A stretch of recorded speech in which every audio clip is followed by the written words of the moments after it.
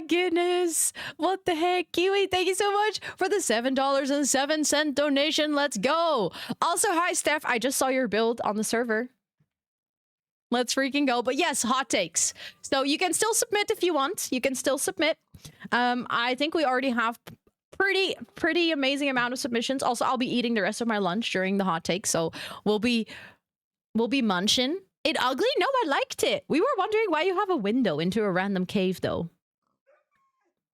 But there we go. Thank you so much, Kiwi. I appreciate that a lot. Thank you for making it a beautiful 17,520. That's ridiculous. Not hot food. It's cold food. To compensate for all the hot takes. Wait, Noah, did you do the tower? Like the witch tower? Because Thomas and I were talking about it, and Thomas wasn't entirely sure who did the tower. You did? Yo, it is amazing. You normally mostly build modern, right?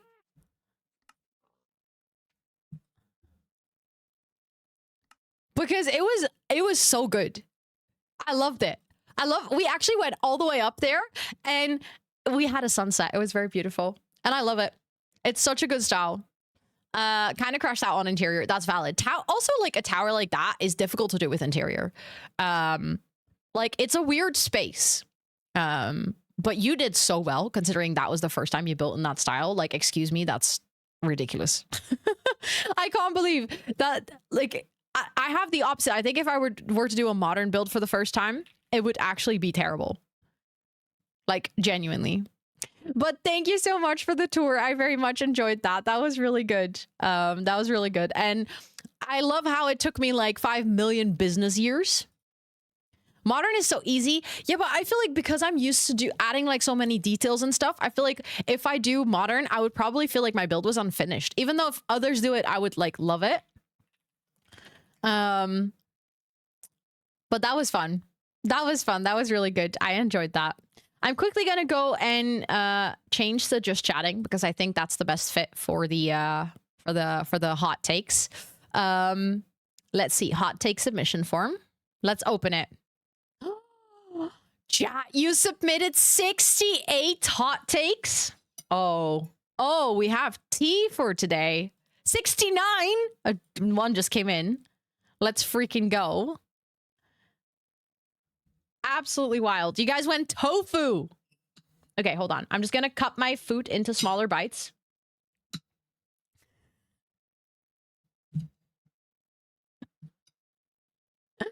Chaos. Thank you so much for that $4.83. Hold on. I'm just cutting my food so that I'll put a stamp on my arm for you. But thank you. I appreciate that. Okay. I already know the first hot take who it's from. Abu, are you here? I'm gonna need your help. This is the one hot take that I knew was gonna come. And I'm gonna need your help to debunk it. You said you were gonna do some research to see. I don't know if you actually did or if you remembered, but otherwise I still need your help. We talked about it. We talked about it. There we go. But thank you so much, Chaos. I appreciate it. You did not. Well, then this is your time to shine. To kind of forgot. Thank you for the follow. I appreciate it. There's no debunking, just more info. No.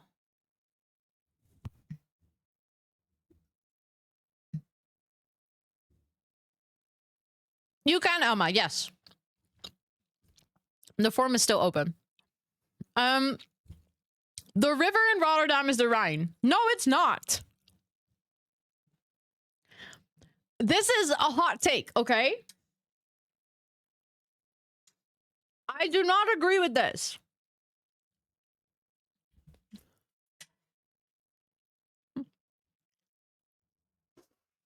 Ellie, thank you so much for the $2.17. Let's go. Thank you. This is a very hot take. Short answer. As hot as he is, Thomas to Space is wrong. And if he disagrees, he is saying he is not hot, which is a lie. What? I'm confused. No, but I don't agree with this. I know Norwegish. I know. So that's the whole thing. We talked about this. The Rhine, actually, like the river itself, goes to Amsterdam. But okay, this stamp is going through a rough time right now. Technically, if you look at the water map, the primary water source into the river that goes through Rotterdam is actually the Rhine, not the Maas. But it is called the Maas, so it is the Maas, period. Period. This is a hot take. I don't agree with this. Just know. Also, hi, Jennifer. Welcome in. Let's go to the next one. One Piece is the best anime ever. Okay, listen. I feel like I cannot really give an opinion on this one because I haven't watched One Piece. I have watched several other animes that I really liked. But I feel like this is one for the anime lovers. Chaos, thank you so much for the 444. Also, hi, Amber. Welcome in. Literally, you just came. This is our second hot take out of 70. So you can be sat, girly pop. You can be sat. But one thing I do have to somewhat agree on is that I know for the TV, they made a live action version. Oh God, this stamp is really having a rough time right now. So I know that they made a live action version, which probably, by the way, for anime lovers is an abomination. But Aurora did the theme song for it, and I love the theme song. So I think with the very limited information that I have to say that I do think One Piece is probably a good anime. I know that it's pretty loved, but I don't know if I can say that it's the best anime ever. But again, I have very limited knowledge, so Christmas is the best holiday and winter is the best season? No. Like, Christmas being the best holiday, I could sort of get behind. Like, okay, fine. From all the holidays we have in a year, I do think Christmas is a really good holiday. But then you said winter is the best season. No.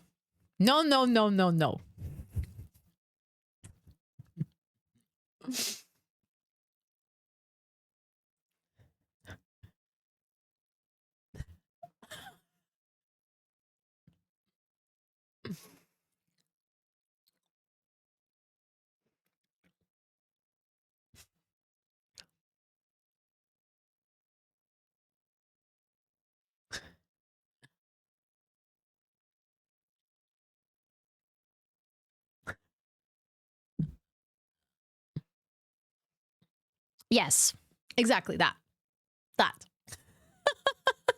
Thank you for the 50 pennies of food. Thank you. I mean, winter is not bad, but it's definitely not the best season. No, I think that's a very hot take. From my perspective, very hot take. No. Christmas being the best holiday, yes. I will. It's depression season, yeah. So that's the thing. I feel like winter has a lot of downsides. Depending on where you're from. But I feel like Christmas, if I had to pick from all the holidays we have that we celebrate here, again, because I think if you live in other places where they celebrate other holidays, I think I might enjoy those more, but I don't celebrate those. I could give a rat's ass about Easter. I don't really care about it. Christmas, I always feel like is pretty fun and cozy. But can we do a best season poll? Oh my God, yes. Hold on. Yes, that's a good one. I want to know where you guys stand. Best season. So we have winter, spring, summer, fall. You guys can vote. Let's see. Let's see how hot this take is, chat. You can vote. If you don't see a poll, refresh. Oh my god, Abu, that's an answer with a lot of difficult words. I'm also team summer, 100%. Give me all the warm weather. All the long nights. I mean, I like autumn too. I think autumn has nice colors. And autumn is like the season where you can still dress for the cold. Winter is just cold. I think honestly, if I think about it, I like every season but winter. So for me, I think this is potentially one of the hottest takes. Like, no. Just, no.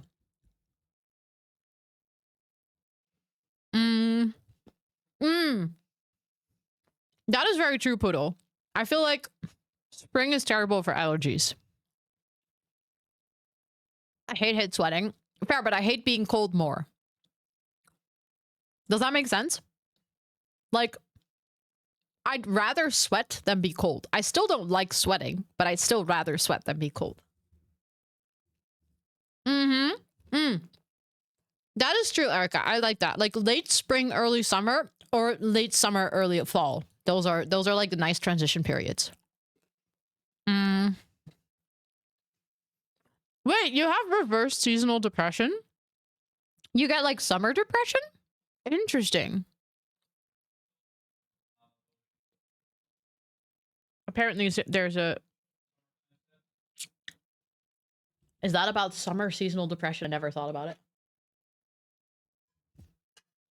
Scott just said that there's a song, the Lana Del Rey song is about that. I don't think I've ever thought about it that way. What are you eating? Leftover quiche from yesterday. Also, apparently this is not a super hot take. Because if you look at the poll, I think we are super equally divided between all the seasons. Yeah, it's a pretty big piece. I made a whole quiche, and this is a pretty big piece from it. But to be fair, it's good because I'm really hungry.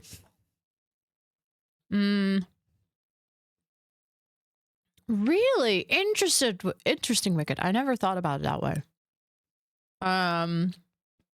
Ooh, enjoy the gingerbread cookies. That sounds really good. At the same time, I do feel like the winter is the best season is somewhat of a hot take, because if you look at it, 75% of the community does not say that it's the best season. So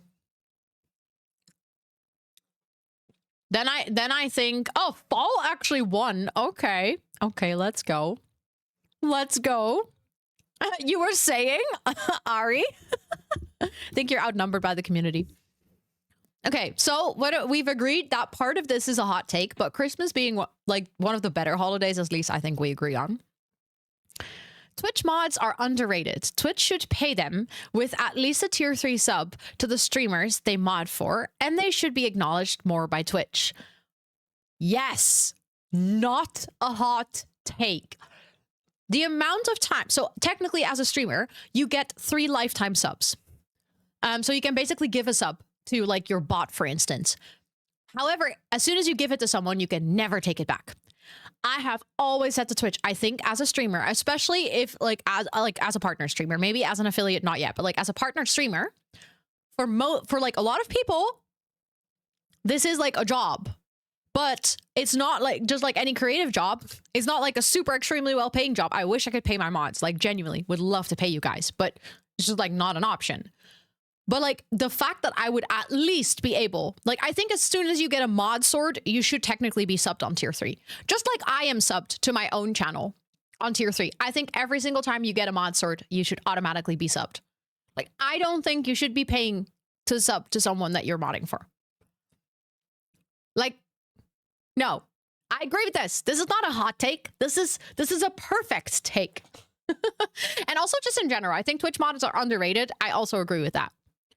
I think A lot of people don't realize how much mods do for a community, whether it be like in front, like literally in chat, helping out very actively, but also in the back. Like, I think every streamer will confirm that all of their mods, like, they cannot do what they do without them.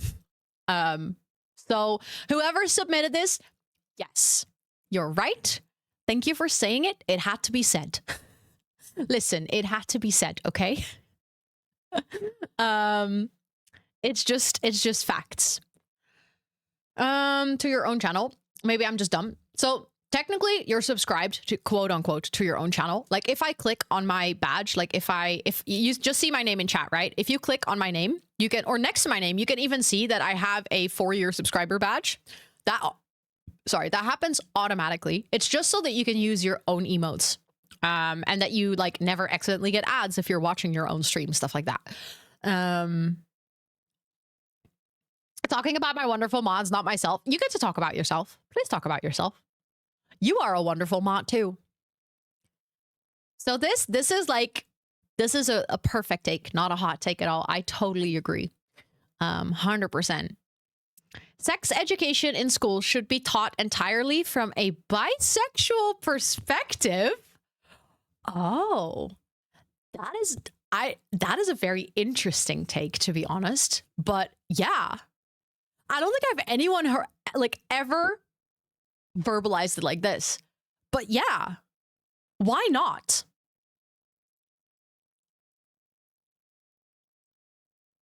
Is this yours? Oh my God, yo.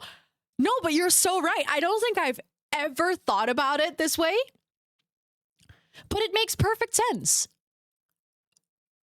Because you're literally being taught about one, sex ed towards the other person, but also yourself. Like, you're literally getting both perspectives, and no matter what situation, you're going to be in either of them.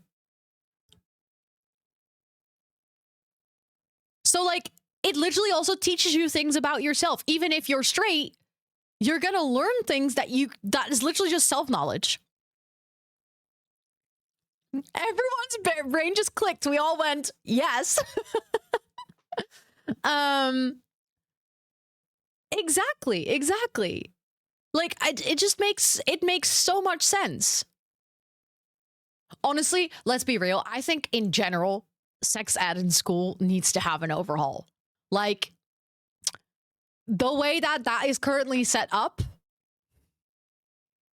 I don't think we're learning the things we should be learning. I think it could do with some updates. You know, not just this one, but in general.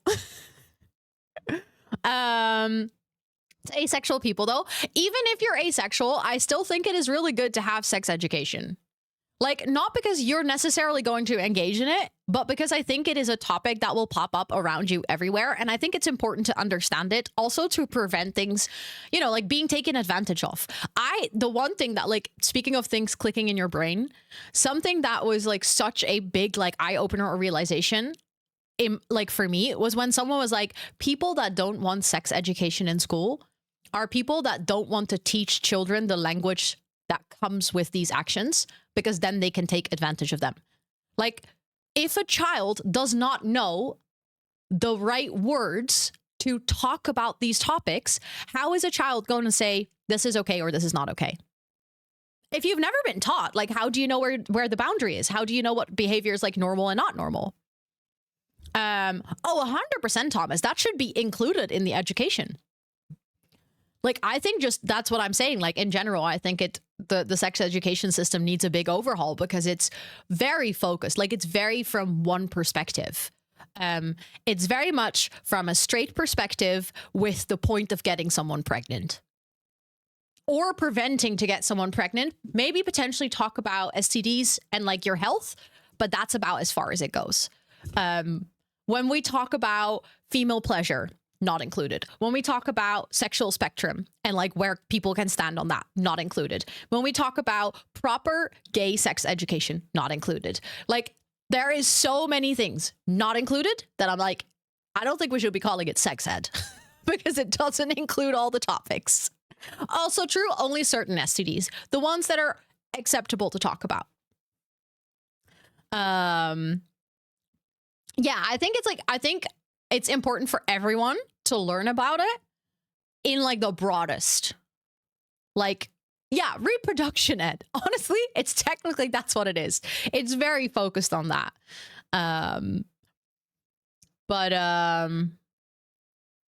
Wait, hold on. Sorry, Elma.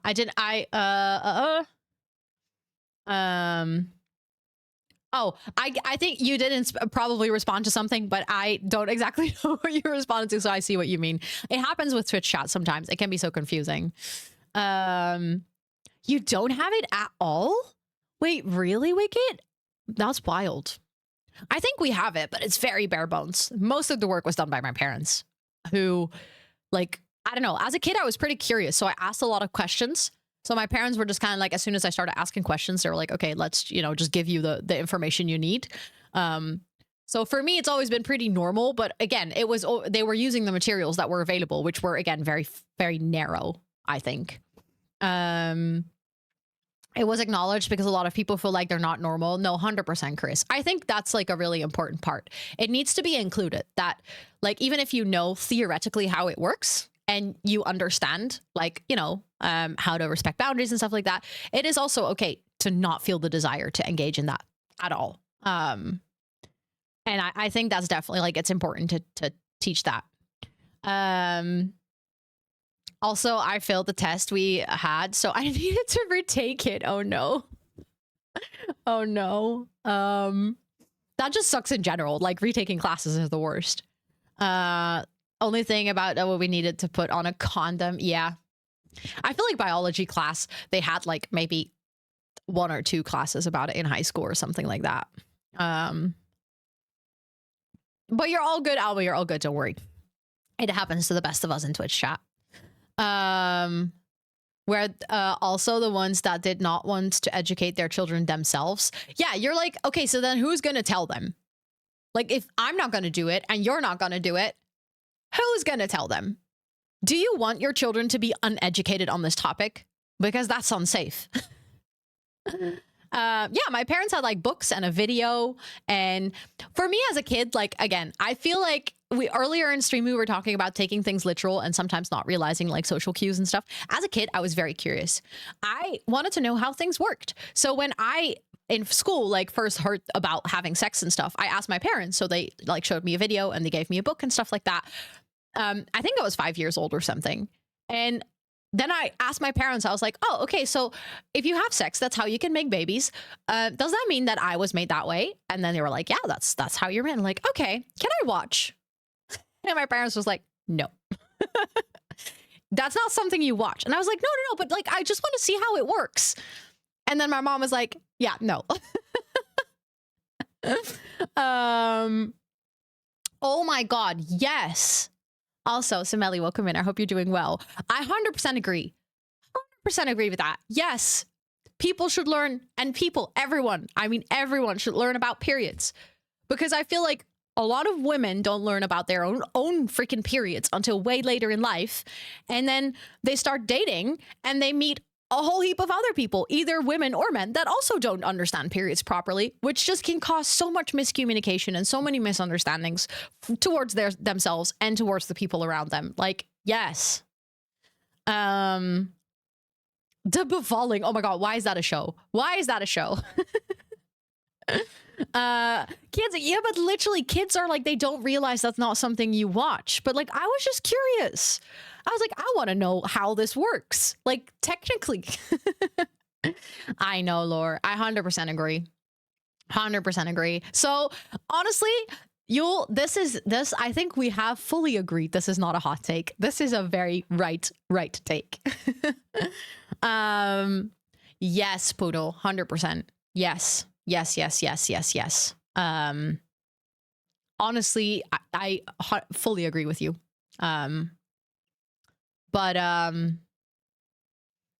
No, please, Poodle. This is good. I feel like this is a good convo. Like, from hot takes, we went to an actual good convo. Yes. Yes, agree, Courier. Actually, you know what? That is like I just want to make a really small, quick bridge to obviously our big fundraiser that we're doing here. But the fact that a charity like Movermber exists, where they actively have to do education on how to spot the signs of prostate and testicular cancer, and that they actually have to go out and educate people and remove the stigma from checking, you know, literally checking your own body and making sure there's like no lumps in places there shouldn't be, or like just literally removing the shame of going to the doctor and all of those things. The fact that this charity needs to exist, in a way, is part of the problem. They shouldn't have to do this. Like, that should just be normal education. To learn to spot. Yeah, get yourself checked. 100%. And that goes for men and specifically for Movermber, but like also for women. If there's anything ever with your body where you're like, something doesn't feel right, go to the doctor. If the doctor says that it's all in your head, tell them to fuck off and go find another doctor.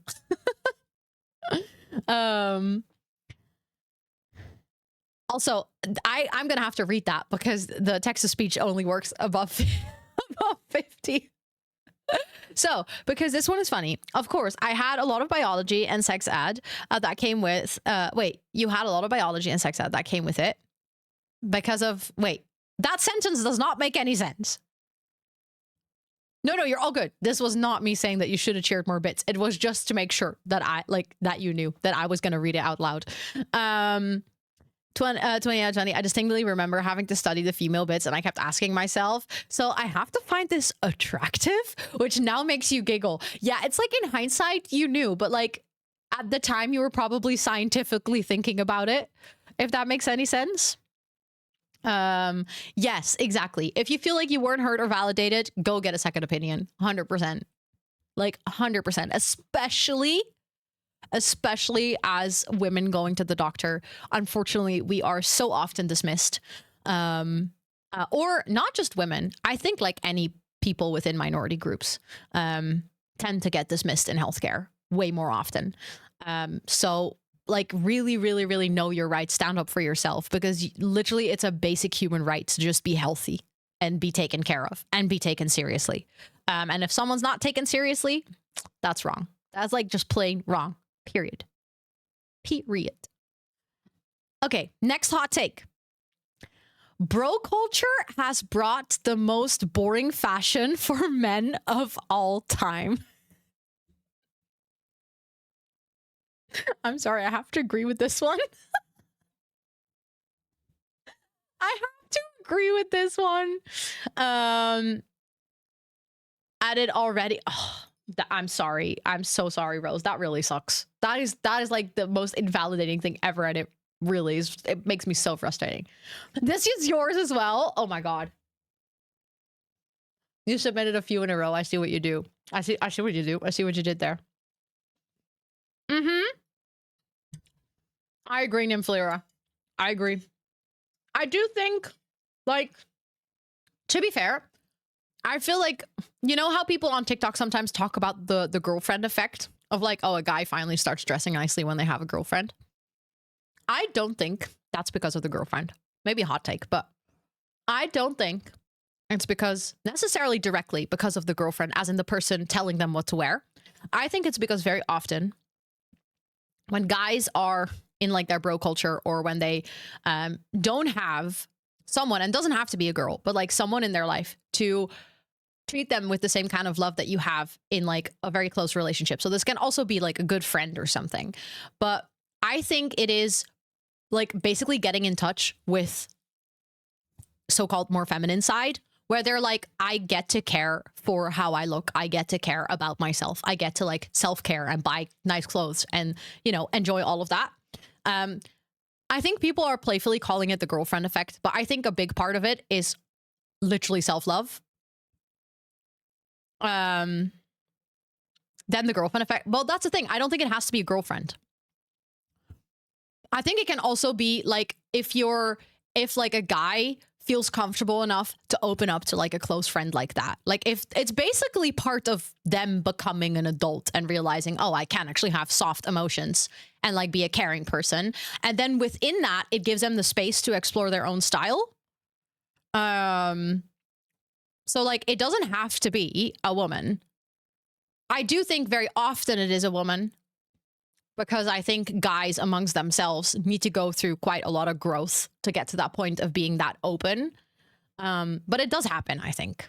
It does happen. But I 100% agree that I think until a guy gets in touch with that, like, I don't know, comfort within himself, usually the fashion is not speaking for itself. But like I've seen this with like friends of mine, but also with Scott. I feel like Scott has up to his fashion.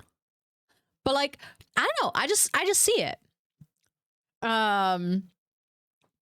Scary as fuck. No, but it is scary. Like that's valid. I think like I have this too. I think as something that I'm very aware of myself is that when I had certain groups of friends, like looking back now, I'm realizing that was not like a good friendship, because I would always, whenever I was going to meet with them, I would feel really insecure about whatever I was wearing. It literally didn't matter. I always felt like I was underdressed with them because I didn't feel comfortable being myself. Like actually just wearing what I like and what I enjoy. Yes, the form is still open. The form is still open.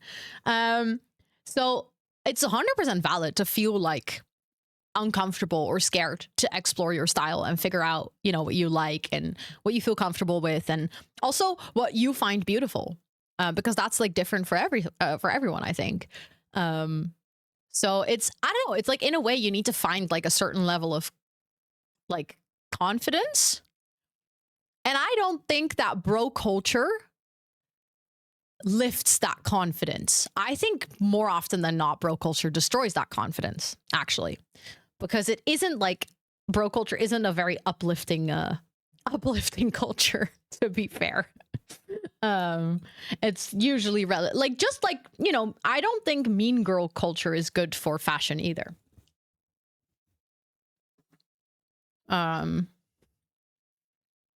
Also, let's go live. Good luck with cleaning. I hope it goes well. Exactly, Jane. Yeah, it's very down-putting to each other. No,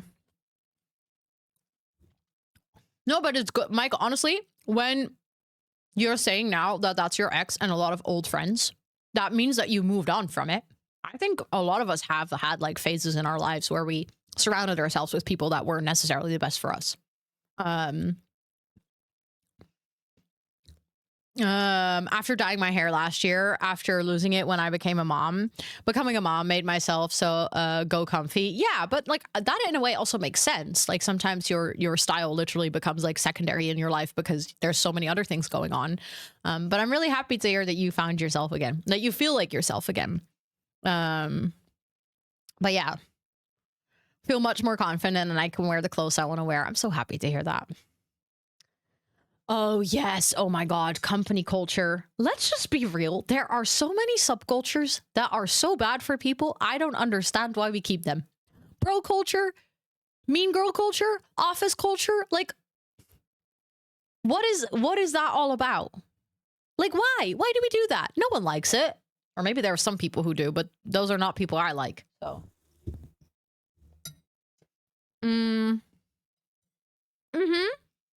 100%, Jane.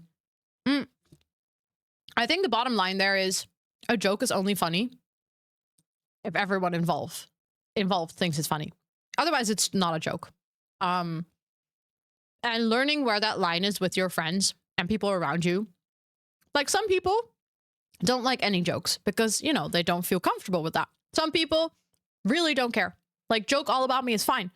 And some people are somewhere in between. Well, I like your culture, Lore. But that's because it's a very specific niche of office culture. Okay, but yes, no, I agree with this. We should equate killing animals with killing people in criminal law.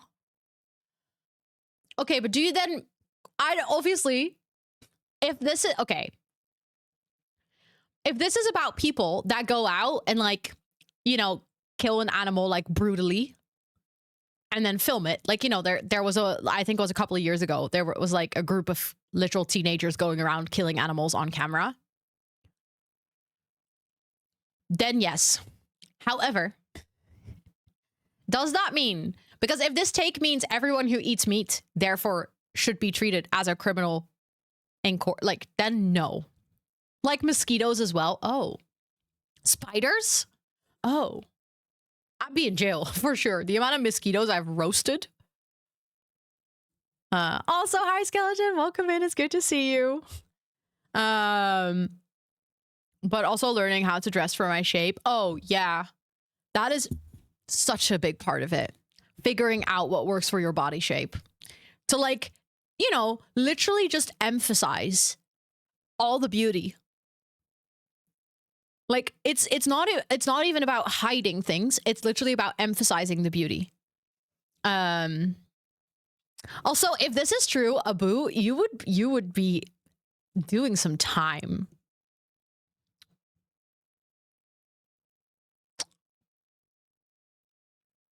What if the animal has to be put down for... Yeah, no. So I think this is a pretty hot take. Oh my god, Esther, those are so satisfying. I love those things. Also, Carolina, welcome in. I hope you're doing well. Yeah, it's really hard to draw the line with this one. How would I be doing some time? With the amount of fish you killed? If that was trialed like humans... Oh, for the fish, she says. How many fish did you kill again? Like 70,000 or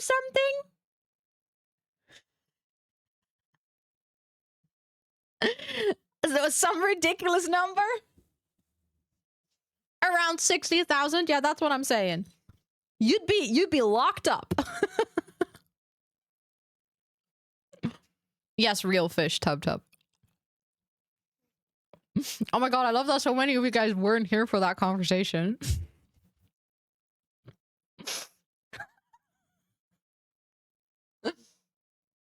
Abu, I'll let you explain. Oh no, Kara! I'm a marine biologist! Also, hi Maggie, it's good to see you. Hello. Okay, but Maggie, question. Have you ever killed a mosquito?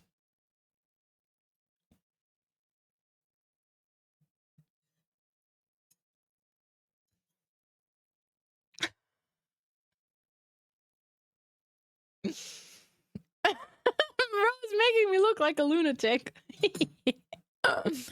I see where we're at. See? So that's what we realized. It's like, okay, but then would you go to jail for killing a mosquito?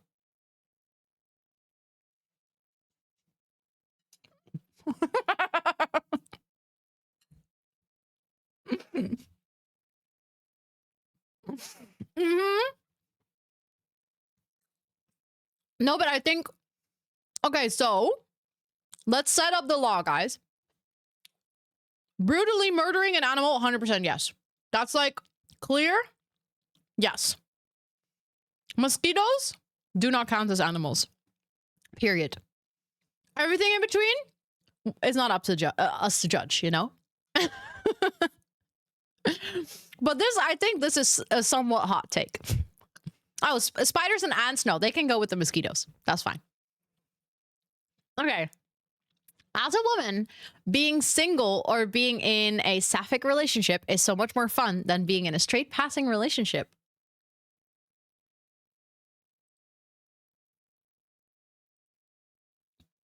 Oh, damn. Now that is a hot take. From our house and return them back outside in hopes they will... That is valid. Valid, Maggie. Valid. Rokon, tell the truth. Well, in all honesty, I'm not gonna lie. I do think, as a woman, I say this to everyone. Being single is a really important part of you finding yourself. So,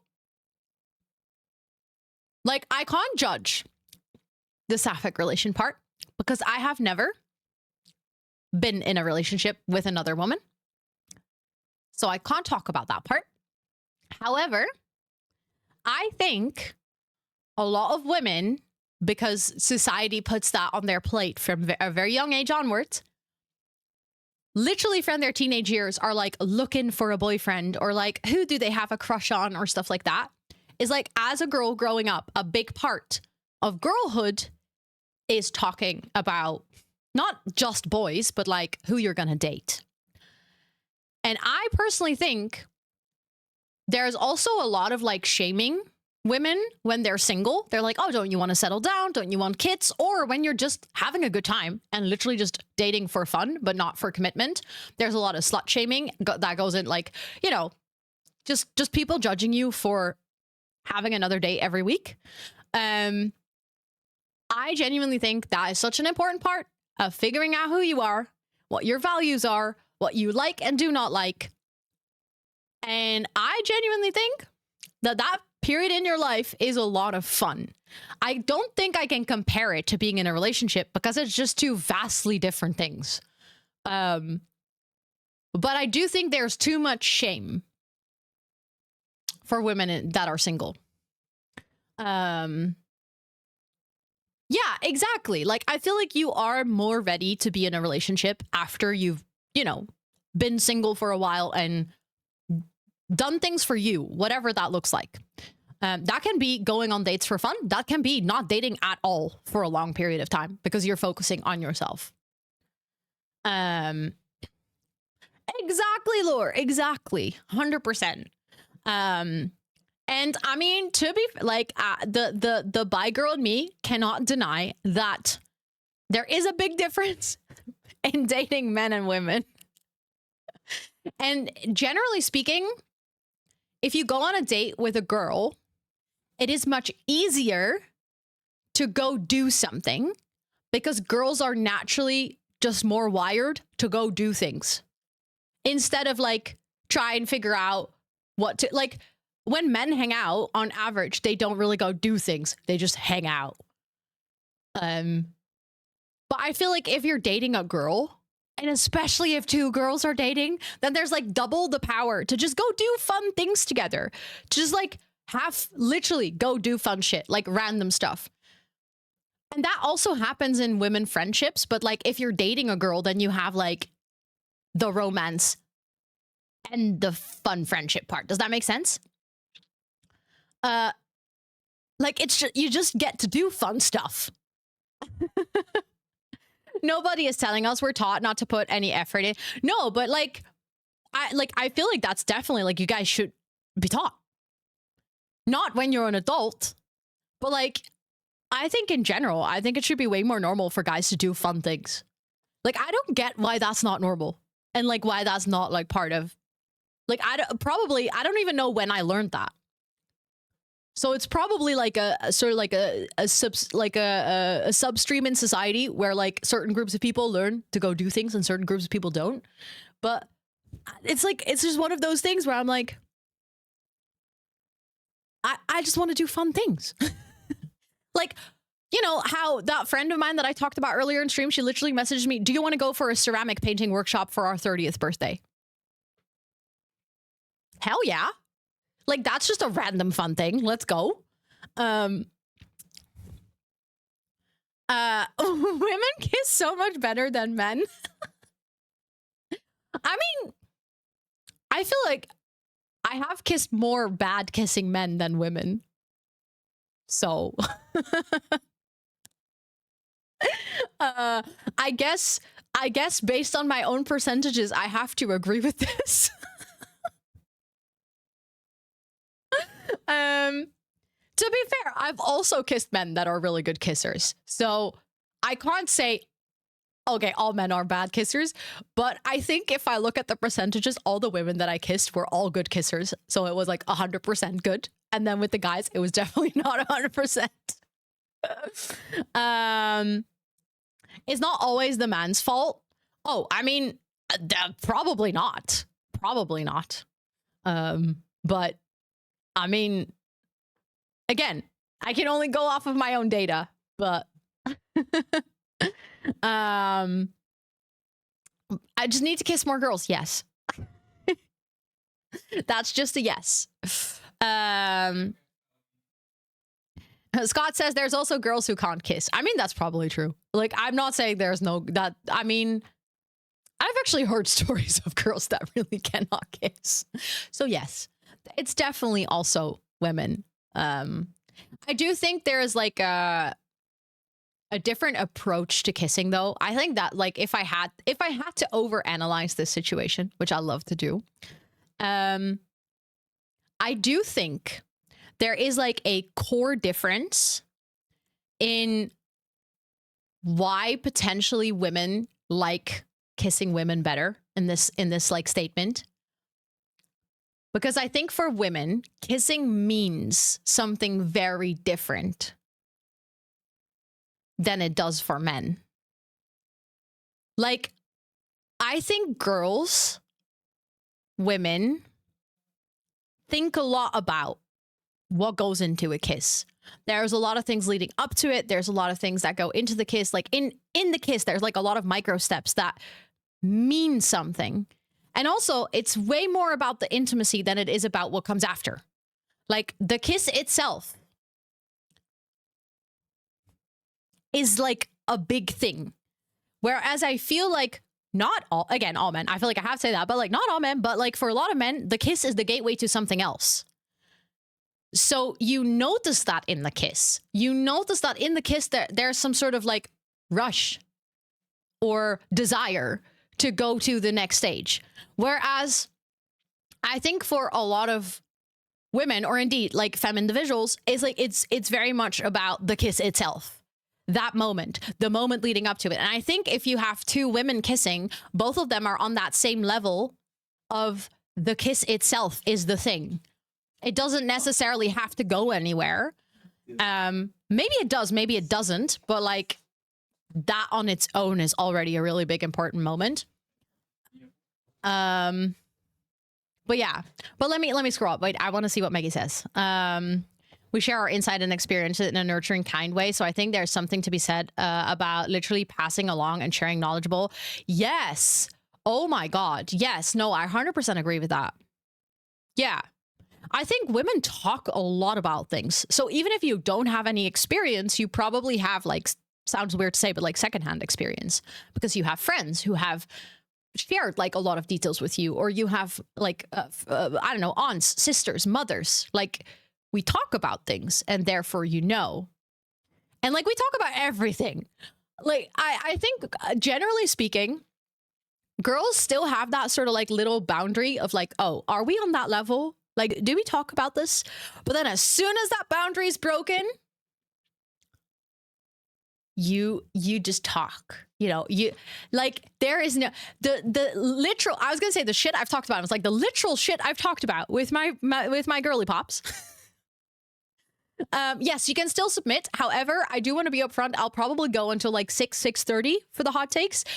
If there's like too many added and I don't get to them, at one point I'm gonna have to go get dinner, but I'm still eating my lunch. So, you know, I think dinner can go be a little bit late today. Mm. Mm.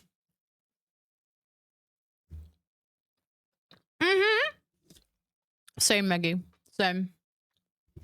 It's like, you know, you share all the details. So even if someone hasn't lived through anything, they'll literally have secondhand experience, which I think in the end improves anything you do because you don't have to do it yourself. All of it. Like, you don't have to do all the heavy lifting, learning every single step of the way, literally alone. It's more like an early dinner. I mean, I started eating it at 1, so at this point it feels like a late lunch. Also, if 4 p.m. is early dinner, I don't know, at this point I usually have dinner at like 7:30. Unless I need to stream, then I have dinner at 6:30. Tub being so shocked. That's how girlies talk. That's how girlies talk. Yes, Jane. Oh my God. Yes, thank you. You literally used all the words that I was trying to use, and you literally verbalized it perfectly. Men could be equally as layered and deep, just they don't get socialized from an early age on to be that, and therefore they suffer later. Like, it's partially a skill.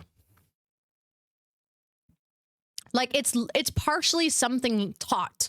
I think there's I mean, you can debate about nature and nurture, but I think a really big part is literally being taught by society, not just your parents, not just your friends, everything. From like such a young age, girls get taught one thing, guys get taught the other. I actually saw a little mini documentary about this. I think it was in Sweden. There's a school where they flip all of the roles, like the gender roles, for like half of the classes. So where, for instance, normally like the boys would go outside and learn how to wood chop, and then the girls would stay inside and play with a dollhouse or something like that. Like a kindergarten or something, yeah. And then they like flip the roles, so the girls go outside and they actively like tell them like, oh, you're super strong and you can do this, and like they really use like verbal encouragement as well to give the girls that feeling like they are strong and they can do things by themselves, and you know, they're like, they can do problem solving, and they, you know, they're independent. And then the other way around, they literally teach boys to be like, you can hold hands and you can like, you know, care for each other, and you can cry and talk about your emotions. And it's like they very actively are like, okay, let's take the ultimate stereotypes, but also teach them the reversed way. And interestingly enough, the first kids who participated in that program are now around 30 years old. Every single one of them individually says it has helped them massively. Every single one is like, oh, I see friends of mine struggle with certain things in society, and I'm so happy that from a very young age onwards, I actually learned so many things. So for me, they're super normal. Oh yeah. No. 100%. 100% Abu. Yeah. That's the thing. Like, I feel like it's not like saying that you guys don't have those layers, or you guys aren't like capable of feeling anything or being sensitive or anything. I just think the society like literally tells you to not develop them and not feel them and not experience them. It's like, it just takes longer to get to the point because you have to break through all those barriers. Like, instead of being learned from a very young age, or being taught from a very young age that you can experience all those things, you have to kind of like figure that out when you're older. And then it's really rough because you run into all these kind of patterns that you've been taught along the way. But yeah, I feel like, okay, we should, because I'm only on a hot take number 8 of 76 at this point. Asking someone to marry you is always linked to a oh my God. We just go from one heavy topic into the next. Oh my God. Okay. I don't agree with this.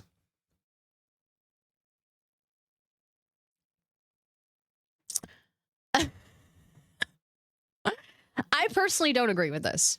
I do think that this exists. That's the thing. Like, I do think it exists. I do think there are definitely people that ask someone to marry them for the sole reason of oppression. Maybe they are not aware of that, but it does exist. However, I don't think it is always linked to oppression, because I see this literally everywhere around me, where there are people that are genuine partners, where like I've seen the ugliest of the people in the relationship, and they are not married because one is trying to be the boss of the other one. I just think there is a lot of things that go with the traditional viewpoint on marriage that could feed into this. Yeah, exactly, Maggie. Like, some marriage can be still, like, I'm not saying never is marriage rooted in oppression, ever.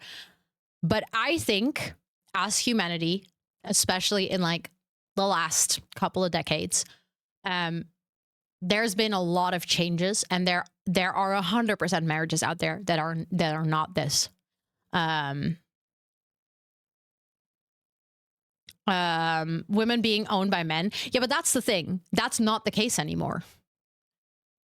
Like, maybe a couple of decades ago, yes, but like, you can literally be married and not have that happen. That worked. See, you was like, haha, I did my thing.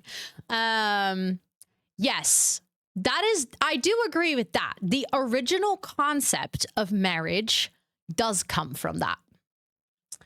Yes, that is true. That is true. But I also believe that we as humans took the concept and elevated it. Yeah, we took it and made it a love thing. Unfortunately, it very much still exists as an oppression thing as well. So like, we shouldn't pretend that doesn't exist anymore. But like, I've seen it in a form where it is genuinely from like a perspective of love. It's more common for women to keep their last name. It is way more common these days to not, like, as we say in Dutch, gemeenschap van goederen. So like, if you get divorced, it's not like you have to share half of your belongings. It's like you are married, but you're married for like a different reason. You're married because you want to celebrate your love and you want to express your love and you want to, you know, on paper be connected to each other, but not like necessarily, like not like in an actual equal way, if that makes any sense. It was a way of trading goods. Yeah, okay, but Abu, who do you think was part of the goods?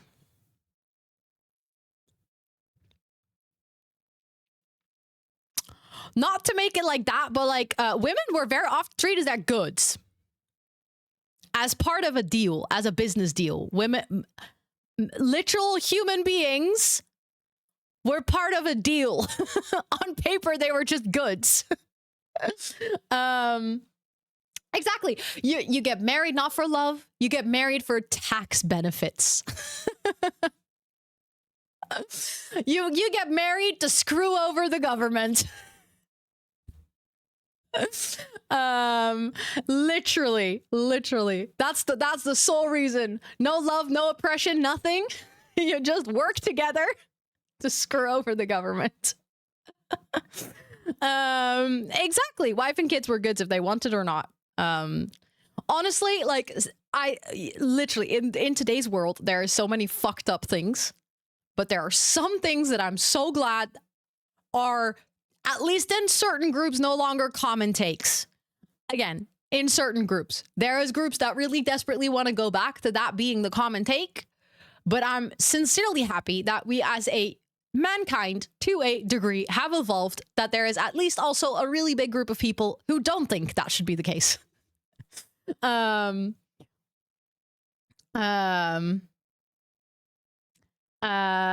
Is healing, I find, I better find Bay fast since we now can still marry. Exactly. So hurry up. No, but honestly, yeah, the concept of marriage is indeed rooted in oppression. Although, again, I believe also in the beauty of mankind and that we actually can elevate that to a bigger level. 100%. Silence isn't awkward. People just make it awkward.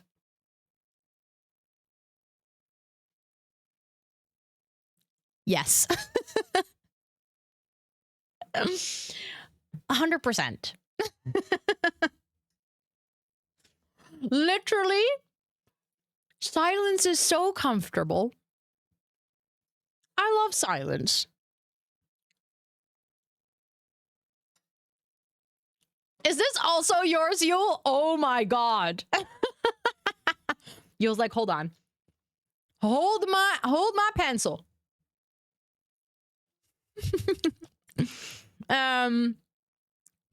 Higher tax than the other person. Most often it's women, so they mostly just stop working. And yeah, no, but that, honestly, I hate that, Courier. That is like, no, should not be happening. Silence for the win, right? We just love to be, you know.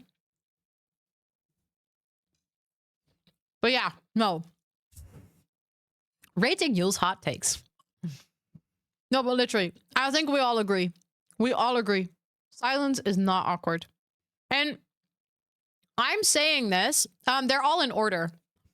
They're all in order. I don't think if you can put them in random order. I don't think you can. No.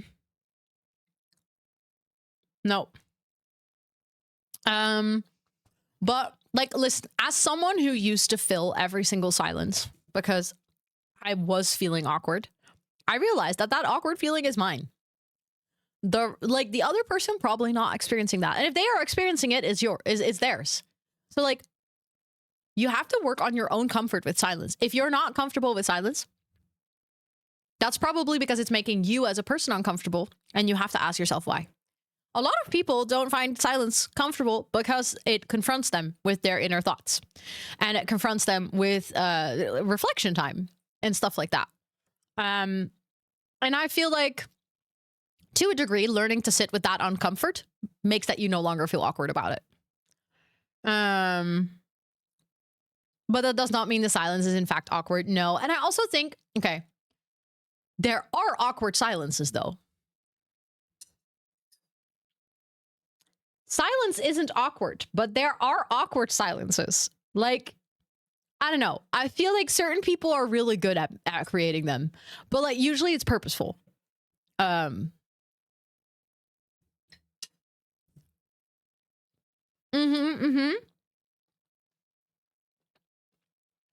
agree, Velar. Yes. But yes. Okay. So we all agree silence isn't awkward, but awkward silences exist, and people do make it awkward. 100%.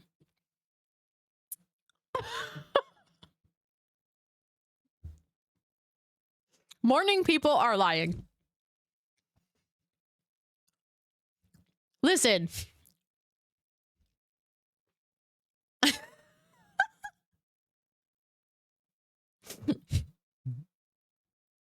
Hold on. I think this is it. Hold on.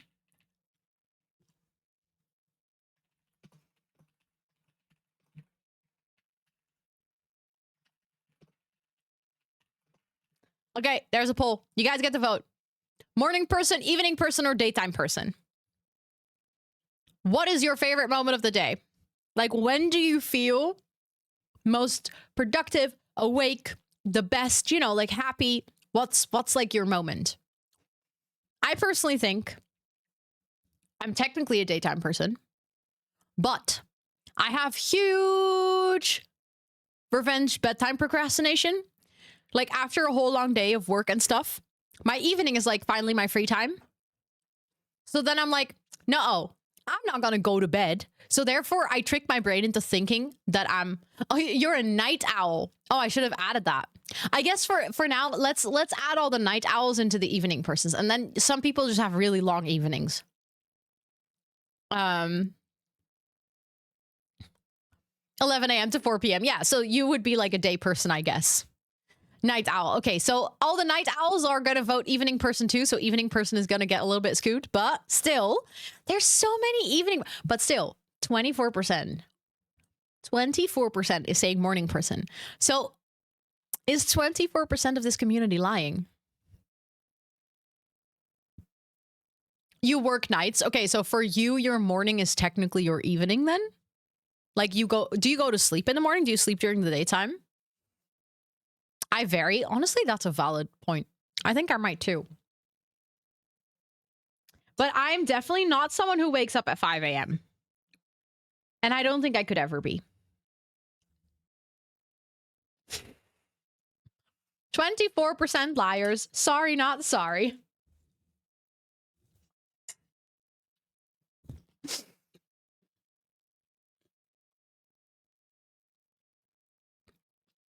%23 now. You've done it a while, summer. Okay, but summer is easier. You've somehow basically conditioned yourself to wake up very early, and my cat will also be awake at 4 or 5 a.m. and then wake up with me to go to the toilet. That's cute, though. Morning is my most relaxed. I meditate, journal, have a coffee, talk with my person. It's our quiet start of the day. Our most productive post-dinner, though. Okay, that's valid. That's valid. Also, I think if you have such a slow morning, I can see why it's your favorite time of day. Like, that sounds really nice. The lie is that everybody has to be a oh, okay. So not everyone that is a morning person is lying. The lie is that everyone supposedly is meant to be a morning person. I think I agree with that. I think the concept of like, oh, you can train yourself to be awake very early. Like your body can adjust to that rhythm. I don't think it can. I think everyone's body has a natural rhythm. And I genuinely think some people will never become a morning person. I don't think morning people are lying. I just believe there are also evening people that will genuinely never be a morning person. You get up at 4:30 because work, kids, school, but on your days off, your body naturally gets up between 6 and 8 a.m. Yeah, so like, but I would still consider 6 and 8 a.m. like pretty much a morning person.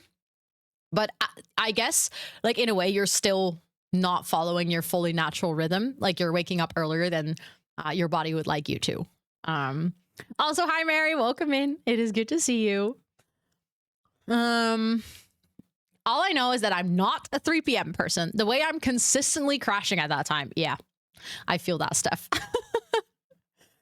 You can change your rhythm over the years, but I feel like if you're a fundamentally evening person, I don't think you can become a fundamental morning person.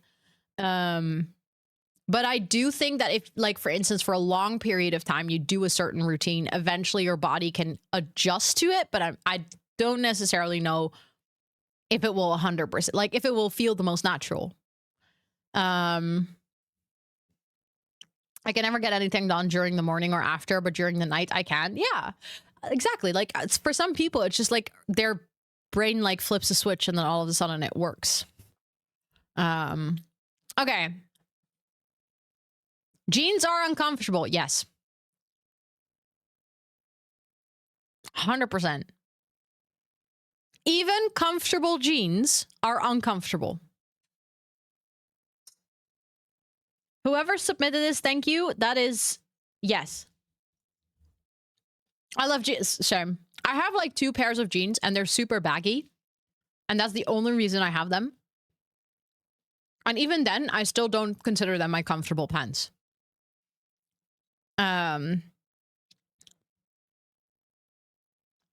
Okay. I feel like Feldor just said, no, I'm wearing jeans that are comfortable. I genuinely think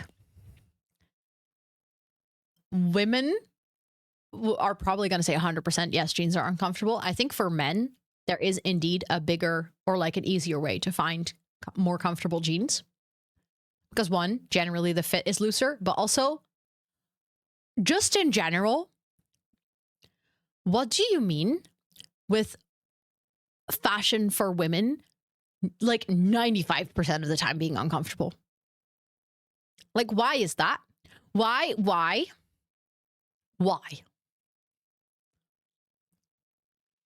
Okay, so Jezatron says, you're wearing very comfy jeans and you're a woman. Okay, so it does exist. It does exist. I've yet to find them, but... Okay, so they do exist.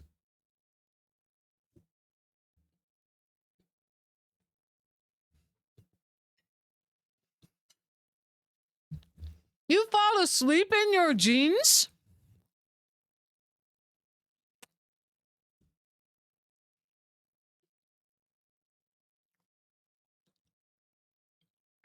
What? Also, hi, Fire Cutes. Welcome in.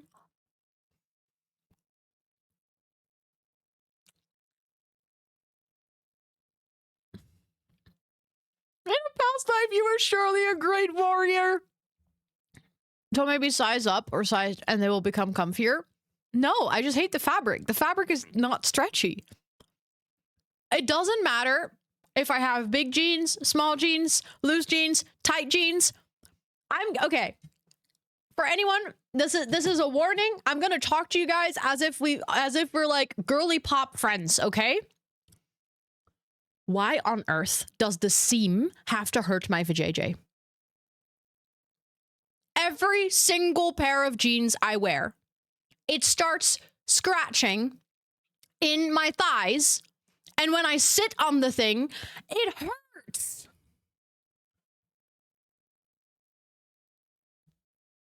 There's like a seam in a place that is very sensitive. I don't want that.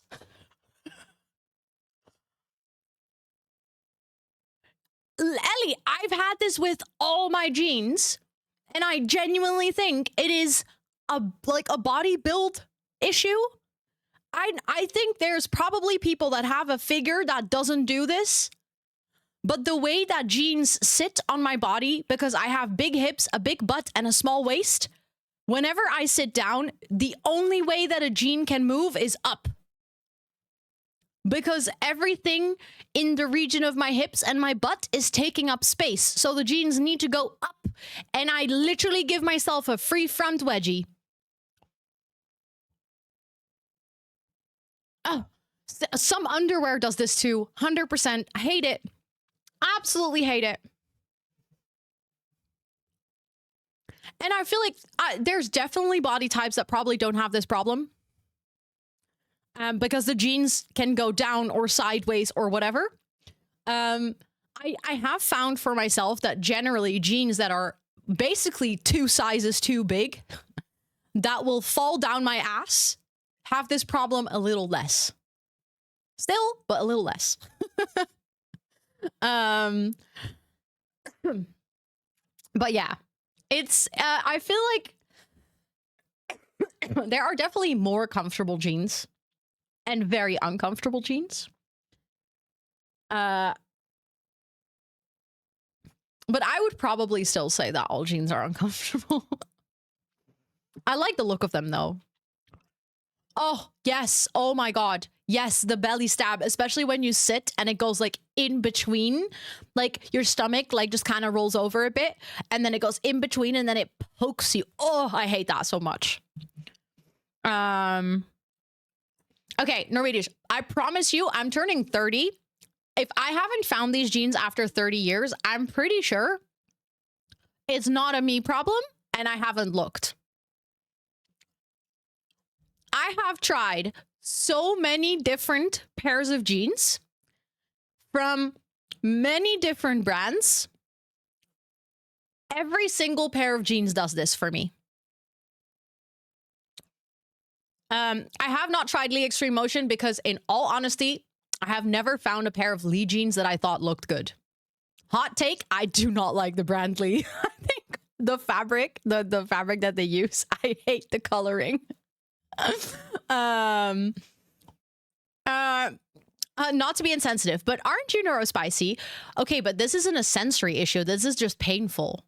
This is not like, oh, it's uncomfortable. It's like actively hurting me. So like, I don't think it's not like the fabric of jeans. It's literally the seam. If they can figure out a way to make the jeans not have a seam that literally scratches my insides, what it feels like, I think I would honestly be way better off. But again, I think jeans, they do exist probably that are less uncomfortable, but I personally agree with this take. I think all jeans in general are uncomfortable. But I do also think, again, you can have like a different body shape, you can have a different fit, you can have a different brand. They probably exist that are not highly uncomfortable, but I haven't found them. It doesn't matter what you're wearing. I have depression, sleeping in jeans context. That is fair, Skeleton. That is a good point. That is a good point. If like you're at that point where your body is literally just trying to survive in its own head, in its own skin, it makes sense that that is not going to be your first priority. Feel different. I can't oh no, but I totally believe that. I can totally see that being a different thing, like in different places in the world. Yeah. I mean, that would make sense.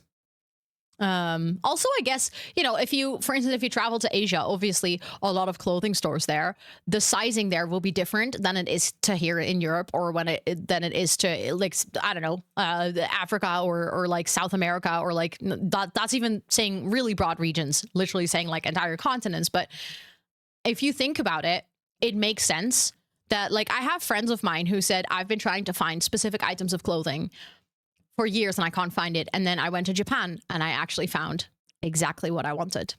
And it fits me perfectly. And I definitely think that there's like in fashion, a huge like stereotype that brands will produce for. And that stereotype is also region specific. So in the Netherlands, I do think that some clothing brands specifically work for a body shape. Like, not to shame Dutchies. Generally speaking, Dutchies don't have a lot of curves. Like the average Dutch body shape is pretty pear-shaped with no butt. So there's like curves around the waist, no butt, no boobs. That and tall. Yeah, and tall. I do have the curvy hips, but I also have a big butt and big boobs. So if we talk about like the body shape, I don't fit the stereotype here in the Netherlands, meaning that pretty often when I go shop, but at the same time, I also don't have like really big boobs or a really big butt. So if I go to like more like plus size clothing, those are usually too loose for me. I'm kind of like the weird in between. Where I don't fit the skinny girl or like the petite girl clothes, but I also don't fit the plus size. Which is kind of like I don't know. It's like a weird in between to be in. Talk about, oh my God, a nice looking but comfortable bra. I've given up. I just wear sports bras at this point. I literally just wear sports bras. I've given up on nice bras. I tried desperately, but I couldn't. Bralettes. I feel like for me, bralettes always feel too insecure. Like my boobs will pop out if I jump twice. I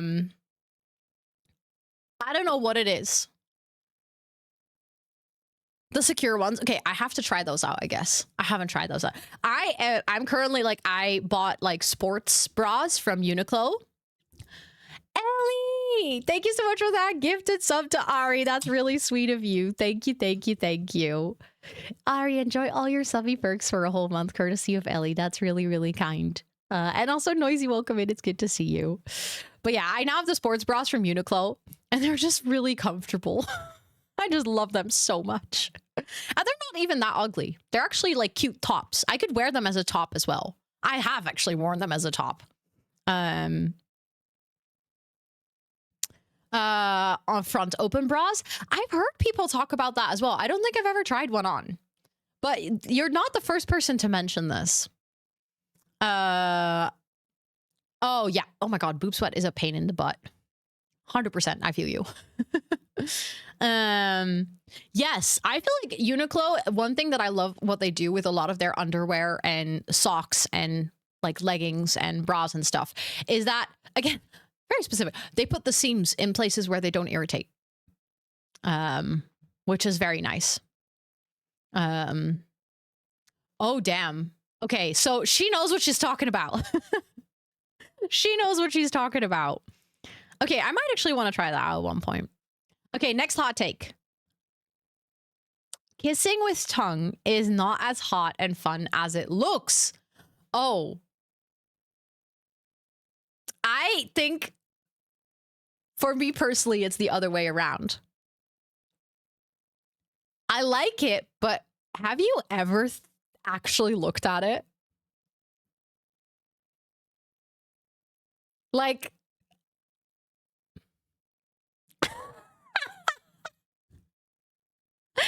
Amber be like, tongue me down. Oh my God. No, listen, I think I also like kissing with tongue, but it looks horrible. Like, those kisses that you see in movies, even if there's like a little bit of tongue, like those aesthetic kisses, that's not how good kissing looks.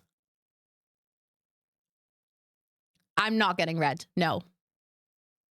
I don't know why you would say that. That's a weird thing to say. Even if I was getting red, that would be a weird thing to say. That's actually, just in general, a weird thing to say. I'm sorry. I genuinely hate it when people are like, oh my God, are you getting red? That's like forced awkwardness. Let's not do that. But I personally think kissing with tongue is nice. but I can see why you wouldn't like it. Oh, I'll be here for 12 hours. We're going to do this until dinner time. And then tonight we're going to play Date Everything.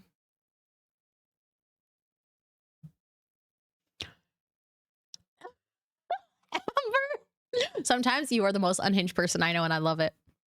Okay, but listen, when we're talking tongue down the throat, there's a limit, okay?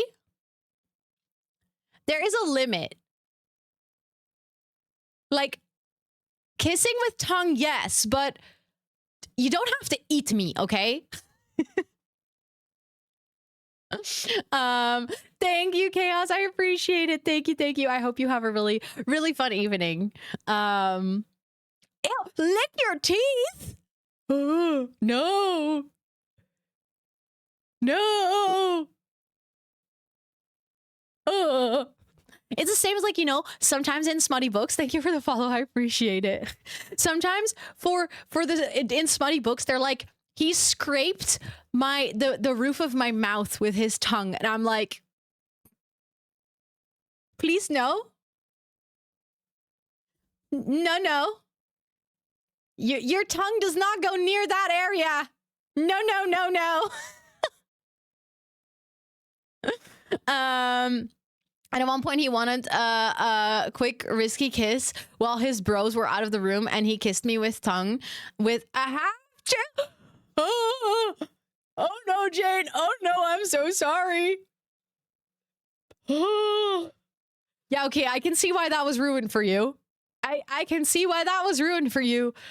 Oh, that's bad. Yeah, no, that's a big no. That's a big oof. Yeah, no.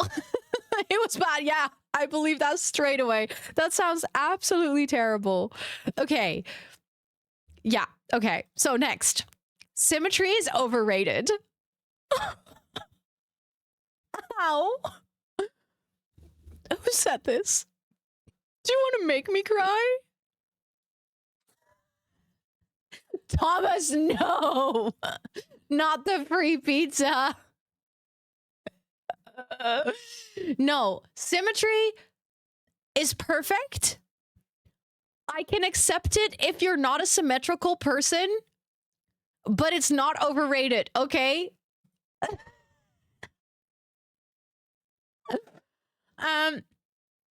People saying everyone is a little bit autistic deserve to step on Legos every single day for at least 2 years. Yes. I think replace the word autistic with any struggle that people have, being neurodivergent or disabled or chronically ill or anything. Everyone is a little bit tired. Isn't everyone struggling to get out of bed sometimes? Isn't everyone a little bit ADHD and No! Shut the fuck up! Go walk on Lego bricks for the rest of your life. Literally, Courier, literally, like, everyone has a bit of cancer. No, get out, Karen. Oh. If that's ADHD, I have it too. No, you don't. Get out of here. Oh, this is like, if anyone ever says this in my presence, they will get smacked. It's a little small. So the thing is, if I zoom in, like, I can zoom in, but then I have to make this bigger and it will cover like more of the screen. I can't just make the text bigger, which is really annoying. Like, I wish I could just make the text bigger, but I can't. Does that make sense? Like, for me, it gets bigger on my screen, but let's see, because I mean, I can obviously make this bigger if you want. Like, we can go like this. Does that help? I think I'll have to, hold on.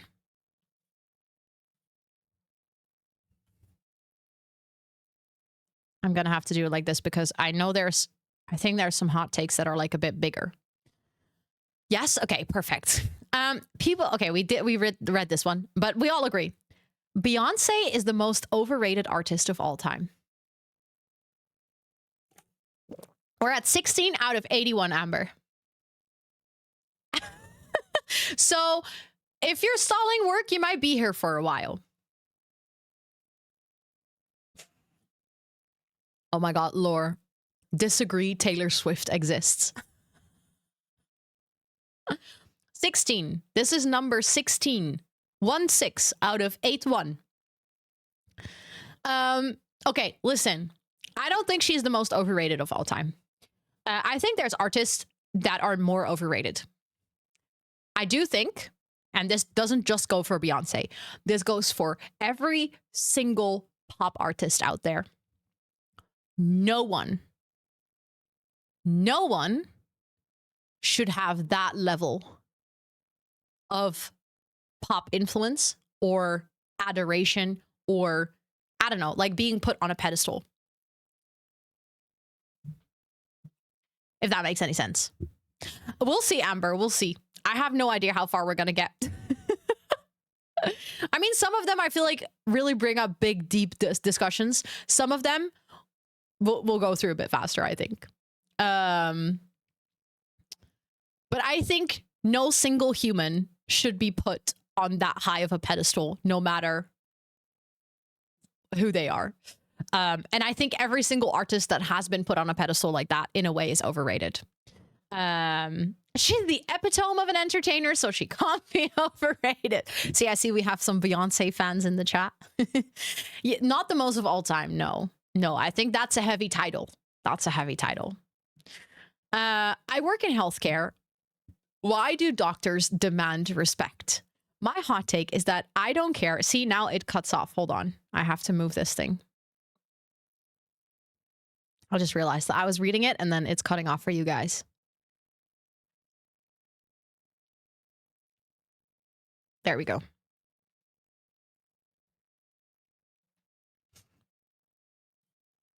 I don't care who you are or where you're from. Respect is earned, never handed to you on a silver platter.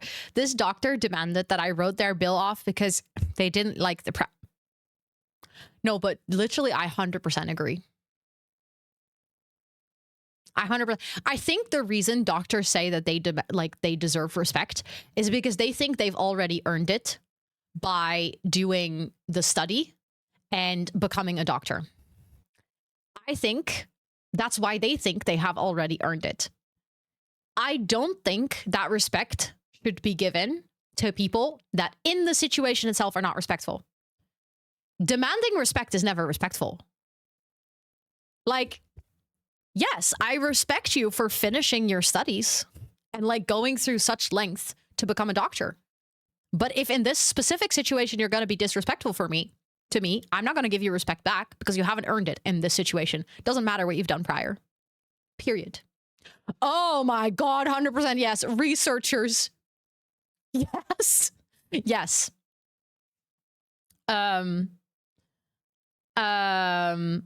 They earned respect from who they are superior to, but not patients, I'm sure. Yeah. No, but also let's go shop sale. Respect is still earned 100%. Grant them authority and a mediocre of respect that can be easily lost. And also you can have respect for one thing someone does and then still not have respect for something else. Like you can literally say, I respect you for doing this one thing, but you also did this and I don't respect that. Like you don't have to respect someone as a whole. As if it's not like a binary situation. That my job is worthless and doesn't bring any value. I'm working in quality management.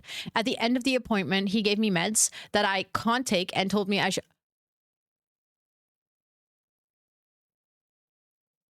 Oh my God. Can I punch this doctor in the face for you, please? A bit of quality management might have helped you. Yep. Yep. Literally respect your elders. No, thank you. If the elders respect me back, yes, then I will respect them. Respect goes both ways. 100%. 100%. But yeah, this is a valid take for sure. 6-hour productivity and 6-hour gaming. One in a lemon suit, one in Pippi Longstocking hair, other with onion hat and mustache thing. It's a celebration of the... I think this hot take came a bit too late. So now it is actually a hot take because this ain't happening. This ain't happening. I've had it several times. Is there a fix? Ooh, good question, Dea.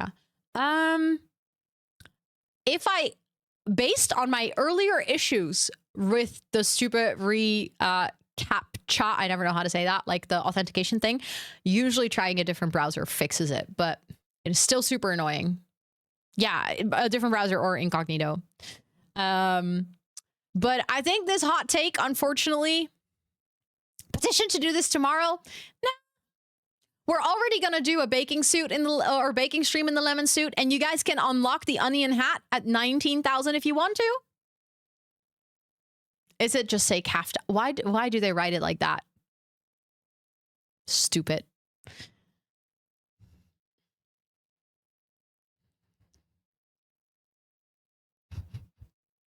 Also, March, thank you. I appreciate it. Welcome in. I hope you're doing so well.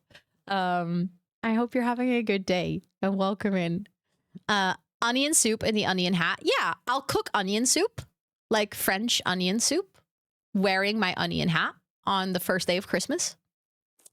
But you know how we were earlier talking about Beyonce? Beyonce and Taylor Swift overrated. I think we discussed this one technically. I somewhat agree. I think listen, the thing is, I do think they both in their own league make really good music. Like, personally, I'm not a fan of Taylor Swift, but you can't deny that she makes music that apparently speaks to the people. I think if I had to pick, I probably listen more to Beyonce. I don't actively listen to Beyonce though. But I feel like you can't deny that they're good artists, but I do think the hype is too hyped. Okay. Dogs are better than cats, hands down.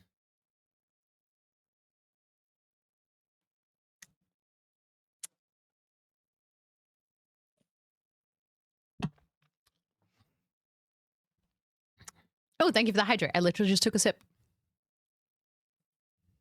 Hold on.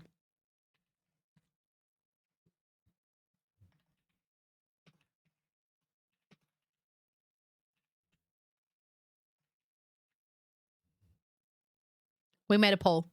Chat, it's time. Pick your animal. Dog, cat, or neither.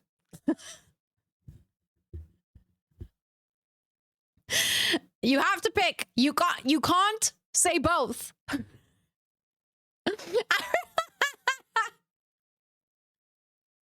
What's a neither? Someone who doesn't like animals. No, neither is not an option for both. Neither is I don't like cats and dogs. But if I did both, all of y'all would be voting both.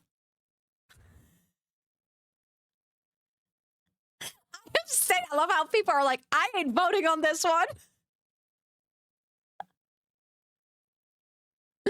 Oh, listen, I love dogs. Dogs are cute. Dogs are awesome. But they are so freaking stinky. There's no way I could love them more than cats. Like, I have a little purring croissant on my desk. How can I say that I no. I do think the way that chat just went off, this is a hot take.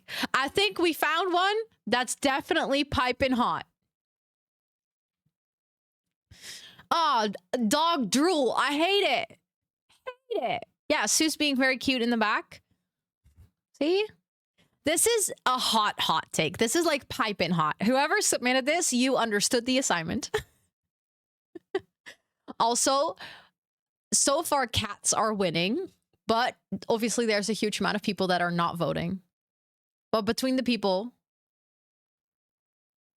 that are voting, dogs are also weirdly hard. You mean like literally or hard to take care of? They don't spell, they don't drool, they're cute. Okay, see, but some dogs are. Some dogs. Currently have 4. Let's go. Literally. Yeah, I can see that.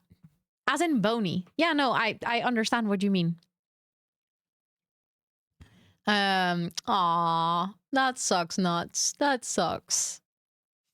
But yeah. Oh, that's the one dog breed that I think could get me to genuinely love dogs is wiener dogs. I love them so much. Those don't drool. Those genuinely don't smell.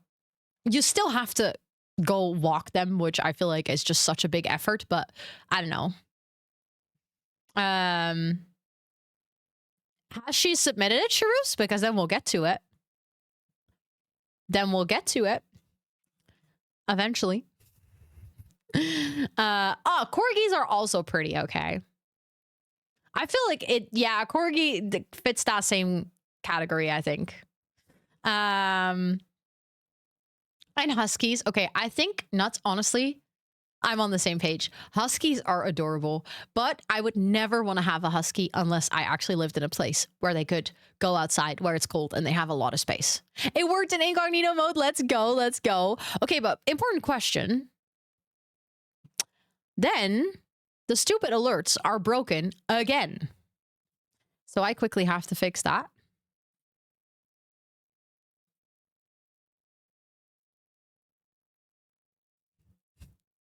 There we go. Dea, thank you so much for the $8.56. Let's freaking go. Also, this is all from today, chat. You guys are wilding.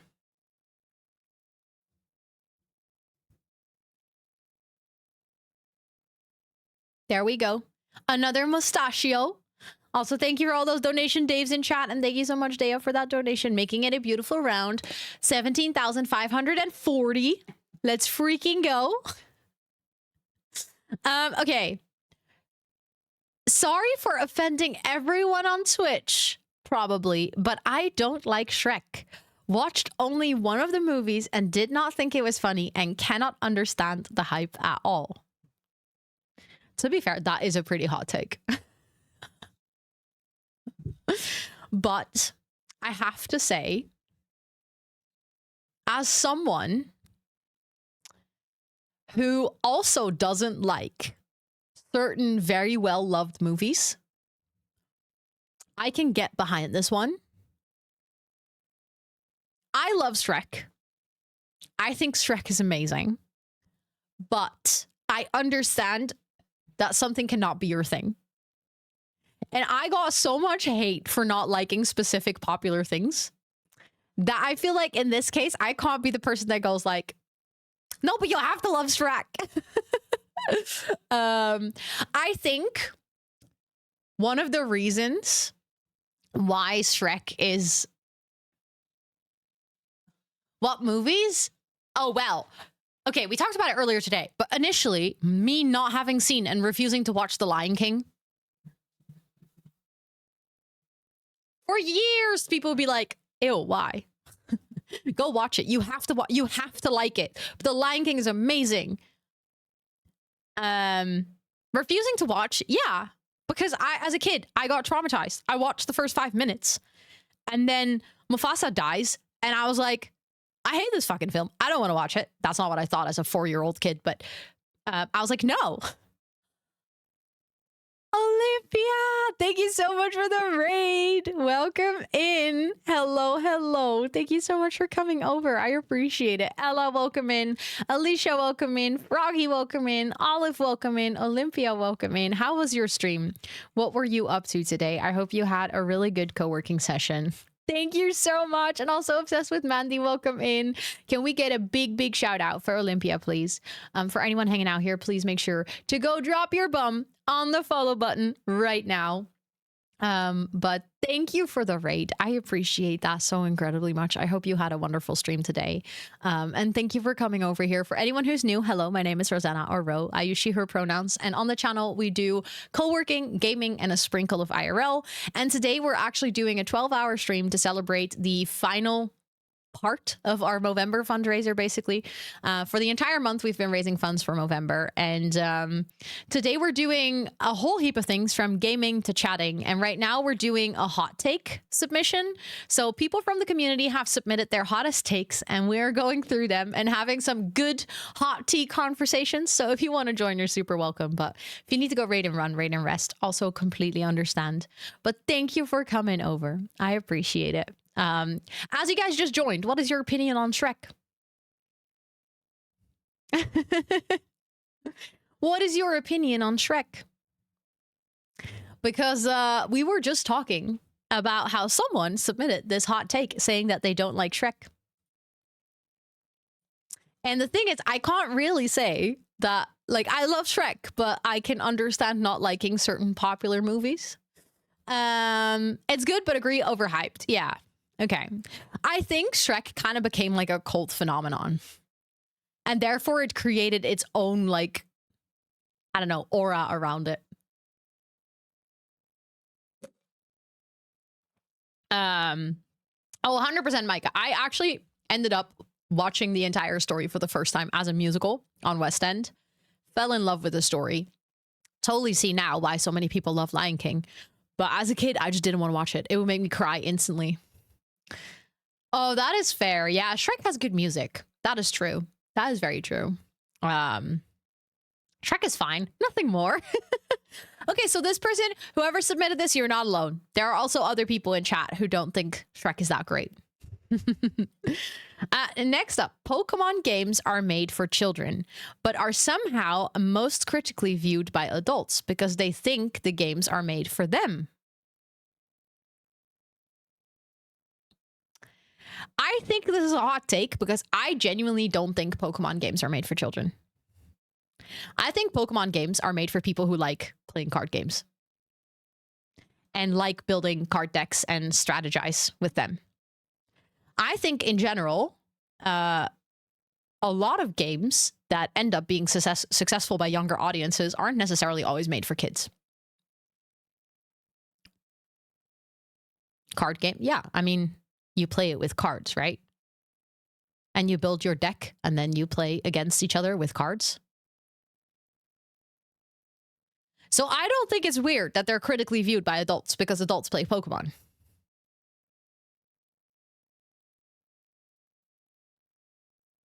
Oh, like that. Oh yeah, sorry. I went for the cart route. That's not, yeah. Courier. No, that's not Yu-Gi-Oh. You do. No, you do know that people play Pokemon with actual cards, right? Like the Pokemon cards that people collect. Those are actually a game. Those were there before it became a.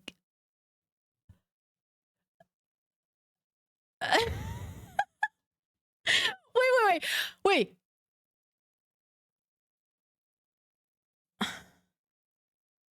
Are genuine question, because I'm just shocked. Are there genuinely people in chat realizing now that Pokemon cards are actually for playing a game? It's a card fighting game, just like Yu-Gi-Oh! Like I mean, Yu-Gi-Oh! is very similar in that sense that you build a deck of cards and, like, you know, you build a strategy and then you play. But Pokemon cards are actually a game. I think it's so fun, like literally genuine. Like I'm excited for you guys to find this out now. And that is amazing. Oh my god. Yeah, no, I mean, obviously a lot of people that collect Pokemon cards don't actually play with them. They just collect them for the collectible. So it makes total sense that like if that's the view that you have on it, or like the way that you got familiar with it, it makes total sense that you would see it as a collecting thing. Like I used to collect Pokemon cards by telling people I knew how to play the game and then playing with them and then making up rules as we went, and then I would tell them that they lost and I'd be like, no, I'm sorry, I now get to take your cards because I won. And then they thought, well, she knows how to play the game, so she must be right. And that's how I got a lot of Pokemon cards as a kid. Know how to play the game. I had no idea, actually. Literal hustler. Like, I would come home and my mom would be like, why do you have a Pokemon card? Also, thank you for the follow. And also, Hiram, welcome in. I hope you're doing well. I would come home and mom would be like, I didn't buy a Pokemon card for you. How did you get a Pokemon card? I was like, oh, well, I played marbles against the kid and like they put their Pokemon card on the line and I won. So then I had one card. And then with that one card, I would pretend to know how to play the game. And then I would, at the end of the day, I would have 5 cards. Oh, I had Diddle as well. I had Pokemon, Yu-Gi-Oh, Diddle, Beyblades. Beyblades. Loved Beyblades. Oh my God. Yes, of course, of course. Thank you so much for the lerp. I appreciate it. Now grabbing Magic the Gathering cards because Avatar. Wait, really? They have a last Avatar collab? But yeah, wanted a Beyblade, but I was never allowed to have one. Yeah, I know. I had to beg my parents for a Beyblade. Like, I wanted it so bad, but they came in a bag of crisps and my parents never bought crisps. So if I wanted to have a Beyblade, Scott is laughing so hard because he knows my parents and he's like, yeah, that sounds about right. And he's teaching me how to play it. I'm obsessed. That's so cool. I love that. Oh my God. Oh yeah, you would have been my victim. Probably all of you. No offense, but like I was like problematically good at getting cards from people with very unfair ways. Flippos.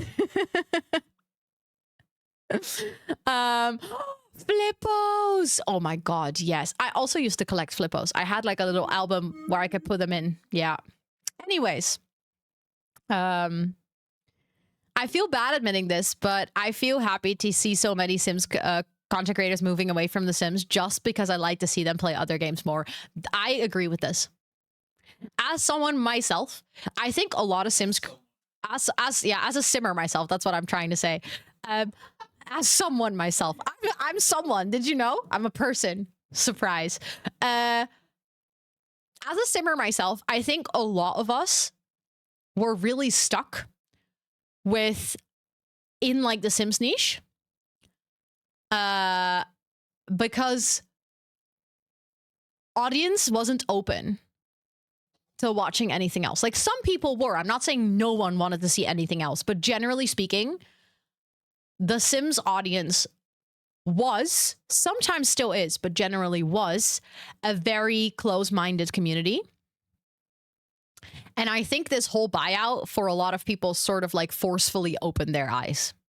So I actually agree with this. So I don't think you should feel bad for admitting this. I think it's fun to see that you enjoy seeing Simmers play other games, because I'm happy that you guys, or like at least this person, enjoys it, because I enjoy playing other games. So I can see this. I prefer a mix of games, but you all have great imaginations and seeing it in other games is fun. Exactly. Yeah, it's like a nice combo. Not a fan of The Sims that much. I appreciate that, Koki. I appreciate that. I didn't write this take, just to be clear. It could have been you though, but I feel like you would have probably worded it differently. You re-downloaded Genshin? What? Because of me playing it? That's wild. No matter how many mods and shaders you slap on it, Minecraft is a butt ugly game. Why do I feel like I know who wrote this? Or at least I know one person in chat who agrees with this. To be fair, I kind of agree. I learned to no longer hate it. But I still don't think Minecraft is pretty. I think texture packs and shaders and stuff help, because I think vanilla Minecraft is potentially the worst. But it it makes it less ugly, but it doesn't make it pretty. You're so shallow. Yeah, Scott is saying that we're very shallow, chat. But no, I agree. Minecraft is not a pretty game. here, but quickly watching back to previous hot takes. Oof. Quickly, there's a lot, Hollow. We've been going for a while. It came out in what, 2008? Yeah. But I mean, they have done like updates and stuff, of course, but still. I agree with Scott. We're all shallow. We're all shallow. The reason I said that I think who I know is was because there's one person in chat who literally has said this multiple times. I'm not going to say who it is until they out themselves, but okay. What is your hot take? Mayo is the best condiment. No. I don't agree with this. No. Oh, Minecraft music is 10 out of 10. Yeah. No. No. Do you have taste buds? Mayo is the best condiment.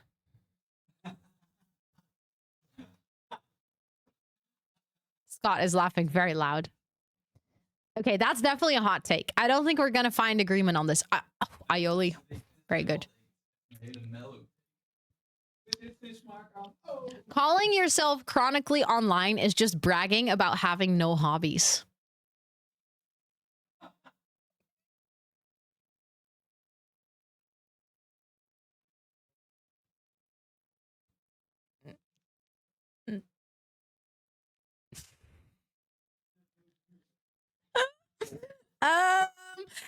Anyways, I don't think I can agree with this because all of you guys here in Twitch chat. Why do I feel so called out by this? No. Being online is a hobby. Spending time on Instagram is a hobby. I do think, okay, so I have to nuance this one a little bit. I can't resist. I have to. I think chronically online people like that are actually online 24/7, I do think are most likely not the happiest for it. However, I also think that being online to socialize, to collaborate, to inspire, to, I don't know, like literally to connect with people that are in places that you can normally not connect with would technically be considered chronically online, but I don't think that's a bad thing. So I really think, but I do see that people that generally would say I'm chronically online, I don't know. I do agree that I find it a weird brag. Like if people are like, no, but I'm chronically online. I'm always like, okay, well, like, I don't know. I find it a weird brag. I would never brag about being chronically online. At the same time, I am online a lot. So it's like, I don't know. Yeah, that's the thing. Like, I see why someone would be like, oh, I think it's a weird thing to say. Because, like, what exactly are you bragging about? Or, like, what, like, it's probably meant to turn something into a joke, but, like, it's kind of, yeah, probably like a joke about yourself, I think. Exactly, Ellie, exactly. But, like, you don't call yourself chronically online. So I don't get the brag. But I don't think necessarily being online a lot is a bad thing. I don't think it means you have no hobbies. But I think bragging about it does say something about, like, I don't know, the way you view it, if that makes sense. Chronically laughing, chronically in a forest. That's true. Anything chronically sounds bad. That's very fair. We underestimate how much our moods create our beliefs, not the other way around. I'm ever. Not you again with the tongue kissing. You're chronically spitting in someone else's mouth. What? Chronically exchanging saliva. Scott is like so confused. But I think this is true. I think we do underestimate this.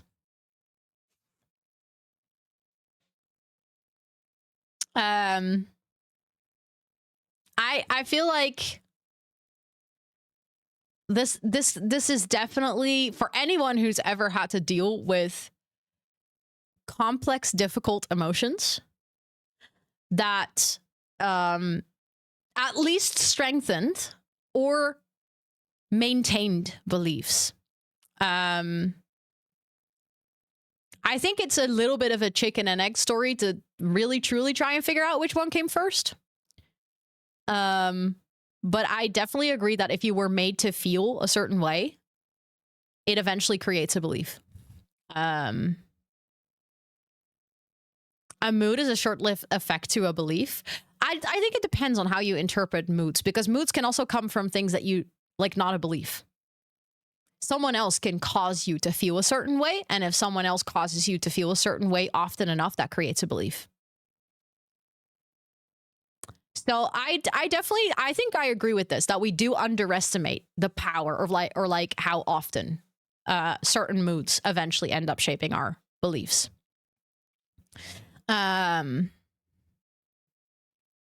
It's easy to be biased, making wrong conclusions or attributions when in a bad mood. True. That's true. But yeah, I do agree that beliefs can also lead to moods. That is absolutely true. But I think that's like the take that most people have. Like, oh, you believe something, therefore you feel a certain way. But interesting. That's an interesting take. I don't know if it's a hot take, but it's interesting. Makes me think about things. I absolutely hate sweet potatoes. I have no idea how other people even consider it food.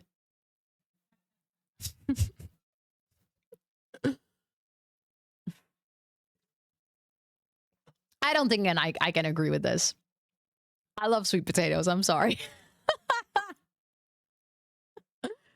I love sweet potatoes. Listen.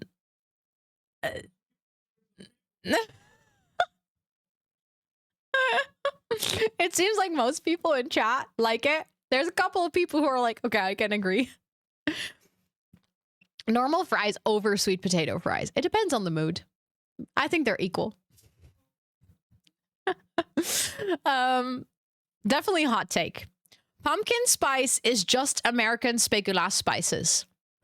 I used to think this too until I tried pumpkin spice in America.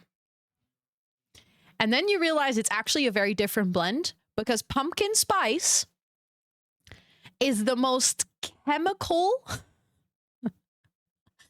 I don't know. There's shit in pumpkin spice that is definitely not in speculaas.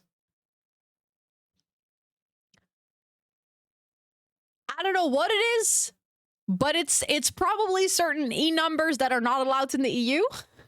I do agree they are very close in taste, because a couple of the main ingredients are the same. Also, Blob, thank you so much for the 37 months. Thank you. Please enter all of your subby perks for a whole month more. But yeah, I feel like obviously like it both contains cinnamon as one of the main ingredients, and cinnamon has a very specific taste. So I can see why this is here. But yeah, in the end, it contains a lot of the same spices, but I do think pumpkin spice contains a couple of extra spices. Yeah, there's a reason pumpkin spice is illegal here. Exactly. Most people don't want truth. They want a version of it that doesn't require them to change.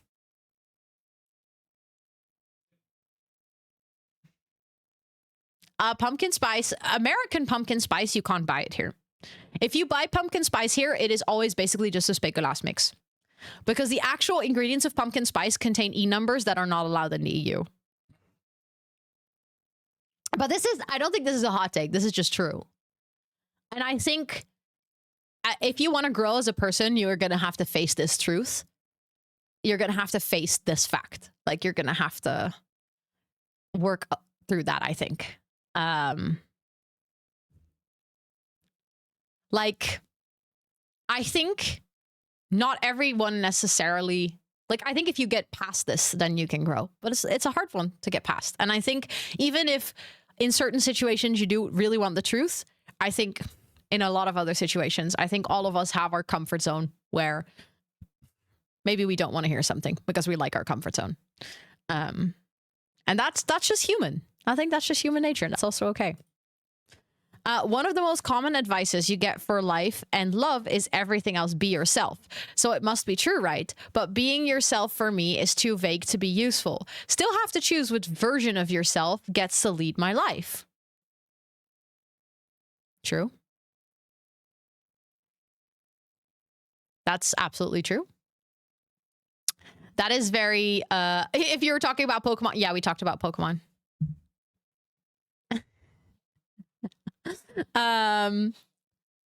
Did we have my hot take? You probably know. Oh, yeah. Interesting. Actually, Noah, your hot take created a very interesting realization for certain people in chat. You absolutely have to watch it. I think you'll love it. I don't even know how. I think this is definitely the be yourself instruction, I think, for neurodivergent people or people that are living with trauma is a very unclear instruction because of masking and because of survival strategies. A lot of people don't know who themselves is. So like, be yourself, and they're like, okay, but who the fuck is that then? And like trying to figure that out, and also within that process realizing that there's different versions of yourself, like some versions where you know, like I think every person has different versions of themselves as well. As you go through life, those versions, some become stronger, some become like, I don't know, you lose them along the way. But I think the be yourself, I have to sort of agree with the fact that as an advice is somewhat vague. I think it needs to be followed with a conversation of what that means. And it basically means that you're living a life where you put your own needs at least not at the bottom of the list. And like that you spend time that you actively allow yourself to spend time on figuring out who you are. Somewhat vague, very vague. Okay, fair point. Also, Amber, what fucks you up to think about? And then I started molding myself to fit into a group I work with, less sarcasm, less ADHD talk. Yeah. And then it's like, I feel like that if you mask for a really long time, eventually it becomes hard to remember who you are without the mask. I think that like this is actually something that is very common in people that have autism and that learn to unmask is skill regression. Literally knowing how to do something. Like you know how to do something, like you have a skill, and then because you're unmasking, you realize that that skill was tied to your mask and you literally can no longer do it. Like you physically, mentally unlearn how to do that skill because it was part of a mask. When I learned about that, I was like, holy shit, that goes to show how strong a mask is. Like that goes to show how much it takes over, if that makes any sense.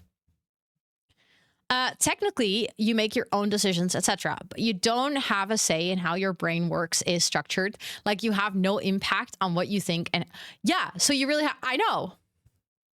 No, I know. I've thought about this super often, but actually there's a lot of studies about this, Amber. If you're ever actually interested, there's a lot of brain scientists that have studies about this because humans are the only living creature that they know of that have the capability to reflect, which is exactly what creates this weird vicious circle, because you can have thoughts and then go back and say, why did I have that thought? If you could not reflect, you would not even be aware that like then you would just have the thought. And then you cannot think about the thought. Like humans are the only, as far as they know, living creature that can do that. And there's like entire brain studies on this. I mean, no, but we have it. We can't decide that we have it, but we have it. Yeah. Yeah. Okay. Parents should not be shamed on whatever decisions they make. If they choose to stay home, choose to work, or choose to better themselves is entirely up to them. Just because they had a child doesn't mean it strips who they are.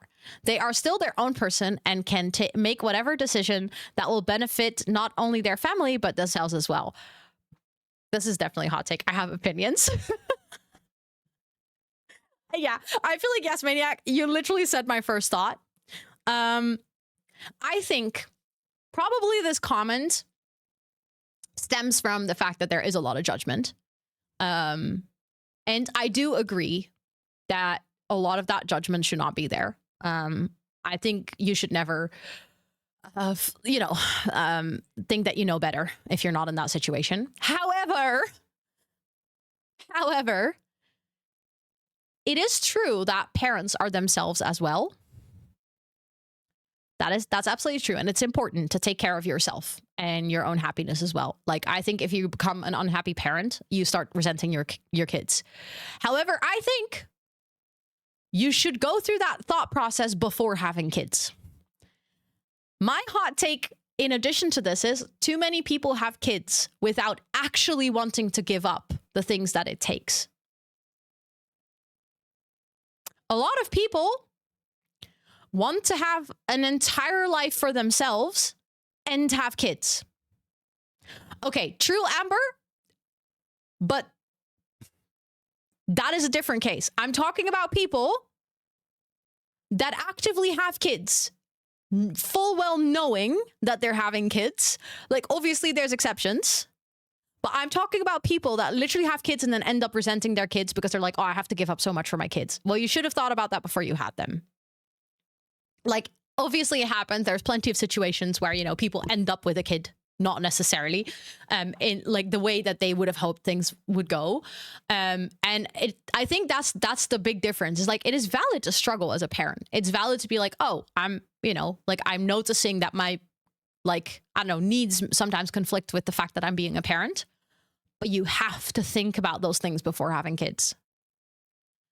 Like, you have to come up with a strategy on what you need to do to take care of yourself, even if your needs are clashing with the fact that you're a parent.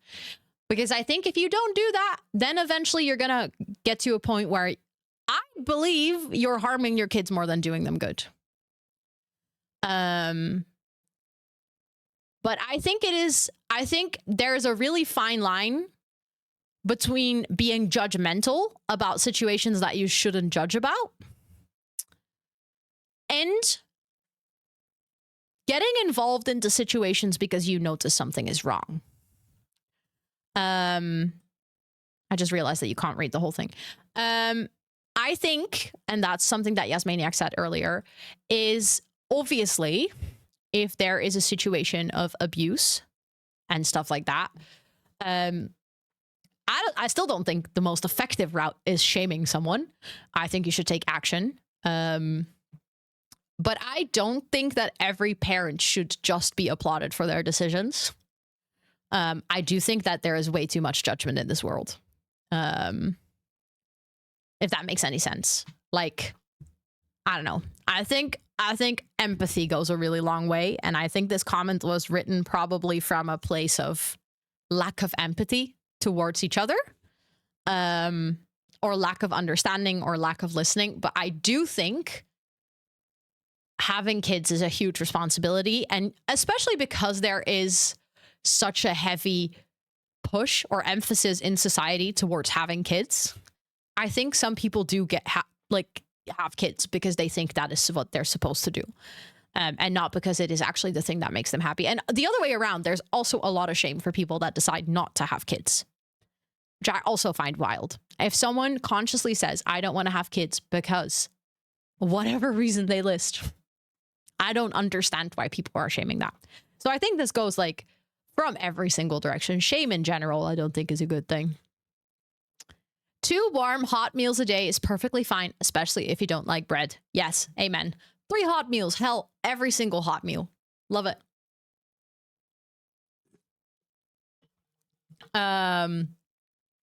Oh, 100% nuts, 100%, yeah. Lenny. Ramen.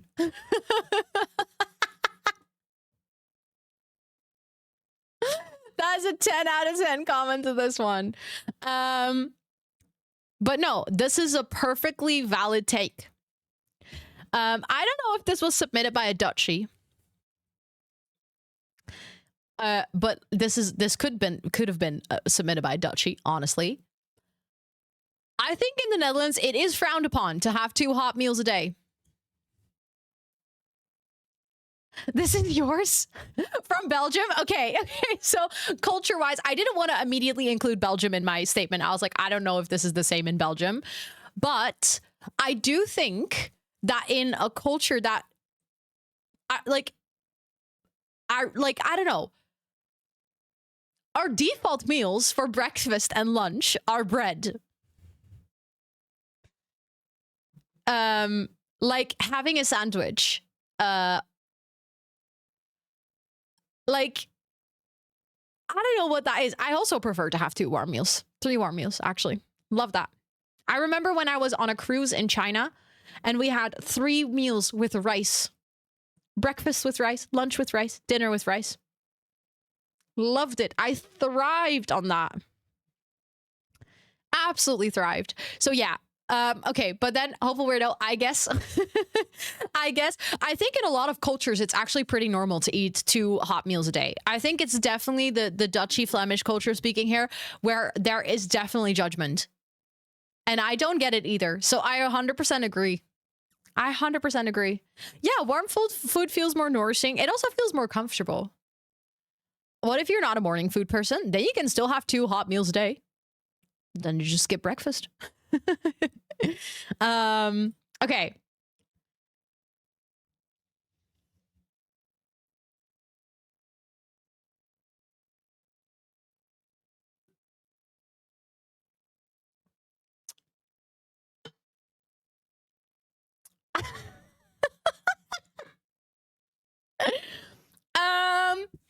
I agree.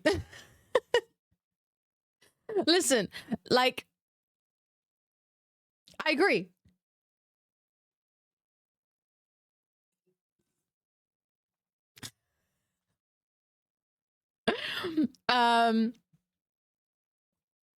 What can I say?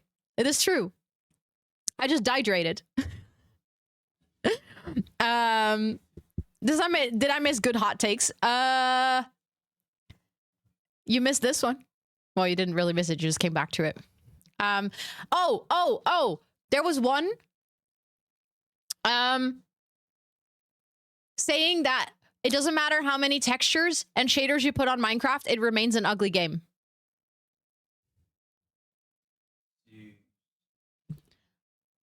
Cats versus dogs was also wild. Yeah. But the reason I have to tell you this one, Tub is because I thought it might have been yours. It wasn't yours? See, I knew you would agree. Literally, it said, no matter how many shaders or texture packs you slap on Minecraft, it remains an ugly game. And I sort of had to agree. Listen, like, in a way, I fell in love with the aesthetic of Minecraft because, like, I enjoyed the game a lot. But let's be real. Objectively, it's an ugly game. Like, you can play really beautiful games. Minecraft does not fit that category. But I think I have to agree with that. Amber's like, I disagree. Working from home is superior. Hell yeah.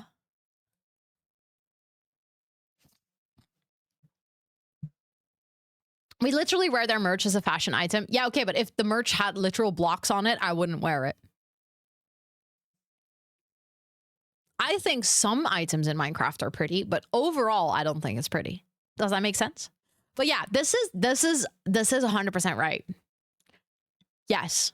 And I'm happy. Like, I genuinely feel like there's anything positive that came out of like the whole lockdown and stuff is that on average, multiple people or like more people agree to this now or understand why this is superior. I would always have to fight like so much. Like I would literally have to fight. Well, how do you say that? Tooth and nail. That's what I'm trying to say. To convince people this was the case. I think office can be a nice vibe for your productivity. No. I was not productive in the office at all. Not at all.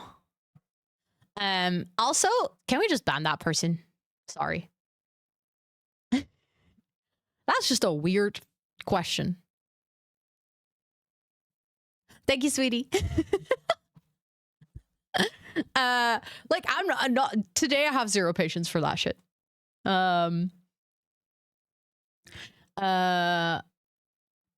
What's the word? Involved? Yeah, I get that. I just hate being involved, so I guess in that sense, I didn't really miss out on it. But I get it. Like for some jobs, it's definitely good to stay involved. Also, sorry, Laura. I feel like at this point, it's starting to sound like I hate you, but I don't. Okay. I like you as an office. That sounds really weird. Yeah, exactly, Wicked. Like I can't do office. Like it's so incredibly disruptive. But yeah. Lord of the Rings is overrated. It took me months to finish the first two movies because of how boring they are. The third one is okay.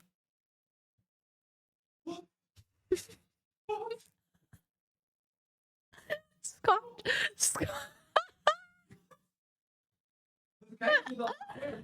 Scott is like getting a heart attack.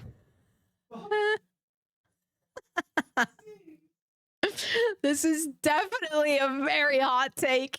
Okay, listen, I can see if it's not your style. But I don't think it's overrated. I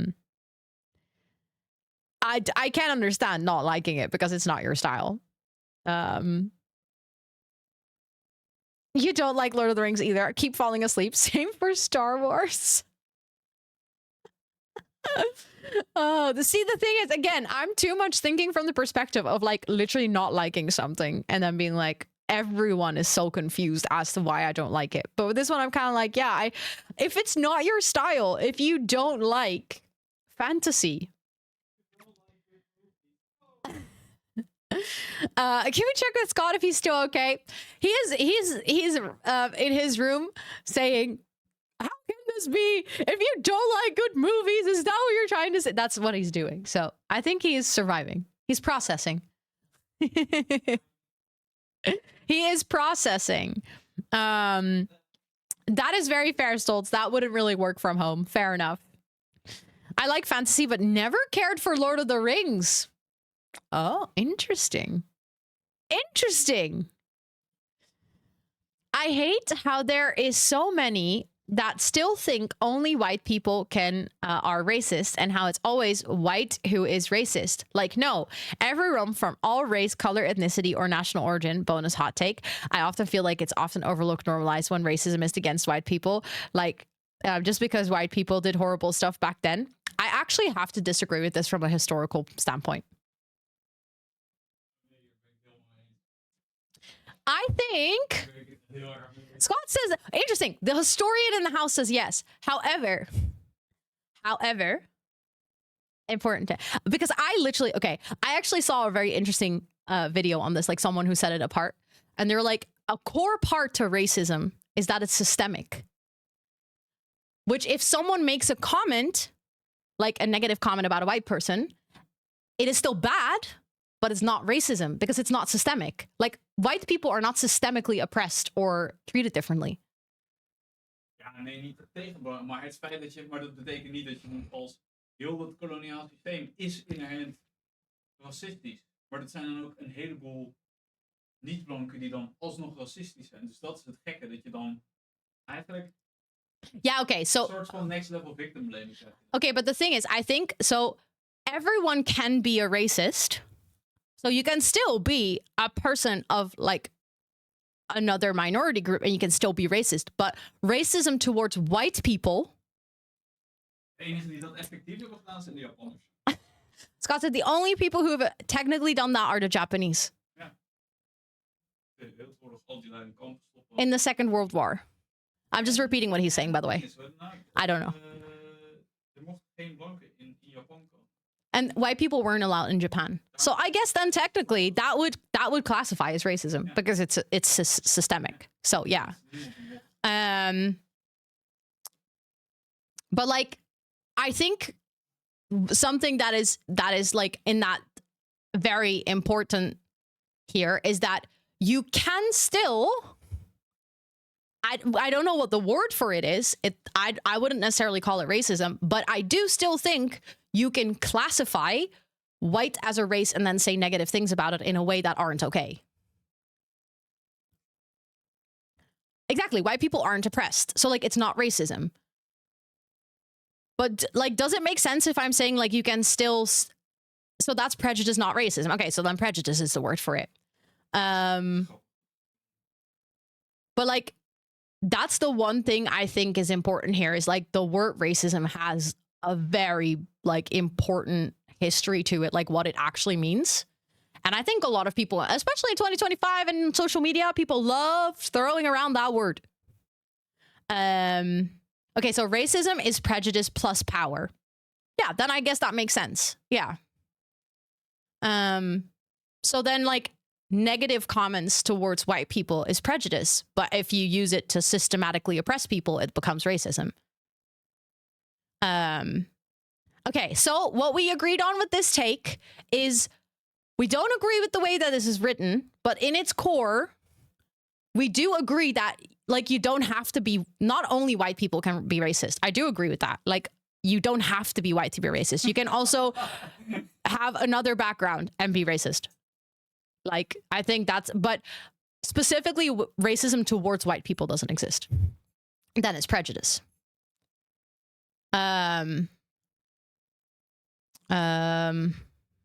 Right to something that others are not. Yeah, but where does that come from, Abu? If you have the right to something and then you tell someone else that they don't have the right to have that, what does that result in? Like that results in oppression. That results in you saying to those people that they can't have it and you can. So that makes them linked, right? I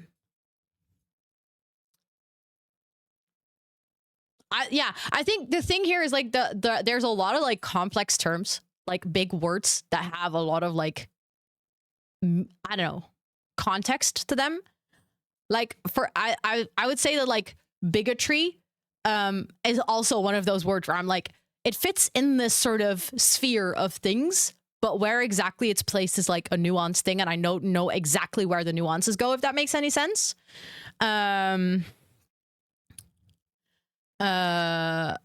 Racism against, but the thing is you can't have racism without the oppression.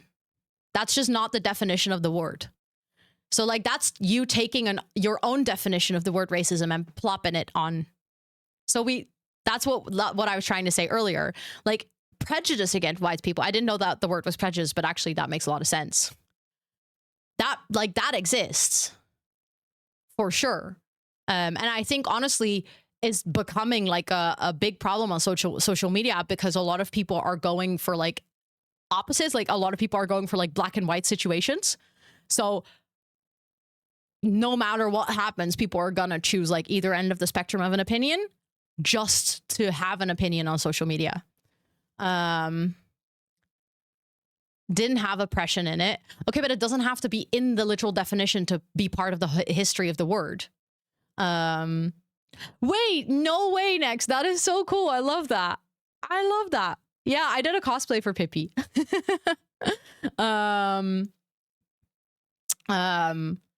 yeah, I do feel like for this one, something that I think we can all agree on is that in general, every single person can be a bad person to another person. Whatever you call it, whether you call it prejudice, racism, whatever, like every single person in the world can fit the bill of being a bad person. It doesn't, like, having a specific background doesn't exclude you from being a bad person. Yeah, you can be mean to white people. White people can be mean. Like everyone can be mean and a bad person. And I think like in the end, I think like we're gonna discuss semantics if we get like really deep into the specifics of, okay, like when is something racist and when is it not. I think like for that we would probably need a whole stream, and like I would also feel much more comfortable if I did like a good proper like dive into what that exactly means. But I think for this take, I think in sense of a hot take, I do agree with the fact that very often people are like, no, but I can't be that because XYZ in history. I'm like, no, you can still be that. You can still be a bad person. If that makes any sense. And like every single person can be that. And it's our job as humans to not be that, I think. And unfortunately, we way too far often are. But yeah. Okay. how today, especially white people, oh my God, another one, are not allowed to take inspiration or do from other cultures without getting hate because it's not our culture, like hairstyles, clothes, music, interior. But somehow it's okay for other races and cultures to take inspiration. I do have to sort of agree with this. But again, I think this is very amplified by social media. And I think there always the most negative voices get amplified. Like it becomes its own echo chamber. I have seen a whole debate about whether it is okay or not okay for white people to wear braids. And there is a really, yeah, this is such a complex issue. So I don't think I can like properly like full on in all the nuance that it deserves discuss this. However, there's, I think, something that is very important here. I think with this take, something that is extremely important to realize is that you can share culture, but you cannot take culture. I don't know what white culture is supposed to mean, to be honest. That, like, I don't know. But if someone is saying, I want to share my culture with you, I want to teach you things, I want to like share my food with you, I want to share my rituals and my belief system with you, yes. Oppressing people and then taking stuff, that's appropriation. And I think that is important. And I think that's also where a lot of the debate comes from. If a white person wears a braided hairstyle, is I don't think it's inherently wrong, but I do think that you have to realize that from like the system that the world comes from, you as a white person just taking it and using it because you like it with potentially disregarding or not giving respect to the culture it comes from is walking a very fine line. So yes, it should be shared and celebrated, but that also means you have to show respect towards that culture. And I think a lot of people take elements from other people's culture and then don't actually respect it. Yeah, I don't think white culture exists. That's the same thing. This icks me out. I think very similarly as people who say white culture, like, I don't think white culture exists, just like European culture doesn't exist. Do you know how many countries there are in Europe? Do you know how many incredible, important culture nuances there are within those countries? That, like, no, you can't just, that's just like, I think in that sense, a lot of, like, even within, like, obviously, very clearly not a black person, so I can't fully speak on this, but from what I've heard from other people that absolutely do have the right to speak on this, I think that from like history, a lot of black people have to sort of like, they had to unify as in like a similar strength. But if you look at the different places in the world where black people come from, there are also like so incredibly many different cultures. So saying black culture as a whole, like all of them are the same, that's also like unnuanced. Like there's so many different subcultures. And I think the only right way to celebrate them is like properly talking about all the subcultures as well and acknowledging those. But again, I do feel like from like a historical perspective, it makes sense that black people would say black culture as a whole because it made them a bigger and stronger group. You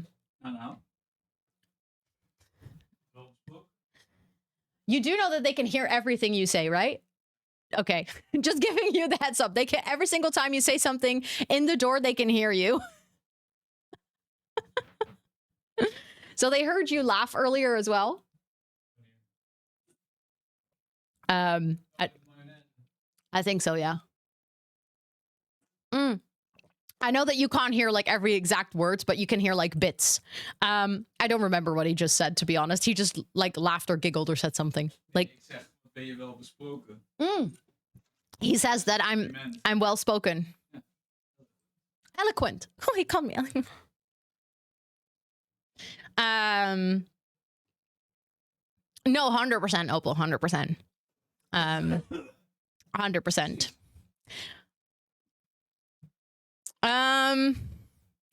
I love how we're sticking with color, but in a very different context.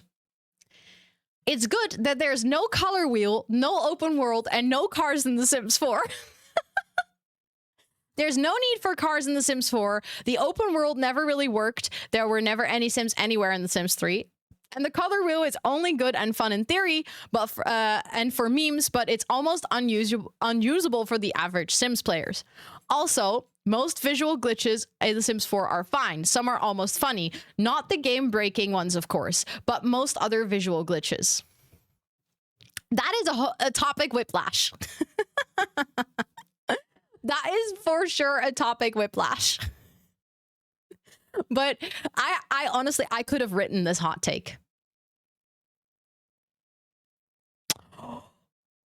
Oh, Steph, that is definitely a hot take.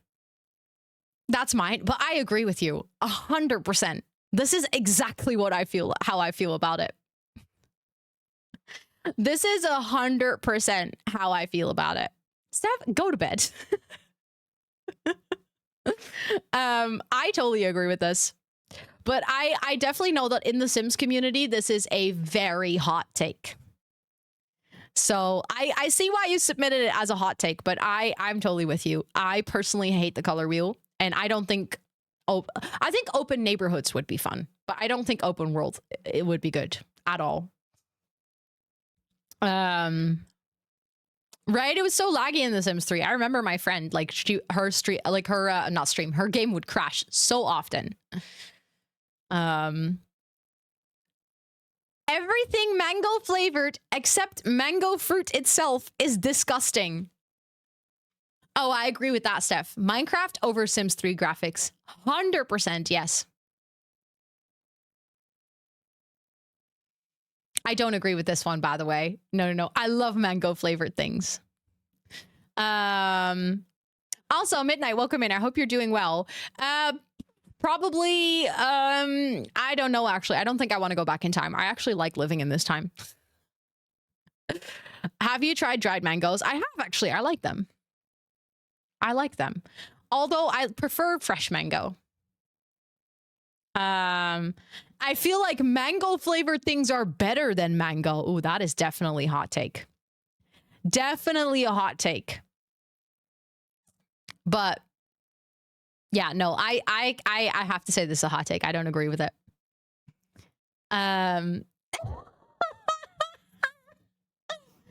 Lenny.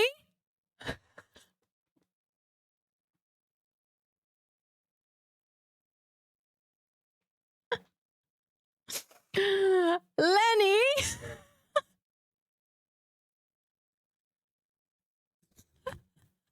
The way my phone would autocorrect. I love this. It just makes it funnier.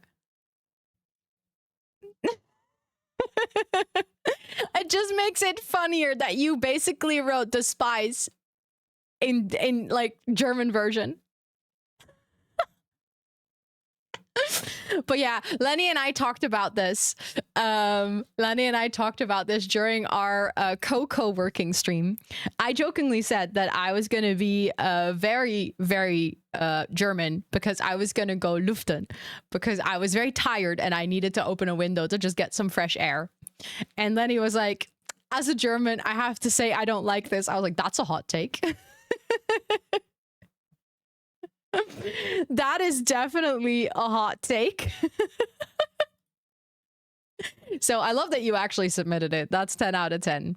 I mean, honestly, I don't personally enjoy it either because I always get... Yeah, it's like airing out a room. Get some fresh air in. But like in Germany, apparently it's even in your rental contract that you have to air out your rooms. It's like, it's a very big part of German culture. So I thought it was funny when she said that she doesn't like it. Yeah. But like literally it's in their rental contract that they have to do it. Yeah, but they don't.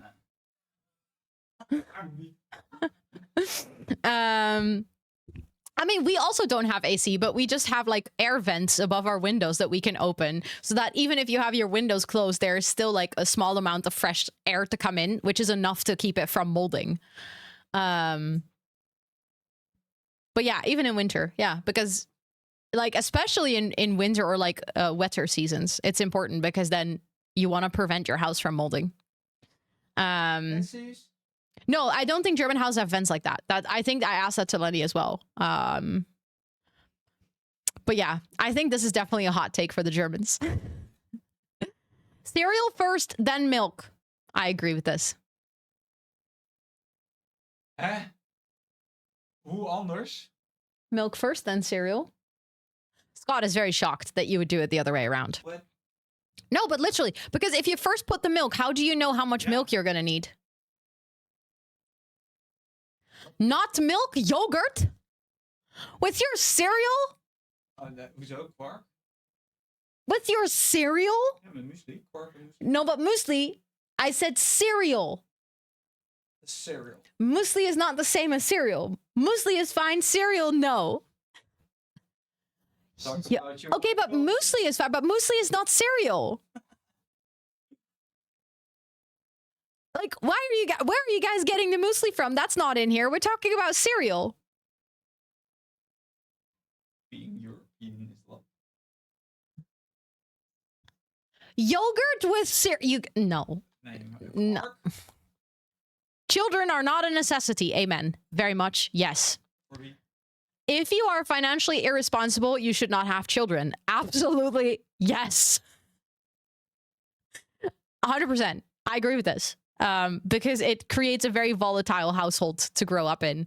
And I don't think your children should grow up worrying about finances to a degree. So if you're financially irresponsible, you have to fix that. Sorry, I agree with this. Yeah, apparently people in the community care about children a lot.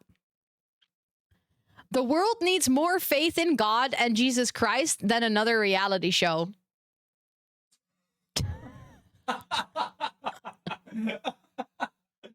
Die vrouw die gisteren aanbelde. Okay, listen.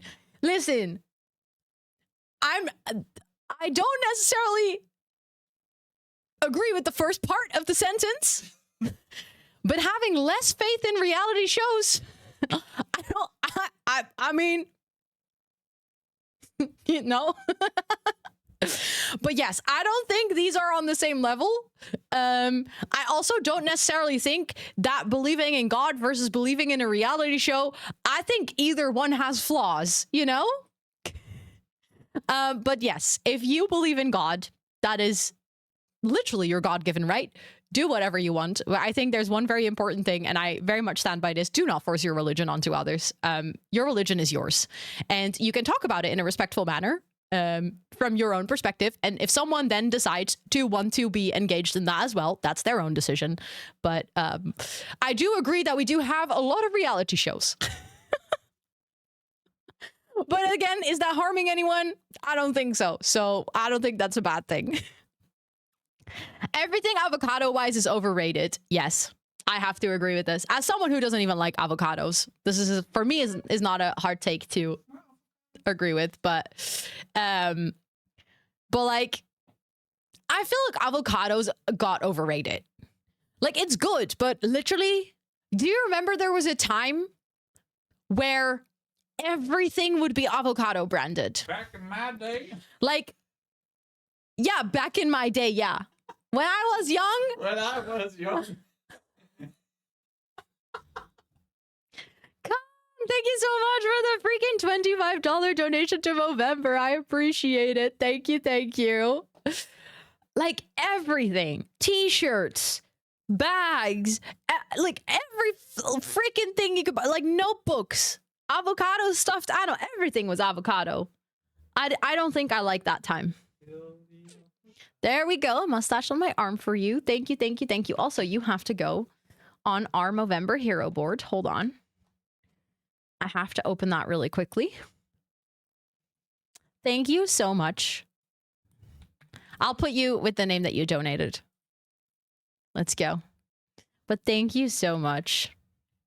I appreciate it a lot. Look at you shining on that hero board. Exactly. Now it's the pistachios. Like what they did to avocados, they're now doing to pistachios. And I don't say pistachios are bad. I like them actually, but I think they're a bit overhyped. But thank you so much again for the $25 donation. I appreciate that a lot. Thank you. And matcha. Oh my God. Guys, do we see a trend here? Green stuff. Why is it all the green stuff? Why is it always green things? What is that about? What is that about? I can't sleep just under one duvet. I like a lot of blankets and I make it very warm and cozy. I can see that. I'm definitely a person who does this. At the same time, I hate it in summer because then it's too warm. But I like it. It makes you very cozy. Oh yeah, cottage cheese. That's all. It's all like the healthy stuff. Healthy stuff. I just have to bully pumpkin spice. That's fair. That is fair. But I get this. I get this. I think this is a weighted duvet. Yeah, honestly, would be a good solution. I have a weighted blanket. I should actually put it back on my bed. Pineapple on pizza is actually fine and nice from time to time. I agree. I 100% agree. Oh my God, there's actually quite some no's in chat.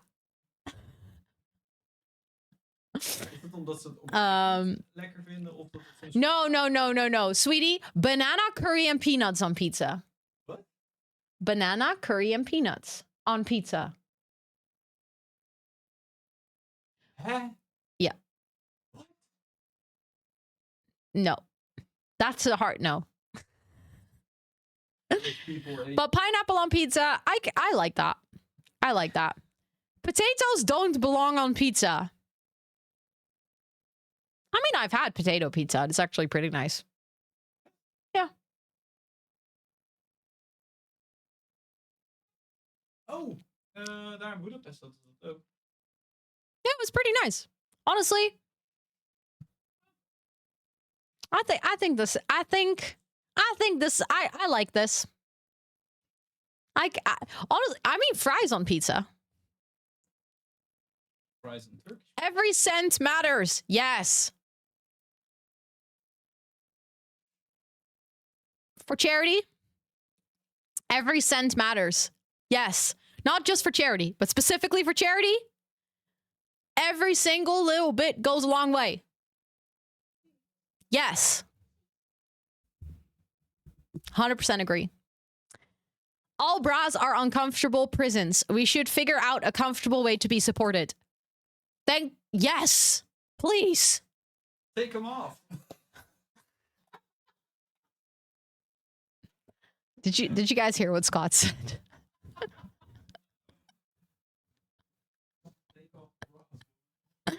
Did you take him off? Yeah.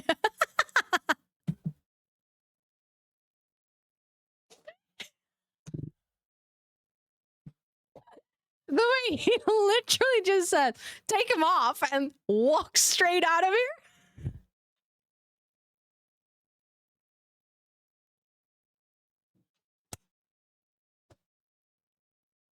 I'm dead. Scott's like, just don't wear him at all. Problem solved. Oh, anyways. This form should have not been anonymous. But then do you think people would have submitted these hot takes? I don't know. I don't know. Hot water with mint is soup.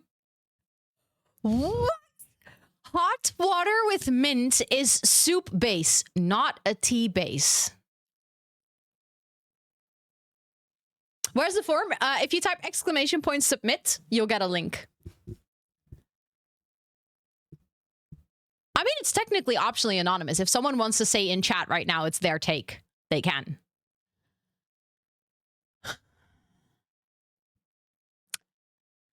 First and foremost, good question. Why are you making soup with mint? I would say if mint goes in your soup, it would be at the end as like a dressing. But a soup base?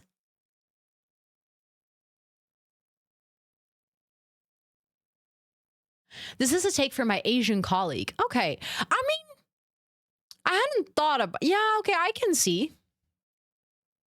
The last 5 were all yours. All food takes. Love it. But honestly, no, I don't. I think it's both. It can be both. You can use it as a soup base, apparently. Thank you, Yes Maniac. Nice. But it's definitely also a tea base. Saying you look tired when you're just not wearing makeup is an insult. Yes. I think saying you look tired in any situation is an insult. I don't understand why we have normalized saying you look tired to people. Like, just don't say it. Like, hot take, just shut up. Like, if you only if you genuinely know someone, if like, and this, I mean with this, not like a random coworker or someone, but like if it's like your best friend or like your mom or your sister, and you're genuinely worried for someone, you're not like, oh, you look tired, I just want to make a statement about it. But you really genuinely are like, hey, you seem like you're, going through a lot. Are you okay? A very different question. Because then it's from a place of concern and you're not like just telling someone, oh, you look tired. Ooh, holy shit, time is flying. Holy shit. We're like past halfway through it though. I think I'll have dinner in like an hour or something. So we're making our way through. But yes, no, just stating that someone looks tired. Working my ass off. Yeah, but I think like, again, checking in on someone is different from just stating you look tired. Because very often people are literally, they just want to state that you look tired. And you're like, okay, what am I supposed to do with that information? So you're saying that I don't look fresh or good or anything. I think it might be different. I think it might be different when it comes to saying that to a guy compared to a woman. I can highly recommend, if you're hanging out here, don't say in any situation, whether they normally wear makeup or not, if a woman looks tired, just don't tell them they look tired. I think I'm pretty confident to speak for all of us. I don't think any one of us would take that as a conversation starter. I think all of us would feel pretty shit after it. Again, I can't speak for the guys because I don't know. Like maybe that's a different, like a nuance, but okay. So Abu says, I felt bad about it all day. I guess maybe it depends on like in your friend group, if you feel like you're very comfortable with those people and you guys are okay with saying it. But like in general, I think, I don't know. There are certain social landmines. This is one. And the easiest way is just to avoid it. I think. Exactly. I think it's very much the reason behind it. If you're like checking in on someone and you're like, hey, are you okay? Very different from saying it in a judgmental, like, oh, you look really tired. Like, I don't know. That's just, oh my God, you guys are submitting so many hot takes still that we started, I'm not even joking. We started today with 45. We now have 99. I'm just going to go until like, I'm going to go have dinner. So there's a chance I might not get through all of them. Buying a house is not that hard. Do you want to make me cry on stream?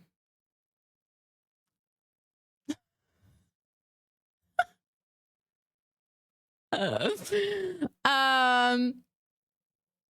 mean, true. The process on paper is not that hard. Like the steps are pretty clear. In reality, though, yes, it is. Like this is a very hot take. Like apart from, like, even if you have the means to afford buying a house, it's still a very stressful process. Which I think definitely it's very valid to find that a hard process, even though the steps are like somewhat always the same, and you can ask for professional advice. But I think also, I do think buying a house is hard. I wish I could buy a house. No, literally, Raven, literally. That is exactly the same. Like, I'm supposed to be able to pay my rent, which is also like $1,300, but I am not allowed to buy a house that would cost me $1,300 a month in down payment.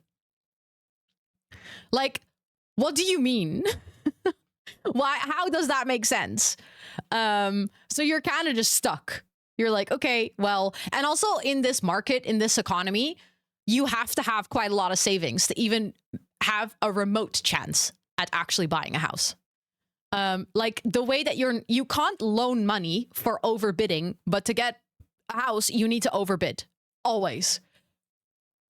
At least by 10K, potentially more. I don't know about you guys, but I don't have that laying around, just like somewhere to chill. Like the money that I have on my savings account is there so that if anything happens to my job as a self-employed person, I can actually catch myself. I can't just put that towards a house. I don't know. I feel like, I mean, honestly, the person that wrote this, like either, you know, it can be like a rage bait just to try and get us going. Or if you have been in a position where it wasn't hard for you, that's absolutely amazing. I love that for you. But I do think you have some work to do on realizing how life is for other people. So if this is a rage bait, success, you rage baited us. If this is a genuine take, please consider talking to someone who is in a position that is struggling, and listen to their perspective and actually learn, because I don't think this is the case. Like, and honestly, like, I'm happy for you that you ended up buying a house. Like, that's really nice. Because in the end, I wish for everyone to be able to do that. Like, I wish for every single one of us to be able to buy a house. But I think especially if you're like a bit older and you come from a different generation, then maybe this was true. Like, if I look at my parents, I'm not saying buying a house necessarily was extremely easy for them, but it was way easier than it was now. And even for my parents, it also, like, even for them, it took quite a while to get around to the fact that for me and Scott, it isn't as easy to buy a house as it was for them. Like, initially, they also didn't want to believe it. But because they were open to, like, eventually, like, listening and learning and understanding, they now realize that it is far more difficult. Literally only could buy a house because of inheritance is pretty impossible otherwise. Yeah. And I feel like that's a weird way of thinking about it. But I think, like, in a way, you're lucky that you got to buy a house. But, like, at the same time, it's like, because of an inheritance, that's not necessarily the type of luck that you would have wanted to have. If that makes any sense. I wonder, when did they buy a house and how much money did they get from their parents? Yeah. Or, like, also, like, an inheritance, or also location. Like, you know, some people, if you have, let's say, like, you come from a family where people are very good at, like, handiness and stuff, like they are very good at building things themselves, you can buy a pretty rundown house and restore it. That's not something everyone can do or wants to do, for that matter. For instance, I would never be able to buy a house that needs a lot of work because I'm simply in no position to do that. And even though Scott is pretty handy, I'm not going to let him build our entire house, which automatically means that we need to look for a house that's pretty much done, because we don't have the money to outsource it. It's 100%. It's still pretty expensive. I'm not saying that it's like makes it immediately possible for everyone, but it does bring down the cost. And, like, obviously, if you find a house in a remote location that's completely run down, sometimes you can buy a house that is affordable. But that doesn't mean that that's a livable house. Also, Morning Tea, thank you so much for your sub. I appreciate that a lot. Thank you for your Prime. Please enjoy all of your subby perks. Also, Julie, welcome in. I hope you're doing well. Okay. Supermarkets have too much choice. Yes. I think choice is good as long as it's actually diverse. Like, I'm happy that there are gluten-free options, and I'm happy that there are dairy-free options and stuff like that, because it's important for people to be able to eat what they, you know, so that, you know, the people with allergies and stuff can eat. But yes. Yes. I don't need 25 of the same chocolate cookies. So I agree with this. 100%. There is no such thing as being a cat or a dog person. You've just not been exposed to the joys of either one of those for long enough yet to understand.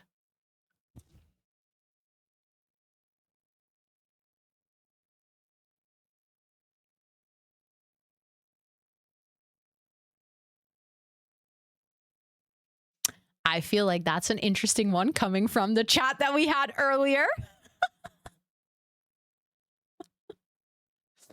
I mean, earlier we had some pretty strong opinions in chat.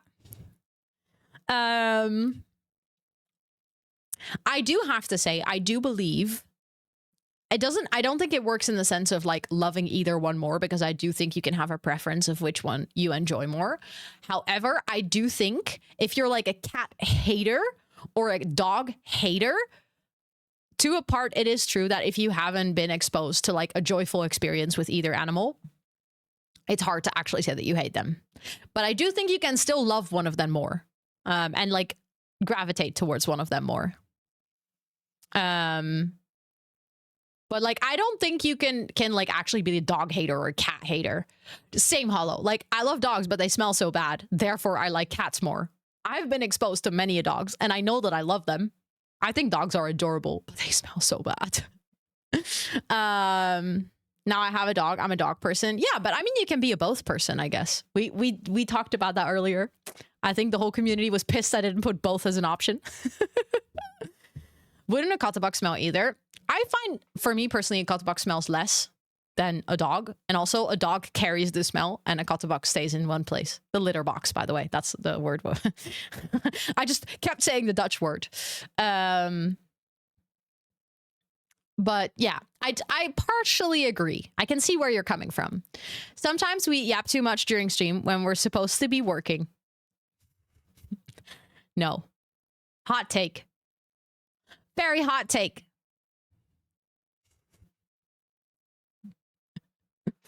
Very hot take. I think we yap the right amount. Taylor Swift is secretly the head of a crime syndicate that is...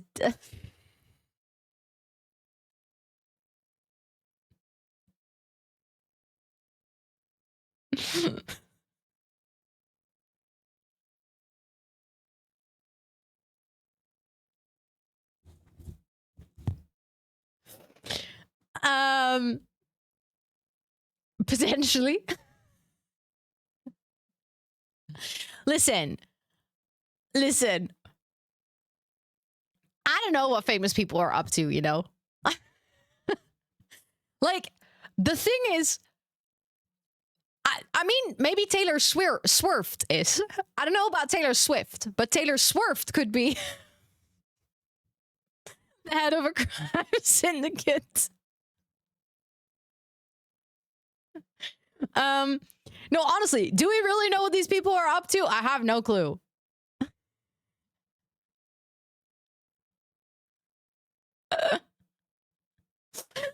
Oh, exactly. Like, we have no clue what rich people are doing. She flies her jet all over the place. No, seriously though, like, I genuinely have no clue. It would be wild if that was true though. Like, imagine TAK-47R Swift. Exactly. There's no good billionaire, so close enough. I mean, see, like, who knows? Thor is not the god of thunder. He's the god of lightning. Okay, I'm gonna ask a dumb question. But what is the difference between thunder and lightning?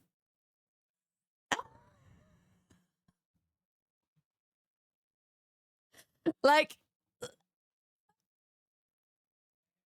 thunder is the sound, lightning is the flash? I never knew this.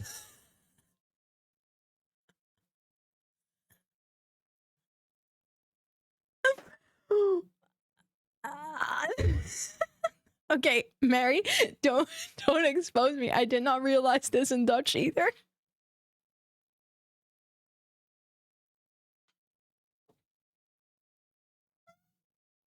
I'm learning, chat.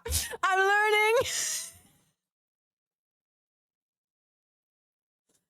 How have I never realized that there's two different words?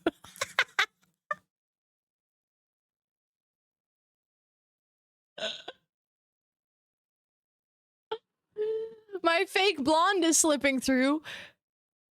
No, but that's the same in Dutch. Okay, but in my defense, I never refer to it as a donder or bliksem. I refer to it as onweer, which includes both.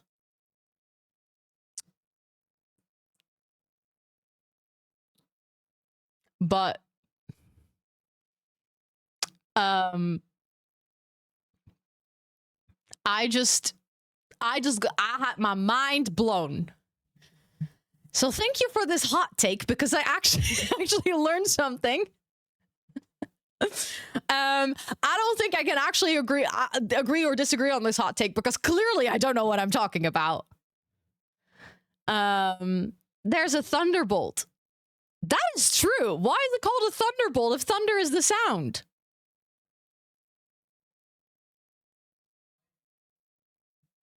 But it isn't a lightning bolt. It is a thunderbolt. Yeah, that's called a lightning, but a thunderbolt, the thing that, you know, the shape is called a thunderbolt. Anyways.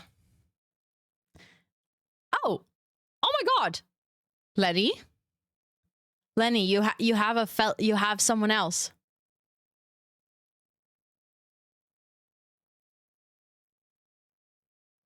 There's another German who hates Luften. You're not alone. Yeah, but with Bliksemstraal. Bliksemschicht. Lenny, look, another German. They exist.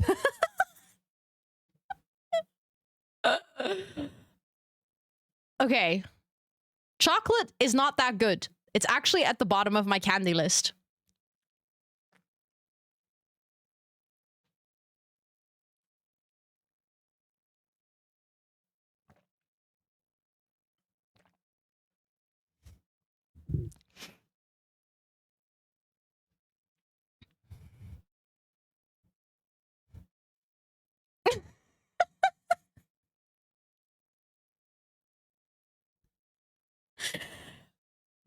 Best part, this is mine.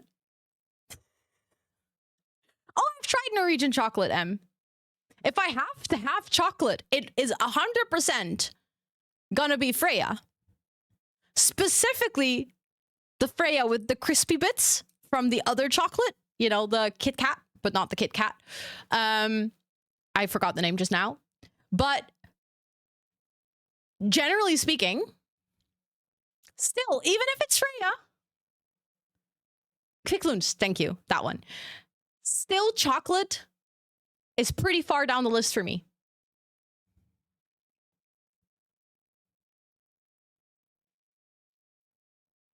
I don't get the chocolate hype.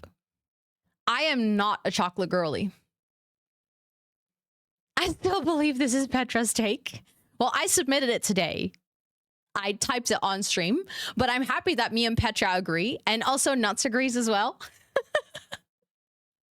If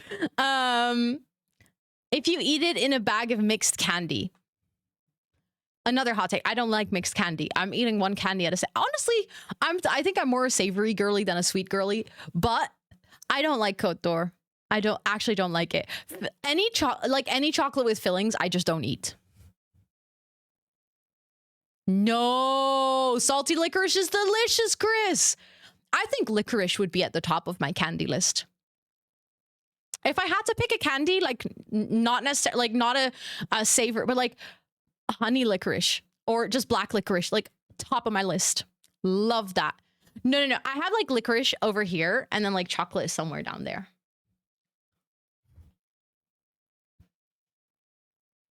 So yeah, this is my hot take. I'm sorry. I'm gonna show you Ben's cookies. I mean, I like cookies with chocolate, but still, they're not gonna be my favorite. Oh my god, yes. Oh my god, yes, Mick. I'd love to. Also, Scott really loves salty licorice. I'm more of a sweet licorice kind of girly, but I love the salty one as well. But Scott like only exclusively eats salty licorice. Green bananas are better. Thank you, whoever submitted this. Yes. Yes. Yes, yes, yes, yes, yes.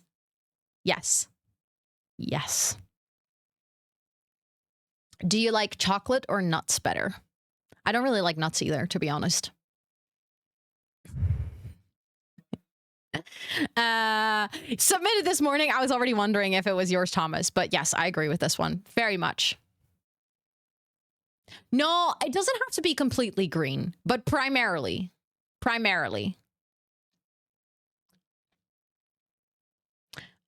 Salty licorice. So technically, samyuk is a different consistency, like, or not consistency, combination of ingredients. It both has licorice roots in it, but I know that the brand is called samyaki. I know there's like a slight difference in the actual ingredients. But I have to agree with this one. Say sorry right now. Okay, sorry, nuts. I like you, okay? I just don't like actual nuts. Thank you for the follow. I appreciate it. Sounded personal. It was very personal. Yes, I despise brown spots on a banana as well. As soon as a banana turns sweet, I no longer eating it. Pineapple on pizza is good. Yes. Yes, I agree. 100%. 100%. I think this is just valid. Romantasy is only good, or at least way better, when it's queer. I don't like banana bread, Maria. Hot take. I don't like banana bread. Okay, so I'm not gonna lie. I don't think I've ever read a queer romantasy book yet. To be fair, after reading a little bit of romantasy, I actually switched to purely fantasy. I kind of dropped the romance side of it, and I realized that I just also really enjoy high fantasy. So I think I have to try this. I think you guys have intrigued me, but I love that a lot of people are saying yes, absolutely, yes, yes, yes. Esther's like, no. But I don't know what that was too. A sweeter banana. I really just don't like sweet bananas. I don't like the taste of it at all. Not even with peanut butter. I don't like romance in general. That's fair. It is I mean, it is obviously like a very specific genre, so with romance in it, I read currently, and 13 books with 500 pages. Each is lovely. Ooh, that sounds nice. Okay, but this is like a good hot take, because now I kind of like want to try it.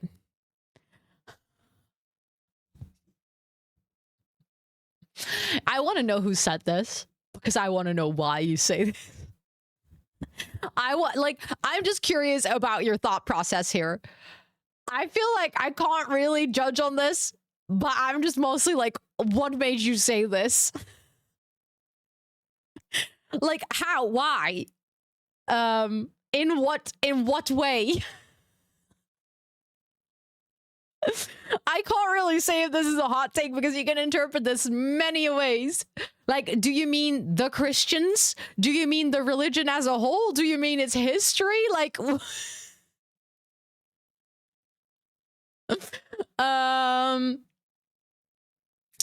but yeah, I feel like this one, I can't really say anything. Also, I think generally speaking, judging a religion, I don't think is a very good thing to do, so.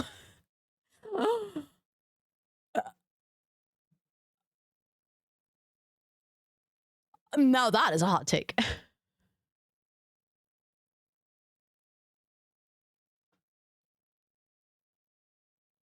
Yeah, potentially Opal, but then still, I don't think that's something you should be judging. Now talking about religion, The Sims 3.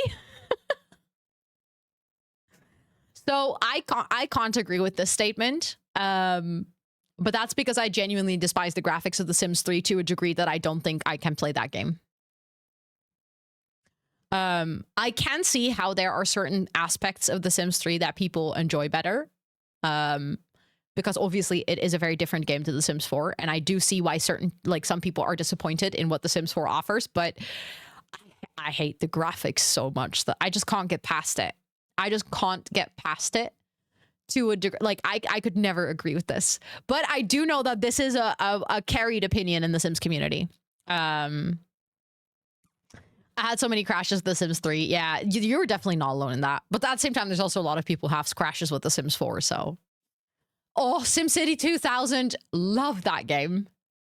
Love that game. But is your least favorite out of 2 to 4? That's fair. That's fair. Sims 4, Sims 2, Sims 3. I've not played The Sims 2 or The Sims 1 enough. I've played The Sims 3 a little bit, but again, not as much as I played The Sims 4. So I feel like in my personal opinion, like, it's also very biased because the amount of playtime I have in one game is literally thousands times higher.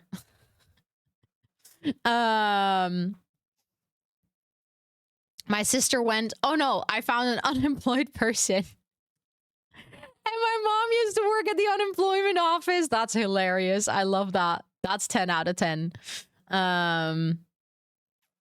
City Skylines and Ono games for city building. Oh, 100%. The Sims is not a city builder, so that makes sense. So I said earlier today, yes, Maniac, I kind of want to take new photos. Like, I want to take new photos for my profile picture. So I think for now, you guys will keep it until I have new pictures. So I guess enjoy it while it lasts, but I'll keep it until I have a new photo. I just haven't really decided on my new photo what I want to do with it yet, but I've had my current profile photo for such a long time, and I don't know. I like to switch it up every once in a while. Movermber doesn't make sense to me. I struggle with the idea of putting time, money, and energy into uplifting men when statistically men are the ones who make life harder for women. People say these initiatives help prevent harmful behaviors, but honestly, it feels like a slap in the face. It feels ironic to use a platform as big as yours to make the world a kinder place for men when men as a group have never shown that same level of collective care towards women. Even in your own fundraiser, the only one man is in the top 10. Why are women carrying this? Men don't rally for like this for us. It's hard to support something meant to help men when the men are the ones killing us. Okay, so I do have something to say about this because I actually had a conversation about this beforehand. I think one thing that is very important here is, one, it does sound like you need a hug. So here's a hug, literally. It sounds like you have a lot of big emotions that I think are good to process. And I think that you writing this is a way of processing them. I think there are two very important things in this message. One, these things can exist next to each other. You can have bad men and you can have good men.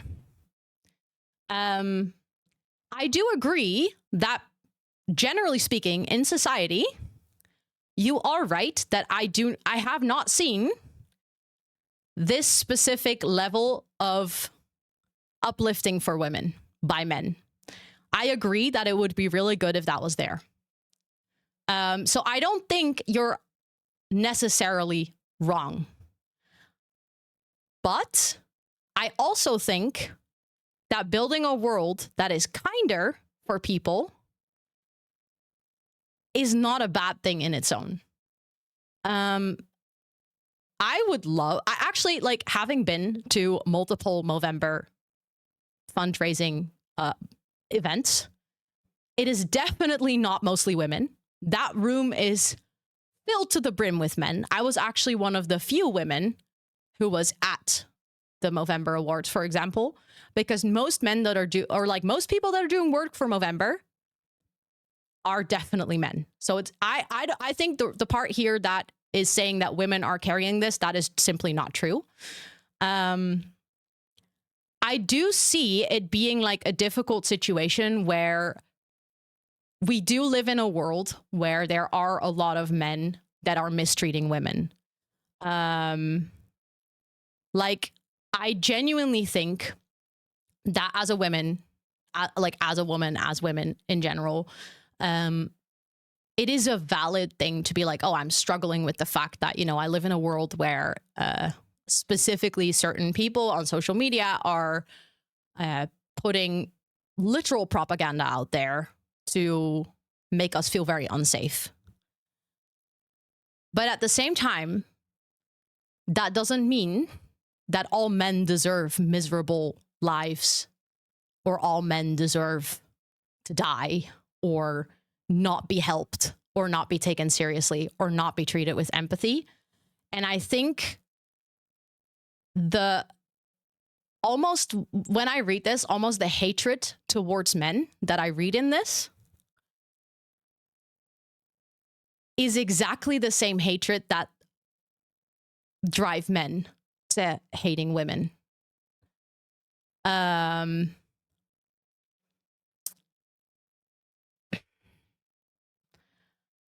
Like, I feel like at its core, hate is the common denominator. Fear and exhaustion. Yeah. I don't know. I feel like there's a fine line. But I do think, just like we were talking about earlier when it came to like sex education, and that might be a weird parallel to draw here, but it will make sense in a second, I promise. I feel like if you don't teach younger people, and with that I mean children and teenagers, the right language for things, you make healthy conversation impossible. So if you don't teach girls properly about consent, they won't understand what it means from an early age onwards. The other way around, if you don't teach everyone, not just boys, but everyone, the same goes for consent, by the way, but if you don't teach them language for emotions and emotional maturity, you end up with emotional immature men, which, if we look at the world today, a lot of the men that are in fact a danger to women are very emotionally immature. They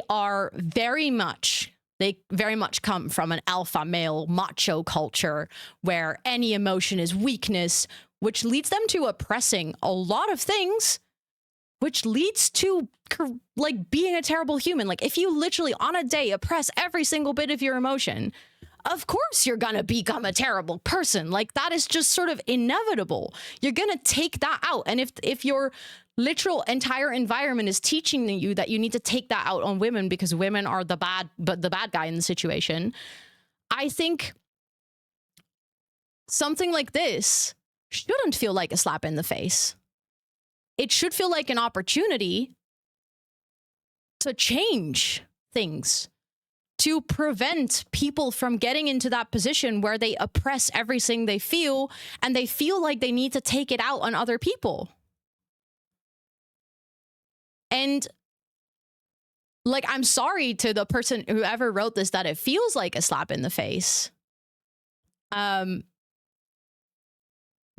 I don't think that me using my platform to hopefully make the world a better place for men, which eventually makes the world a better place for women,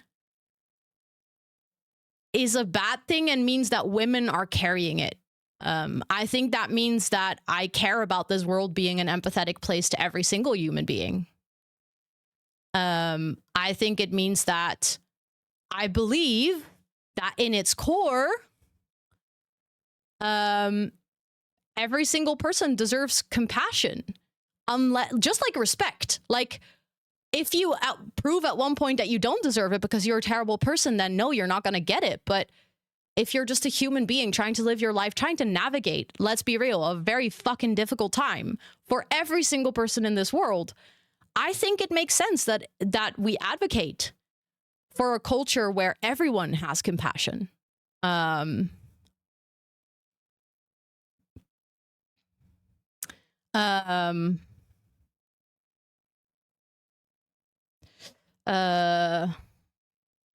I think like exactly. Like regardless of gender, culture, and identity. And I'm not asking you to support men that are killing women. Like, this is not a fundraiser where we're saying, oh, let's actually help all the men that got detained for being a shithead to women. No, this is a campaign that is literally for someone's dad who got cancer and could have been saved if they had learned before. This is a fundraiser for. I'm literally going to speak from very close personal experience. This is a fundraiser for people like me that end up falling in love with someone who is struggling mentally because he's never learned the right language to talk about emotion. If that situation had been different, I would have been able to very early on in my relationship have conversations about emotion, but that wasn't possible. And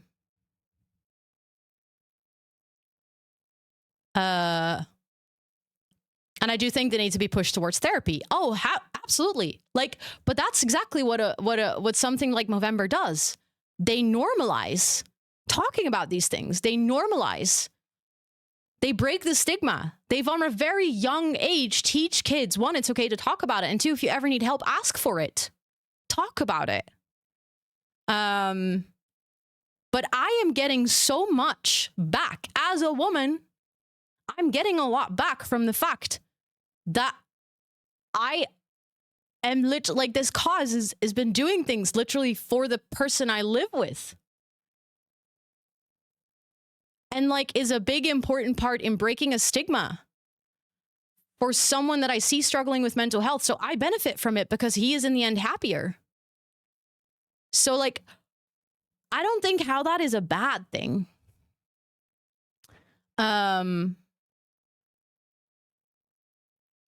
But yeah, I can see, if you see it in like a very binary form, like, yes, of course, there are men that are killing women, and that is terrible.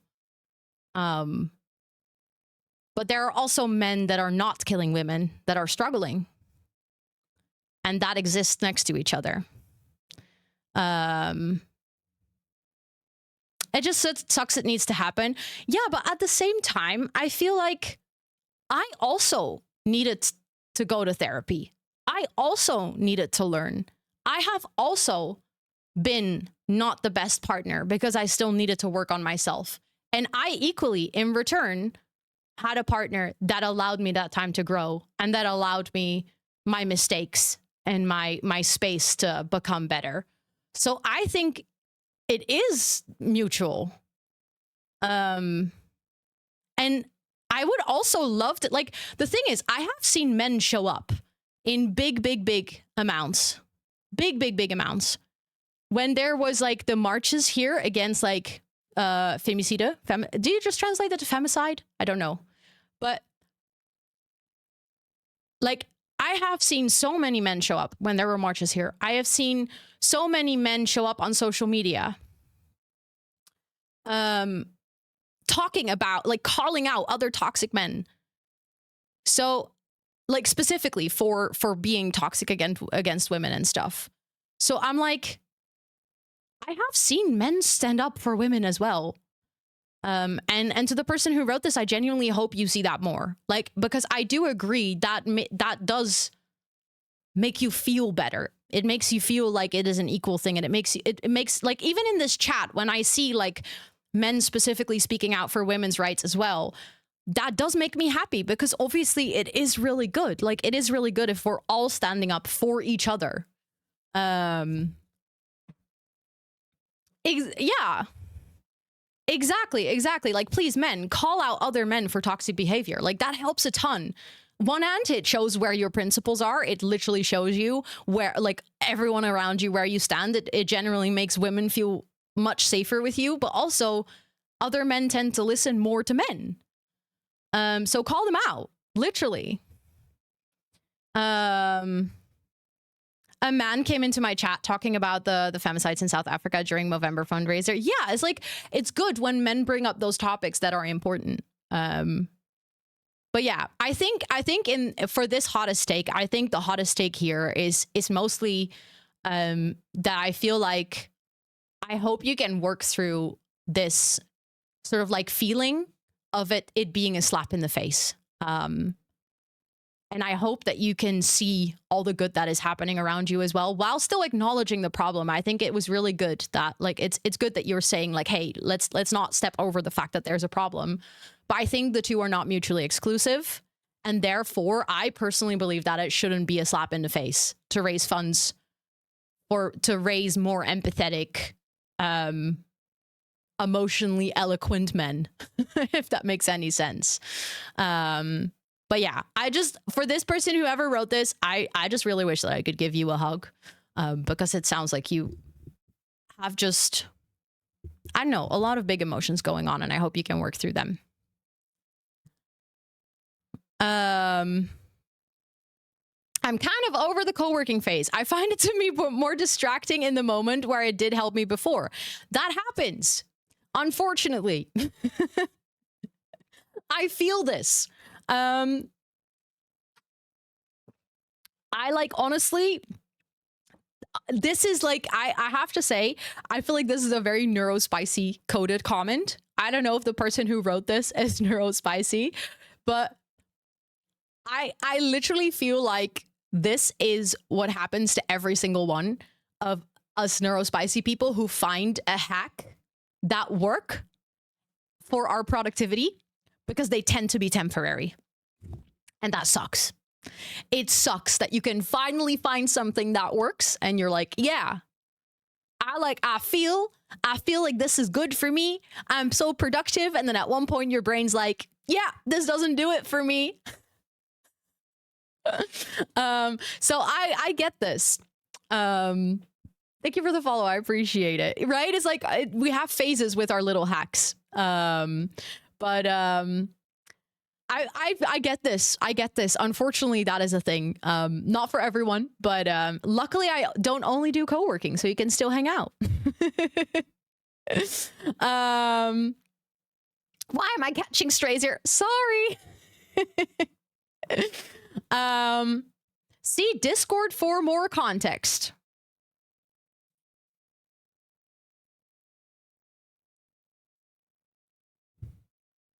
Where in Discord, though?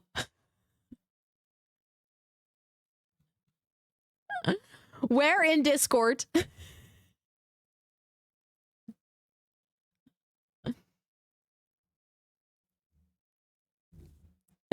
Wicked.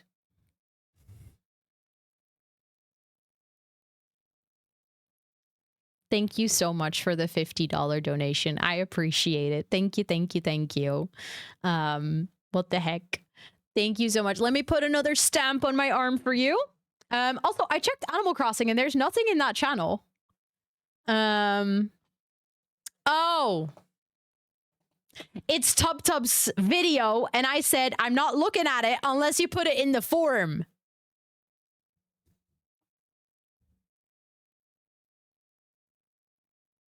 That mustache is a bit poofy.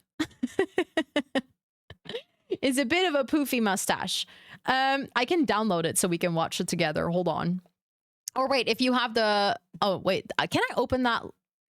Can I open that link? Does it open in my browser? No, that tries to open my Discord. That's annoying. But I downloaded it so we can still watch it together. Wait, I just... Where did it go? Oh, it is here. Never mind. Hold on. I have to make sure you guys can hear this. Oh. Hold on. Where does this play again? I think it plays on editing. Right?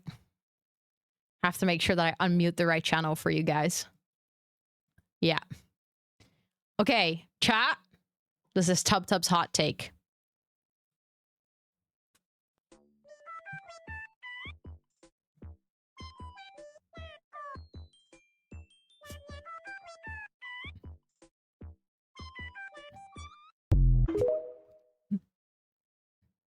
Awful, right? That's what I'm saying.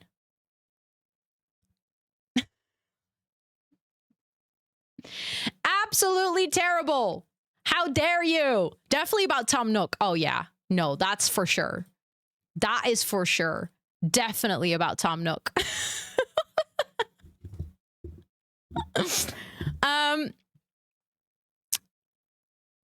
Oh, this is a good one. This is more of a question. What is the tea beef between Amsterdam and Rotterdam? I feel like you kind of hate a bit of love to each other. Yeah, we do. It's basically the same as with Manchester and Liverpool. For anyone who knows, it's about football.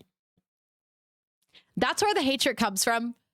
So in that sense, my hatred is literally all because people keep telling me that I'm supposed to hate Amsterdam. I don't actually hate Amsterdam. I prefer Rotterdam because I'm more of a modern city girly over an older city girly. And Amsterdam is like a more like classic Dutch city, and Rotterdam is very modern. So I personally, like, my personal preference is Rotterdam. But I don't know. We do hate each other. It's just football. It's just football. Amsterdam as a city is overrated. I do agree with that. Yes, 100%. It is so busy with all the tourists.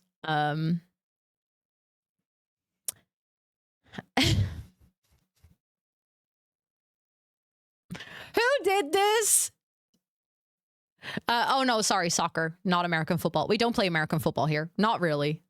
Some people play it like for fun, but soccer. Sorry, we call it football. Yeah. Who did this? I don't think I can agree. I don't think it's objective. Thank you, Khan. Yes, I agree. Do we have the same favorite number? Objectively, 12 is the best. Duh. But yeah. The value of money is basically a crazy concept. Like, we decided that, and somehow countries are in debt and houses yeah, I know. I know. What do you mean? Like, actually, if you think about this, it's like I've thought about, like, also someone at one point said this piece of paper is worth this amount, and this piece of paper that is the exact same piece of paper but just with a different color is worth less. Like, isn't that completely crazy? Like, if you think about it, it is such a weird man-made concept. Like, I understand it, but at the same time, if I think too much about it, I don't understand it. Yeah, so I do know technically that it comes from gold, but still. Okay. Which Dutchie submitted this? It is friet niet patat. For anyone who's not Dutch, we have two different words for fries. And depending on where you're from in the Netherlands, you say either one or the other. You know what? As someone who uses them interchangeably, I don't think I can actually say anything on this. Sounds like, oh, no. In the Netherlands, this is actually a huge take, whether you are from below the rivers or above. Bullet. Yeah, but so many people don't know. See? The Flemish people would say frieten. I literally use them interchangeably. Really depending on what day like what kind of day my brain has. This is it.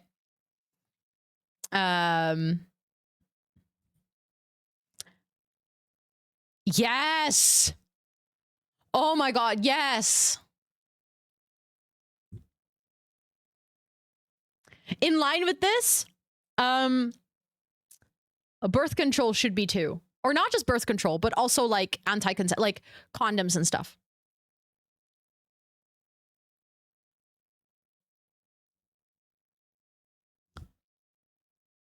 Like all of it. It's better for everyone. It makes it safer. It makes it more accessible. There's literally no downside to it. Yes. Well, the thing is, like, everyone here is saying, like, easy, yes, this is not a hot take, yet it's not the reality yet. So, apparently there's people who don't agree with this.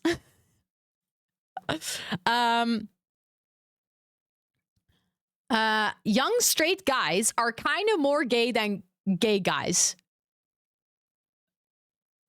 Define young, because otherwise that's weird. Yes, Abu, agree. I'm confused. But if we're talking just like, I don't know, 20 something, I don't think I have a say in this because I don't think I qualify to talk on this. You mean teens? I mean still underage, so I'm gonna skip. I'm sorry. That's something that I don't think we should be talking about because that's weird. As in, like, it's not necessarily weird that teens, you know, do certain things, but I don't think it's appropriate to talk about it on a stream, if that makes any sense. I think we should be more critical over Black Friday. This year, I didn't see anyone who offered some Black Friday specific discounts or promoting them as an influencer. This holiday is basically fueling overconsumerism and very problematic capitalism. I totally get the discount could be saving you, but I just feel like, no, I totally agree with this. 100%. I think as someone who literally like in the Netherlands, like grew up here, we didn't used to have Black Friday. Like we don't have Thanksgiving for starters, but also we didn't have Black Friday until like, I don't know, 5-6 years ago or something. I guess it started to slowly make its way here. Now it's like all the craze, but I don't know. A really big part of Black Friday is a scam. I do feel like there are companies that still do genuine discounts. Like they exist. There are companies that actually have discounted prices. And I think like basically having a wish list for yourself and then checking at any point of time in year, not just Black Friday, but like seeing if there is a discount so that you can afford something you've been saving up for. Like that I can see, that I think is valid. However, I do agree that Black Friday is part of a bigger problem of overconsumerism. 100%. Yeah, they just increase the prices before giving discount. Totally. So I do agree. It's definitely a part of problematic capitalism. Italian food is overrated. Now that is a hot take. Exactly, Laura. Yeah, I feel like Black Friday on tech still has some good deals, so that's like worth looking into. But Black Friday and clothes, or like, I don't know. I feel like Black Friday, I feel like specifically clothes is definitely a scam.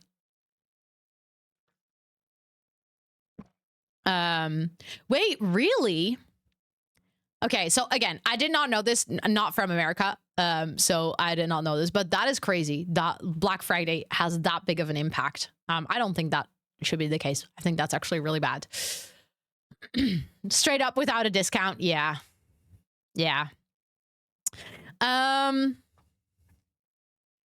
But I don't know. I really love Italian food, so I don't think I can agree with that. The amount of jeans and yoga pants I've lost due to the crotch area wearing out because I have thick... Yes! Oh my God. Every single person with thighs that rub against each other will know this problem. Sold stores where are allowed to sell items with release. Oh, really? They're allowed to sell things with a loss? That's wild. But yes, this needs to be fixed in clothing. Like, what do you mean? Why is there not a problem, like a solution for this? That's crazy. Like 90% of the underwear I see when I'm shopping, I'm like, nope, no way. Like, how can the majority of underwear be so far off? I actually have an answer for you here. Patriarchy. Generally men designing the clothes that we wear.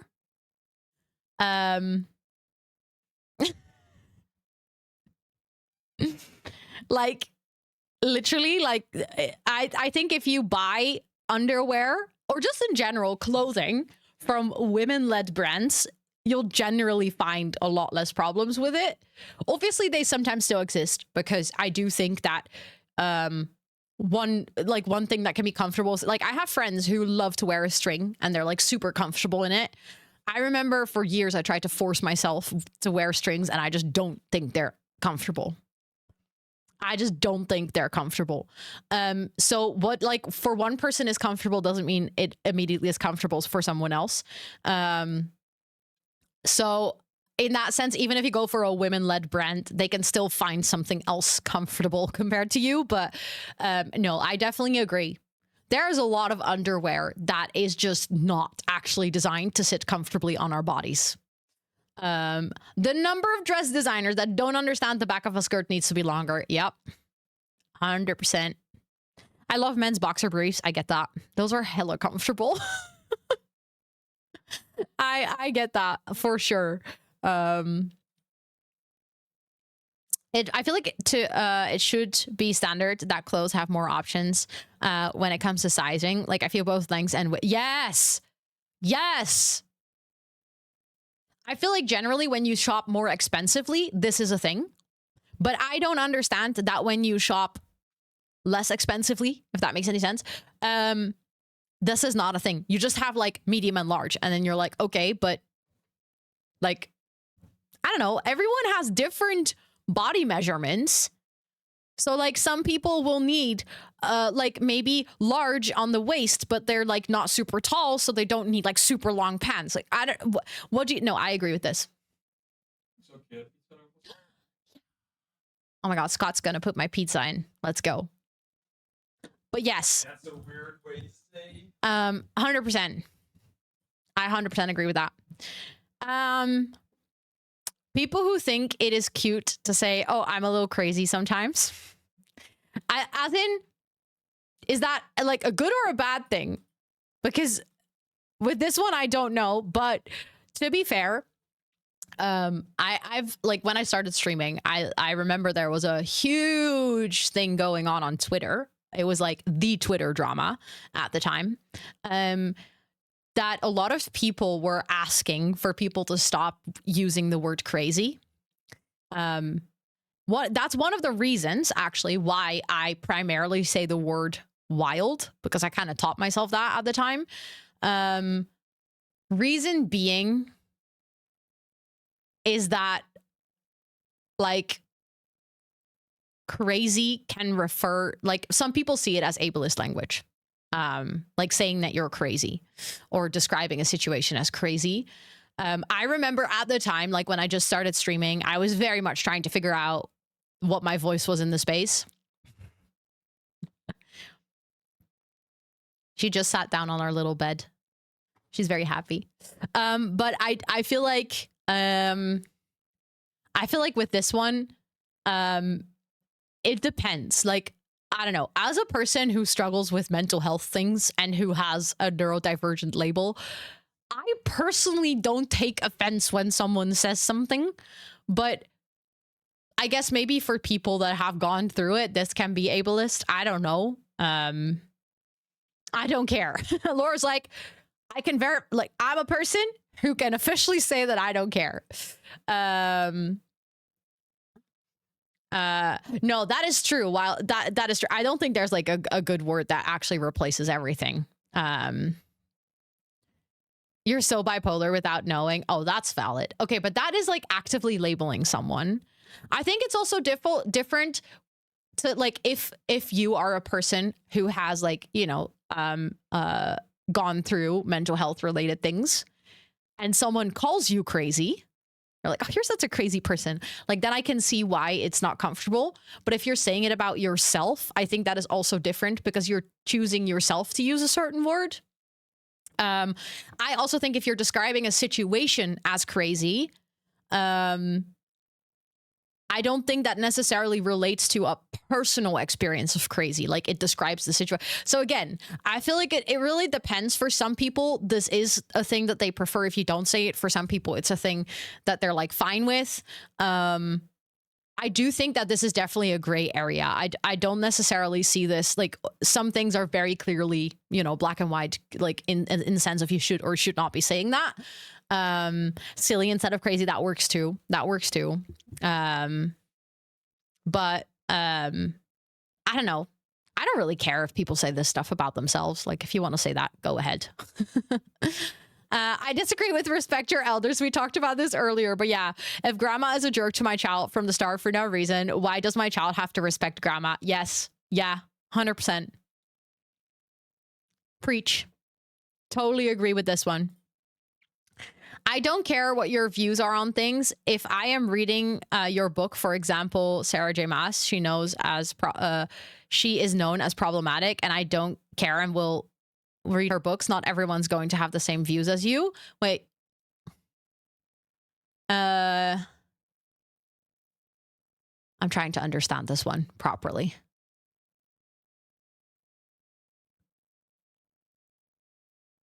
As in, like,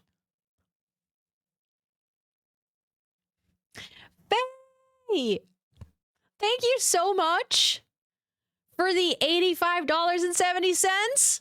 Let's freaking go. Thank you. Yeah, okay, so that's what I was trying to figure out. Yeah, it's like, can you separate the art from the artist? I think with this, I've also said this, like, ooh, that's a thick mustache again. But I feel like we've talked about this a little bit also in regards to the J.K. Rowling situation, but I feel like if someone is actively flaunting with the fact that they are using the money they are making from you consuming their art and they're putting it towards something that is actually like bad for literal human rights, which I think is a very explicit case for J.K. Rowling, then I personally judge you if you still consume it. Like, I'm just going to go out and say it. I genuinely feel like if at that point, if it's so crystal clear, you still consume it, then to a degree, you are actively making that choice yourself. And I don't agree with that. However, I do also agree with the fact that, like, even art, like, I think it is also a trend to try and be like, oh, but this author has said this really bad thing this one time. In the sense of Michael Jackson, I'm like, he's dead. What is he going to do with you listening to his music? It's not like he can do anything with that anymore. So I think that's also a really big important difference, is like, is the fact that you consume this art going to contribute to a bad situation or not? If you don't agree with the take from a certain author, or the author has said something problematic, but they're not actively using your money to put that to action, like, yeah, I mean, I think in this world, we should also learn to sometimes just to disagree with each other, and doesn't, like, I think cancel culture thrives on us always having to agree on everything. And like, if you don't agree with someone on something, you cannot be friends with them forever. Like, no, I think it's more nuanced than that. But again, it's important to like be aware of what you're consuming and what that contributes to. What if you have but like, if you already have the books, if you still, like, I still have Harry Potter books. I bought them years ago, years and years and years ago. I can still read them if I want to. For me personally, it kind of like ruined the whole story. I don't enjoy it anymore because of all of that, but that's a personal experience. I don't say that everyone has to feel that way. But for instance, I will not buy a new book. And I will not go out and see the show, and I won't buy Hogwarts Legacy and play it. Like, because all of those directly put money into her pocket that she can use right now to do bad things. Yeah, like being used doesn't contribute to them. Exactly. So like if you really want it, buy it secondhand. So I don't know. Exactly. Like it is fine to disagree on pineapple on pizza, but not human rights. But at the same time, if there's like an author that has said something controversial, immediately saying, I'm never going to consume anything they made anymore. I also think there's so much misinformation online that I also think that contributes to like negative cancel culture. In case of books, go to a library. That's also an option. But yeah, buying it used, I think, is a really good one. I think with this one, most important is be conscious about it. And if you decide to not care about it, then that's, I guess, a decision that you can make yourself. I personally find it hard to have conversations with people that don't care about these things. I won't cancel you out of my life, but I don't know. I think to me, it sounds like you don't care about other humans, which is not what you're saying here, by the way. But like, you know, if we were to actually delve into the conversation one-on-one, yeah, there's definitely like a lot of purity culture where it's more important to be morally right than making the world better. So I think in that sense, specifically with this take, I'm kind of like, yeah, you know, humans are also flawed. So even big authors can also sometimes say just really dumb things publicly. And as long as those really dumb things, you know, are just kind of like you cringe and you kind of like, oh, you should have said it. You shouldn't have said it that way, or you shouldn't have worded it that way. But that person isn't like actively funding anti-trans campaigns, but they just said something.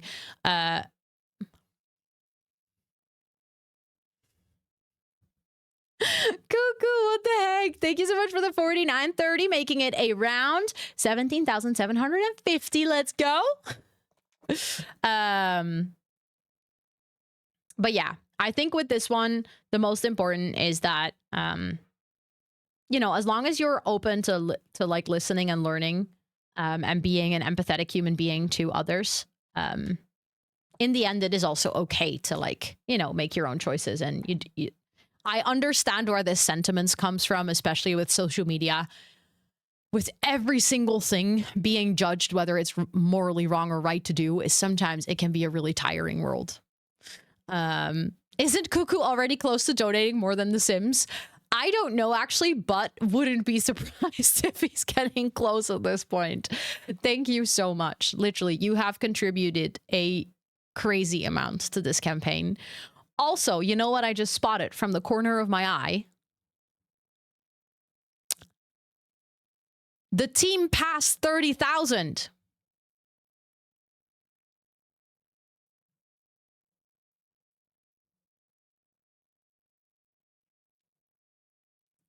I don't know who else is live, but I think there's a couple of other people also live right now. The team passed 30,000. Spoof? Okay, I was already wondering if it was spoof. I didn't want to assume it was spoof, but I knew that she was going to do a last stream today. That is amazing. Holy shit. Holy shit. That is actually wild. Still so far away from The Sims. Well, you have done so much. Literally. Thank you for your absolutely incredible support this month. It really means a lot. Thank you so much. I know that like at this point, I feel like thank you isn't even enough, but I just, it's all I have. But I genuinely mean it. Also, Marion, welcome in. I hope you're doing so well. Fantasy smut is better than romance smut. I think I have to agree with this. As a fantasy lover, I do have to agree. You know what I also, that's also because I think fantasy characters in my brain are like hotter and more perfect. They're less flawed. Pizza! Thank you. Oh my god, you made mini pieces. Thank you. Food. Let's go. I hate the term I'm just a girl. It's stupid. It's a stupid thing to say, and it makes it seem like being a girl is the only thing about you. I can sort of get behind this. At the same time, I also get it. I think I can see why it sort of suggests that that's the only thing about you. But I can also see like liking things because you're just a girl. Like, I don't know. I think it really depends on how it's said, whether it's something said to like celebrate womanhood or something to kind of like talk yourself down and minimize yourself and be like, no, but I'm just a girl, like hee hee, almost like leaning into patriarchy rather than uplifting it, being like, no, but you know, I'm just a girl, I love this, you know, like does that make sense if I say that?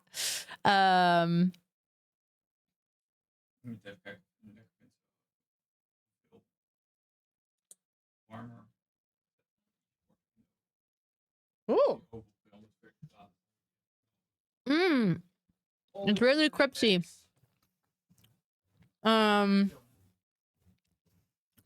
Exactly, Esther, exactly. When it's like, you know, like let's say your example, like you literally like you work in the painting aisle of a hardware store. Someone comes in, they're like, I don't know anything, I'm just a girl. I'm like, no, you're a bad bitch and you got this. You know, like you don't have to talk yourself down. But if it's more like in uplifting someone or like saying it as in like, oh, this is a thing of girlhood. How many are left? 19. 18, actually. So, no fork? No.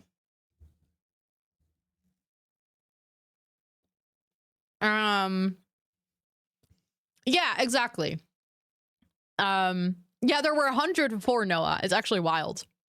But I feel like with this one, it really depends on how it's said. And I think too often it is said to put oneself down.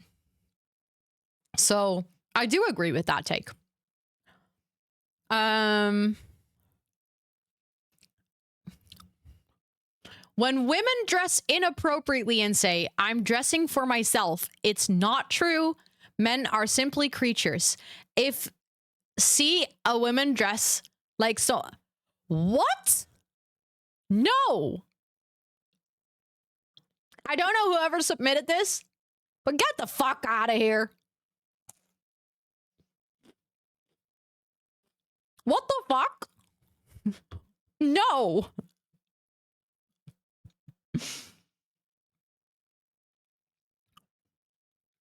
Just no. Jail.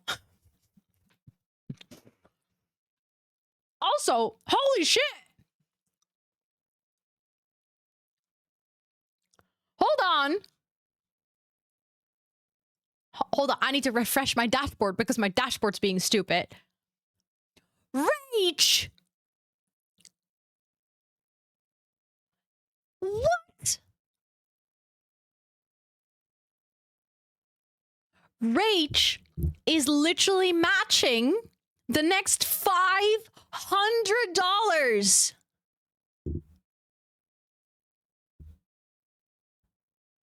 That is wild. That is absolutely wild. Thank you so much for wanting to do that. That means that every single dollar that you guys donate will get doubled by Rage. So if you've been thinking about donating, if you've been meaning to donate, if you've been wanting to donate, even if you can donate just $1, now it gets doubled. Literally, your $1 becomes $2.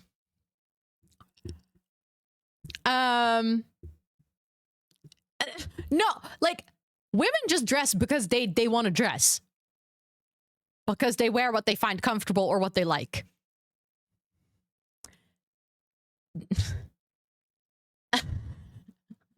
And if you think that men are just animals that can't behave themselves, you got a problem and you got to go fix it. Yes, it's up to 5 days as well. So like there's no like super intense time pressure to reach this immediately in an hour. Exactly, social censored. Exactly. I'll define inappropriate. Like literally, I don't think there's anything inappropriate. You have things like I do have to say there are situations where I do think it is good to have an open conversation about clothes, like for safety and stuff, you know, like probably working on a construction site in your lingerie in that sense is not appropriate, not because lingerie is not appropriate, but because it's probably not safe. So like there are situations, you know, but also let's be real. Generally speaking, the only person that gets to deem what is appropriate is the person wearing it. Sweetie, thank you so much for the donation. For the $50.69 is trying to start a dollar train. Listen. If there's ever a time for a dollar train, now is the time for a dollar train. Cents? Really? Thank you so much, sweetie. I appreciate that. What the heck? And also, Noah, the alert isn't here, but I see it already. Hold on. Thank you so much for the $20. What the heck?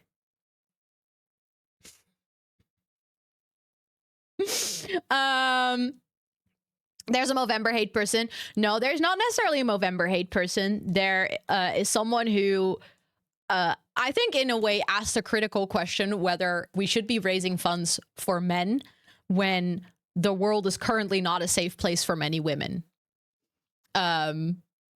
Which we had a good conversation about. I don't think it was someone who like necessarily hates Movermber. I think it was we had a good chat about it. Oh yes. Oh, inappropriate is inappropriate for weather. But then again, if that person feels comfortable wearing it, that's up to them. But I can imagine, like, generally speaking, there are things that can help you feel more comfortable in specific weather conditions. Nuts!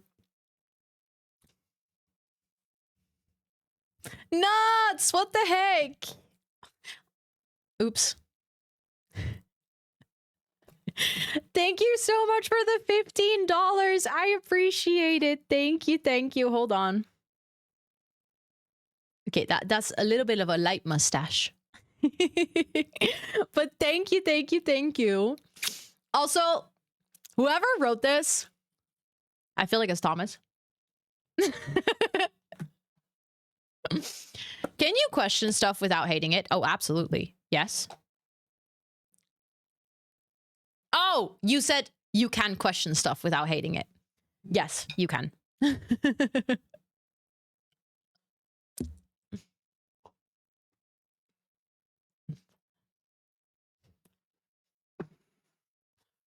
You know what the best thing is? There's a multiplier. So if you donate cents now, the cents get doubled. You agree? But you'll thank you so much for the $1.62. Thank you. I think soon I'm gonna have to put new ink in the pad again. Yeah, we're slowly running out of ink.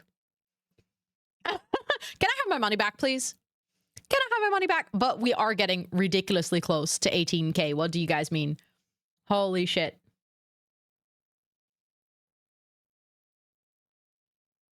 Actually wild. Actually wild. Thank you so much again, Rach, for wanting to do a donation match. That really means a lot. And thank you to everyone who's donating just now. I appreciate it a ton. I can't believe that we're actually getting close to 18,000. That is a crazy amount of money. What the heck? But okay. Now, to be honest, I obviously with our current girly pop season, we're playing with vanilla. It's slowly growing on me. It's slowly growing on me.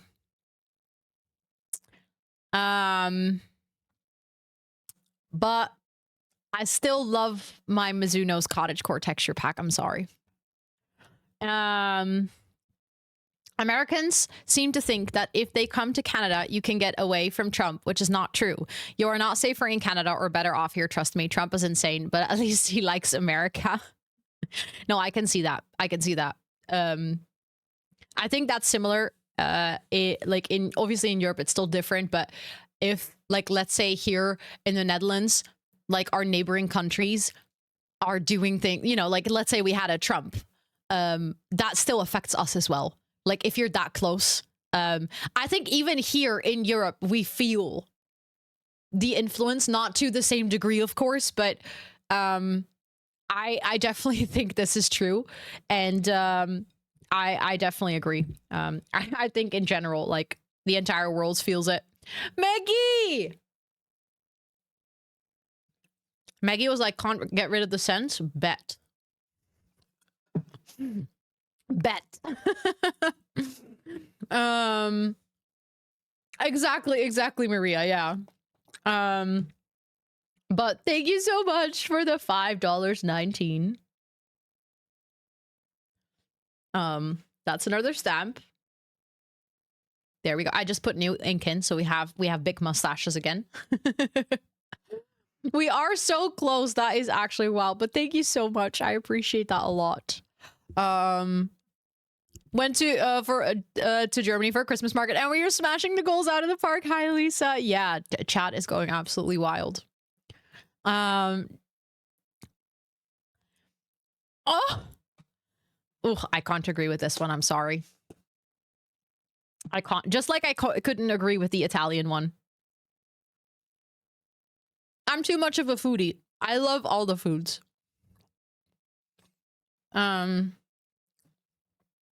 Thanks, Esther. Thank you.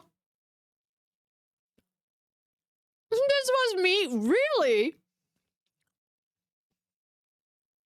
Really? No, I don't agree. Sorry.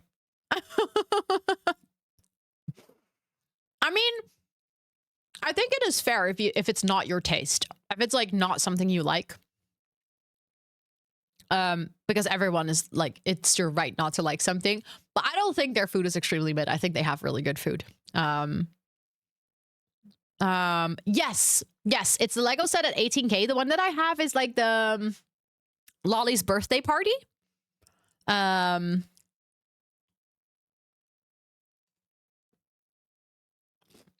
Japanese breakfast is so bland. Okay, but I love that kind of. I'm kind of here for that.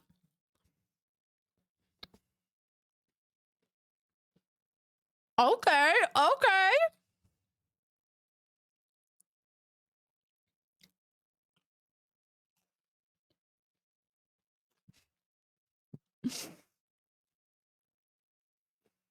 I kind of have to agree with this. I'm not gonna lie.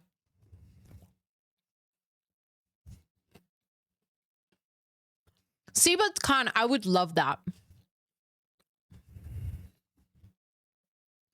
Joa, thank you so much for the $5 donation. Thank you.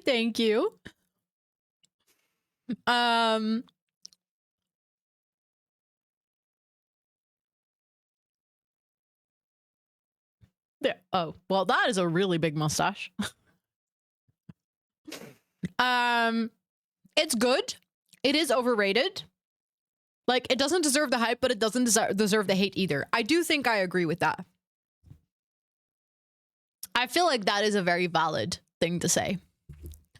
Oh, I do agree. I prefer mint, not necessarily mint hot chocolate, I think, but I do think mint and chocolate are better than pumpkin spice. I love the combo. Ooh, I like apple cider as well. Yeah. I think this to a degree is true. However, I think it's not just being nice to me. I think it's generally being a good human in the world, because you can be super nice to me, but if behind my back you are actually voting against human rights and stuff like that, then no, I can't be nice to you anymore.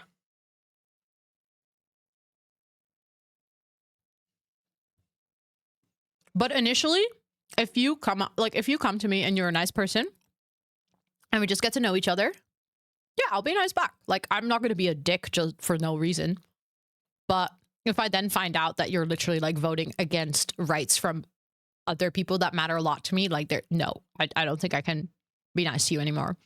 At the same time, I will also not be a toxic person, or I try to not be. I hope I'm not. Like, if I realize that I'll tell you why I don't think I want to hang out with you anymore or talk to you anymore. And I will tell you my views, but I'm also not going to go like behind your back and then be a nasty person about you. Like, I'll try to keep things professional and like, just, you know, I don't know how to say that, but like, professional is not the right word, but like, oh yeah. So I think the original plan was to do community games during dinner, but it looks like I'm now having dinner during the hot takes. So we're just going to finish the hot takes, and then I think I'm going to take a little break. Speaking of, we should actually do a giveaway. How do you guys feel for a little giveaway? Also, thank you for the follow. I appreciate it. But yeah, let's finish the hot takes. I finish my pizza, then I take a little break. I actually like go to the bathroom and stuff. Anonymous, thank you so much for the $10 donation. What the heck? What the heck? But I still have 3 giveaways. I just realized. So we're gonna do a lot of giveaways in the last bit of stream today. Stream is literally flying by. What do you mean? Anonymous, thank you so much for that $10 donation. Let's freaking go. Oh, this is Charlotte Tilbury. It is the Pillow Talk, but the medium shade. Instead of the regular Pillow Talk, it's the slightly darker one, and I love it. Love, love, love, love it.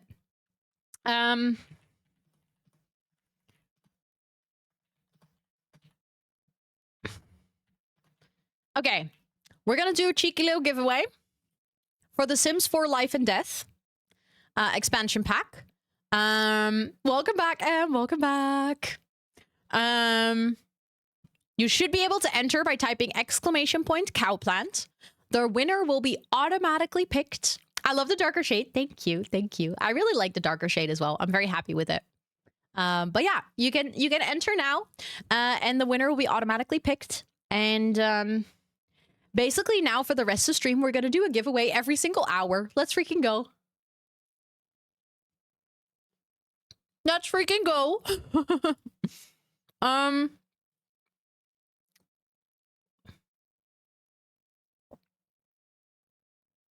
Who wrote this?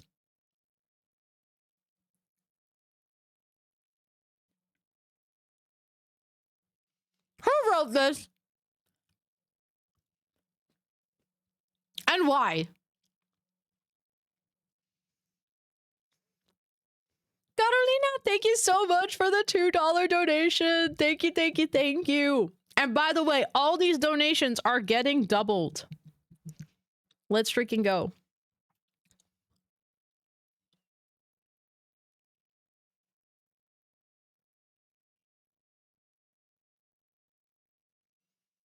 Snack, what the heck? What the heck? What is happening? Snack, thank you so much for the freaking $222 donation.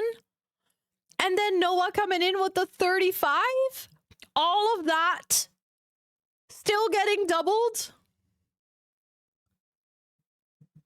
And that's 18K? Holy shit. Yes, the donation matches are reflected in the total count. That's why it goes up so fast.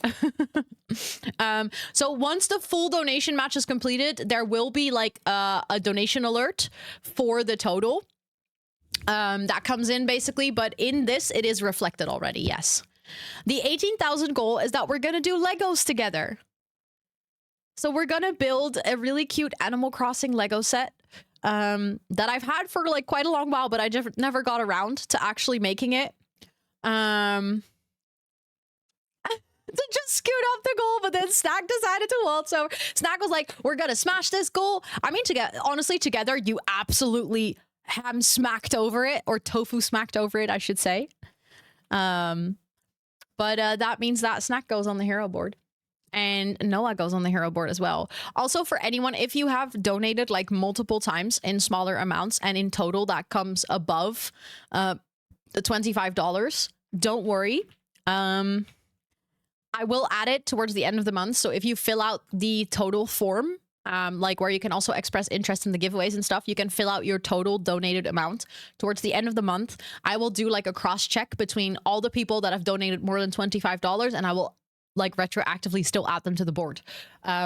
It's just, for me, it's really hard to keep track of like if you've donated before, etc. So only people that do the 25 or more in one go I add during the stream, but I promise your name is going to go on here. I'm not forgetting you guys. What the hell did I do there? P3. There we go. But we did just pass 18,000, which is absolutely wild.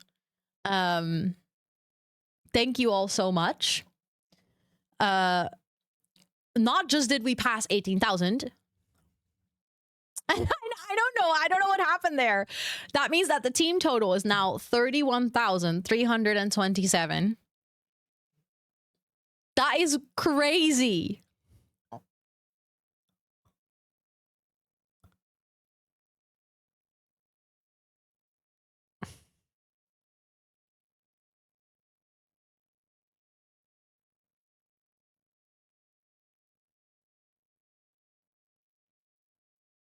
Having all of this happen while this statement is on screen is crazy.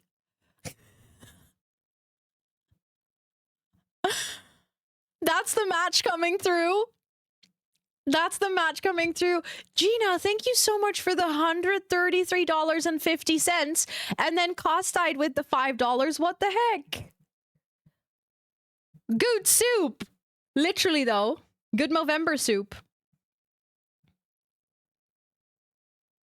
Oh, that was a fat muss. I want you guys to know this is all from today, by the way. I cleaned my arm. I know, we're almost at 19,000 and I haven't even changed the goal. Like, you guys are zooming past that goal so fast that I haven't even had time to update the goal. That is absolutely wild. Also, little reminder, you guys can still enter for the giveaway.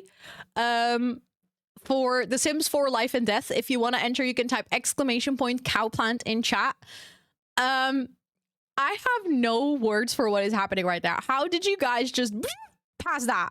Literally. So the next milestone is 19,000.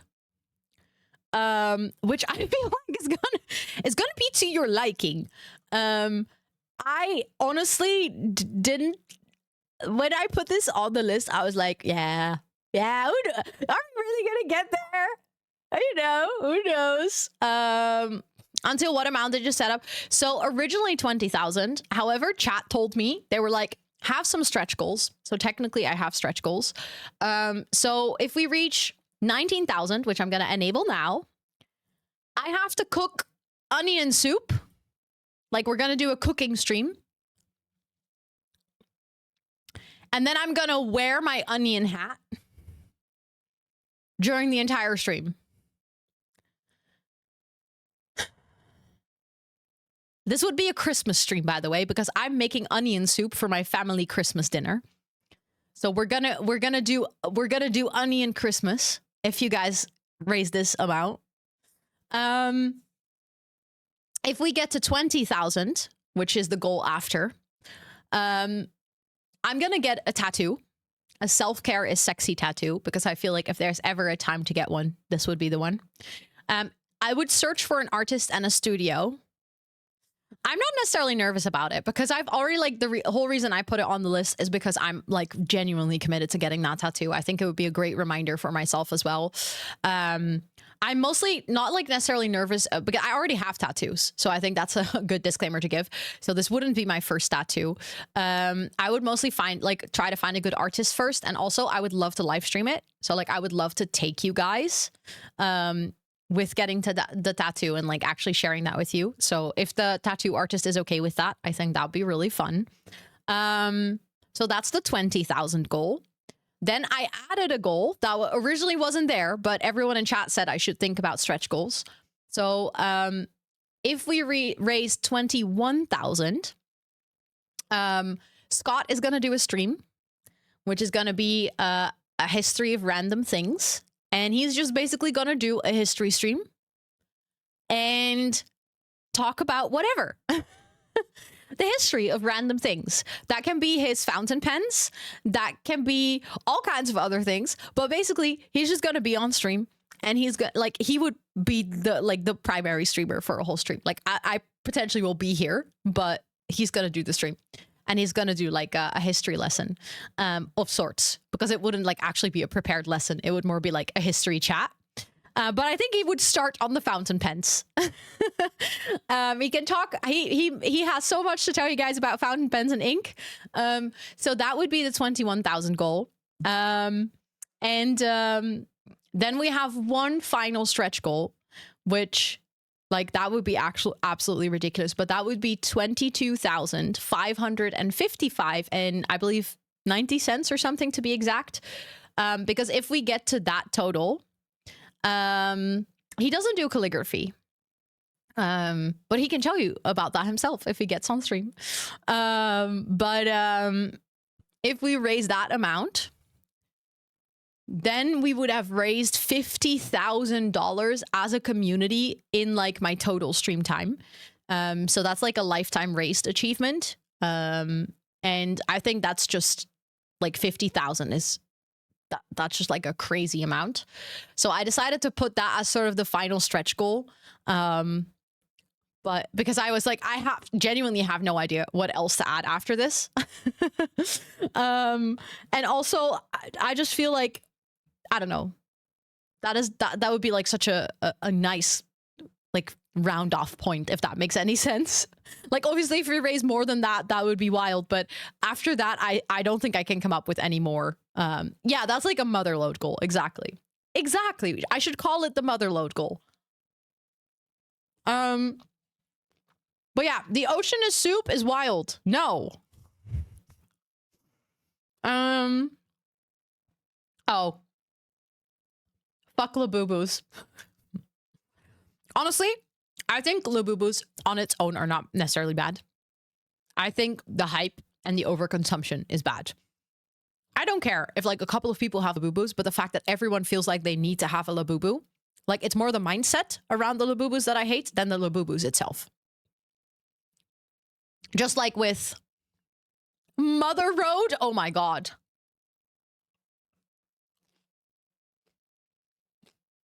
You're the one who wrote Ocean is Soup? Why?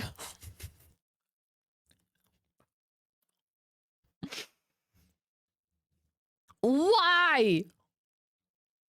Oh, Stanley Cups. I'm very guilty of that. I fell for the Stanley Cup hype. To be fair, I use it every single day. So it did become an item that I actually use rather than something that I bought. But I have one. I'm like, sometimes my brain goes like, I should have another Stanley Cup. I should have like another color. I should actually have like more. And then I'm like, no, that's the overconsumption talking. That's my brain trying to push something on me that I actually do not need. I have one and it's good and it functions and I love it and I'm very happy that I have it, but I don't need another one. Oh my God. Yes, these are actually all real tattoos. Imagine. That would be wild. No, but you can actually see one of my real tattoos because I'm not wearing a watch. Yeah, so I feel like, again, the product on its own is not necessarily bad, but it's the mindset around it that you have to have all of them, all the collectibles, all the colors. Oh yeah, I feel like reusable water bottles became the to-go-to thing for giveaways and company gifts and stuff. To be fair, the ocean is salt water, some very hot, with protein and vegetables in it. It's soup. My brain can't wrap around that because you're right, but why are you right?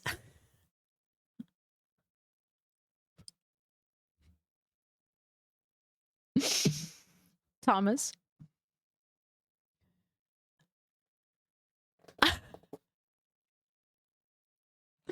Thank you so much for the $1.11. Oh, 100% Labubu is definitely the new Furby. or at least has enough like sort of like overlap. Okay, that's an interesting mustache, but also Anarush, welcome in. I hope you're doing so well. Welcome, welcome. I don't think people should be jailed for buying Labubus. that goes a bit far, but oh, Beanie Babies. Oh my god, yes. Oh my god.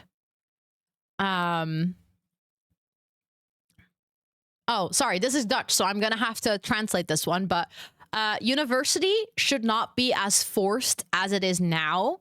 Too many people go to university and then stop studying or study for 4 years and then learn a job they actually hate. Then you have a ginormous debt and no career. I actually agree with this. In the Netherlands, you have like different levels of education. So you have like practical education called MBO. You have, I would say like applied sciences university. So like economic studies, management studies, etc., which is called HBO. I know. And then we have university studies that are like focused towards research, PhD, blah, blah, blah. And for a really long time, there's been a ginormous push in our entire society that you have to go to the highest level of education possible, which indeed creates a big mismatch. There's a lot of people at university that actually do not want to be a researcher, and also don't necessarily enjoy being part of the university world. That actually those people would absolutely thrive at the other studies. Oh, yes. Oh my God, giveaway. Let's double check. 50 seconds. So if you still want to enter, you can. You have to be quick though. You can type !Countplan for a chance to win The Sims 4 Life and Death. No, you're all good. You're all good. I could translate for you, so you're all good, but I totally agree with your take. I totally agree with your take. I think people are pushed to university way too much. I think that's because there's a lot of stigma on doing lower education, which I don't agree with. I don't think that should be there. I think any study, anything you do, any even like profession you learn is good as long as it makes you happy. Okay, just 8 seconds left.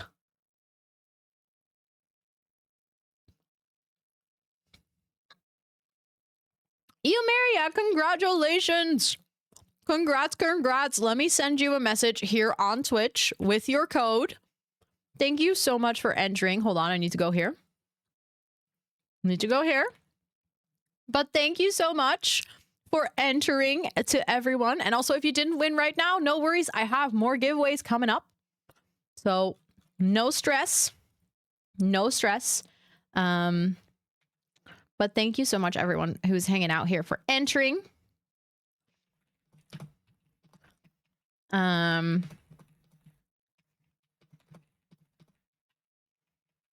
Hold on. Oh, I made a typo. Please ignore the typo. I think it might be the Wee Plaza music, yeah. But congratulations. Thank you so much for being here. And I hope you enjoy your Sims 4 Life and Death copy. I posted the code. Let me know if you know how to redeem it. Otherwise, I can send you a little tutorial with like pictures and stuff.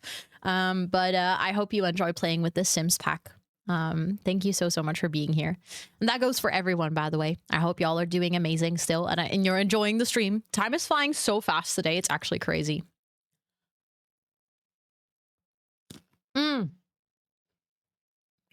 I was actually hanging out with Boa on her stream the other day, and she talked about this. And she had an interesting take, because in Australia, they're actually banning social media for people, I believe, under 15 or 16, maybe. Or not banning, but like putting a law in place that makes it a whole lot more difficult to actually use it when you're underage. And she was like, the biggest risk in that is that children will never learn how to properly use it. So instead of having a 13-year-old with no media literacy or any social media experience, now you will have an 18-year-old going on social media with like no literacy or anything. I think it should be restricted. I think there's a lot of things on social media that are not good for kids. But I think completely removing it from someone's life, and like basically pretending it doesn't exist. I think like it should, if you ban it, it should also be adjacent to proper education on how to use it. And I think a part of it can be controlled use. Yeah, I think if you make it forbidden, you're just gonna make it all the more interesting. And I don't know if not having access to it at all is gonna solve the problem that we have. But I do agree that something needs to change.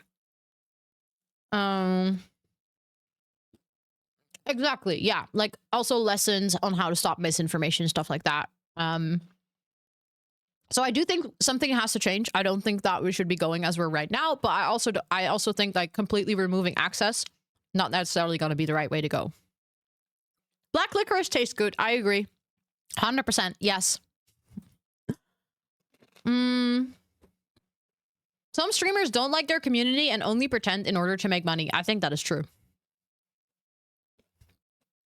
I think that is true. Shitty as it is, I genuinely do think that is true.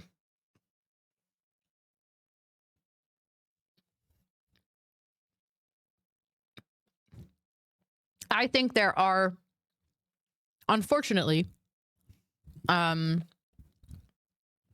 disingenuous people on Twitch.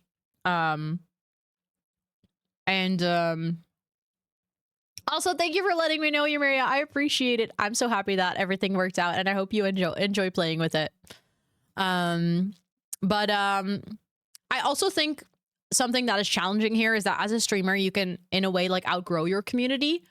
I think when people start streaming, they often, they have people in their community, and when you're starting out as a streamer, it's really scary to like potentially ban a person or something, because you're like, yeah, but what if like I never find anyone else?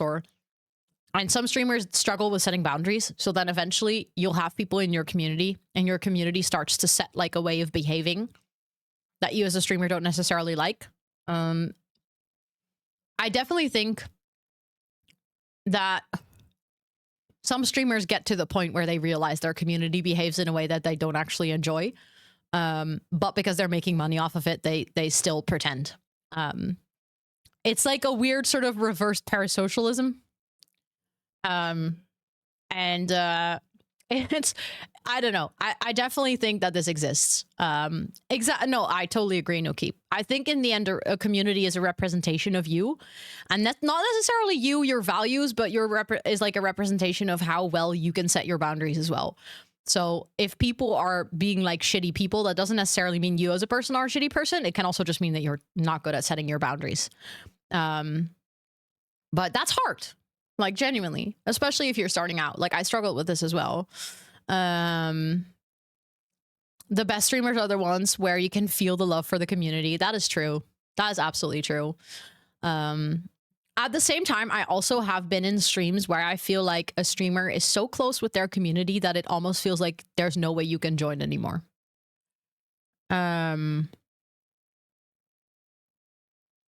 Oh, yeah, exactly. Yeah, no, 100% Izzy. It's like the other way around as well. If there's like a streamer who takes it super personal when people in their community don't show up as frequently, I think like in the end, it's all very much about balance. Like you should feel like a streamer enjoys hanging out with their community. Like it shouldn't feel like a streamer is there like basically sitting through the stream because they are not enjoying the people in their chat. But I do think that like from both ways, you should also not be parasocial towards each other. We've had raids where streamer has excused themselves for their community's behavior, and then I always hope that a streamer in like the next stream goes, guys, we did that on a raid, that was like unacceptable, that was like really not cool. And if then people continue to show that behavior, ban them. But that's really up to that streamer. It takes so much energy. It doesn't always feel like it's really open to join. Yeah, exactly.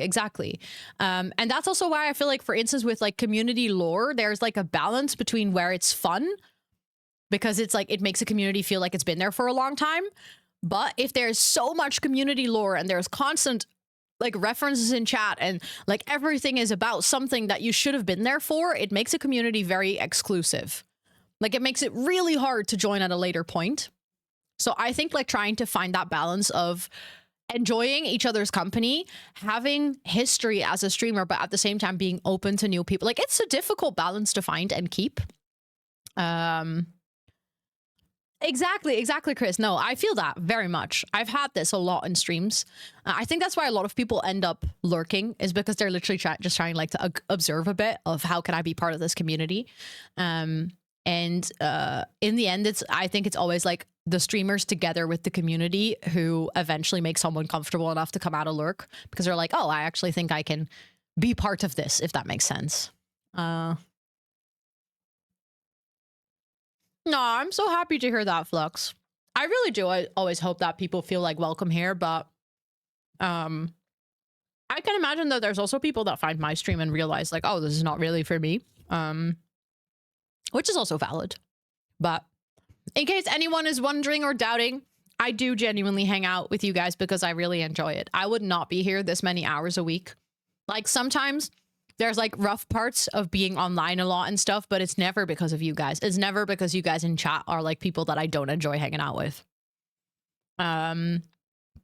Like, yeah, very true, Chris. When chat's like super active, it can be difficult to step out of your comfort zone and like be like, hi, I don't know how to participate, but I want to be participating. I initially thought this stream wouldn't be for me. Look what I've become now. If only you knew, Noah. But we try to make your life so much harder. Yes, Rage. Yes. It was met very fast. Thank you so much again for wanting to match freaking $500. That is above and beyond. Thank you. I really appreciate that so much. It's actually wild, but yeah, it was matched. Like, your donation match started 36 minutes ago and it was matched 20 minutes ago.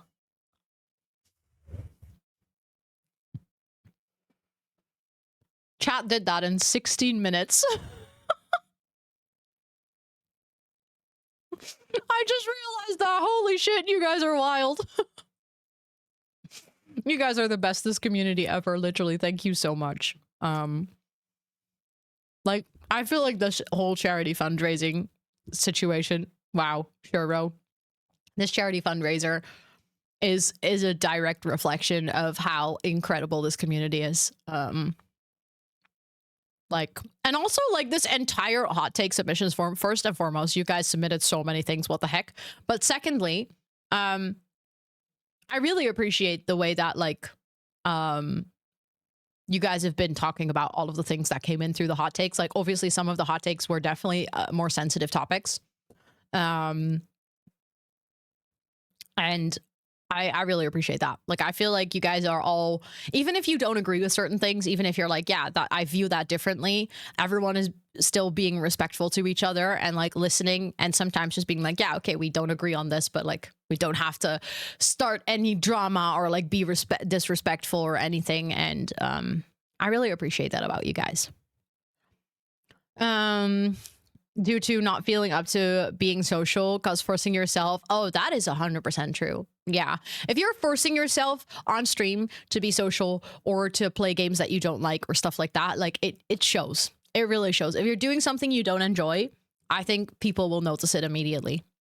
Also, yes. Oh my God. Let's do all the group hugs, all the planty hugs. I love that. Okay.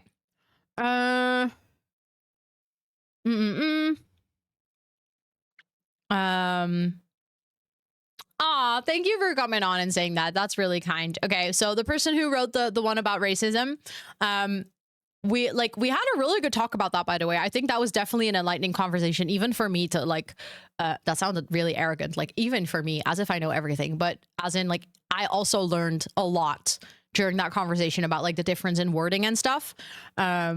So please know that you're all good, and thank you so much for clarifying that, and thank you so much for saying that's like you didn't mean it that way, and you know, it's definitely language barrier can be difficult. I 100% agree with this. And again, I think your hot take in a way did spark a really good conversation. But thank you for letting me know. That's really, or letting all of us know. That's really kind. And I'm happy that you meant it in like not the bad way, but like the good way, if that makes any sense. There's a difference between debate and discussion. You can have a discussion about a topic where you share views and opinions and listen with an open mind and learn more. A debate is just going back and forth with arguments, getting nowhere. Yes. Yeah, I agree. That's why I always think that in politics, people call it a debate. Because you already know that the person you're talking to is not going to be convinced that you're right.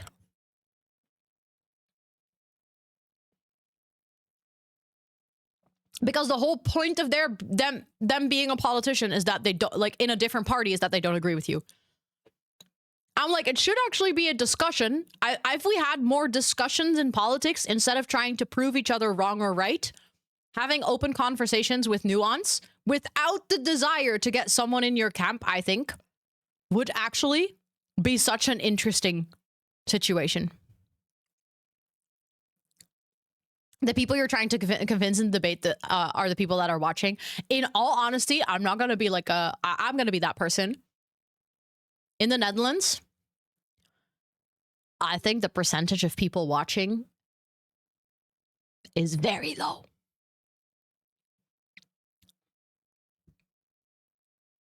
I have, in all honesty, never watched a debate. And I am pretty involved in politics. But these debates take hours and they're on a day-to-day basis and I can't follow them. 9 out of 10 times, it's people being completely disrespectful to each other and not actually talking about topics that are important to me because they're literally debating something where I'm like, neither of you talking I can agree with. Like, they're talking about whether we should kick people out of the country, and then the people that get the most mic time are the people that all agree that they should go. And I'm like, no. Why am I listening? I already don't agree with you. So I don't know. I think originally probably yes, debates were for that, but I don't think they serve that purpose anymore. Of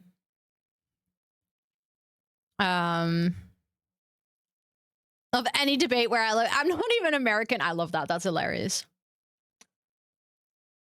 I agree. Obviously, there will be some good debates, but I think it's really hard to keep up with.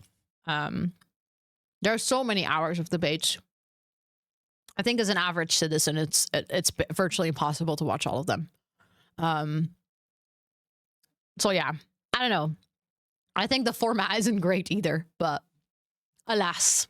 That is true. You are right, Influar. Technically, they're not supposed to convince each other. They're supposed to convince the public that is watching.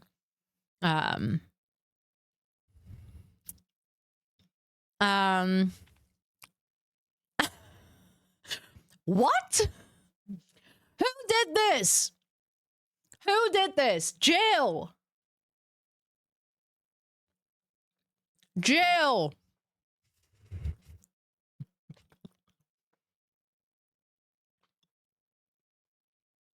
I can't agree with this hot take, but I will agree that plant-based milk is better than regular milk.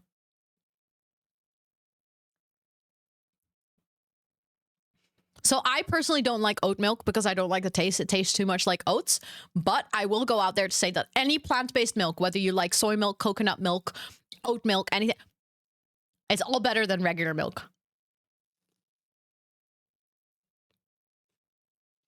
Better in what way? It doesn't make my stomach hurt. And I like the flavor better. I think that also helps. I'm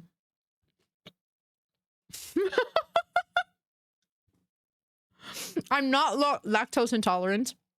I mean, I'm eating a pizza with cheese, but I feel like if I have like lactose in small amounts, I'm usually generally pretty okay.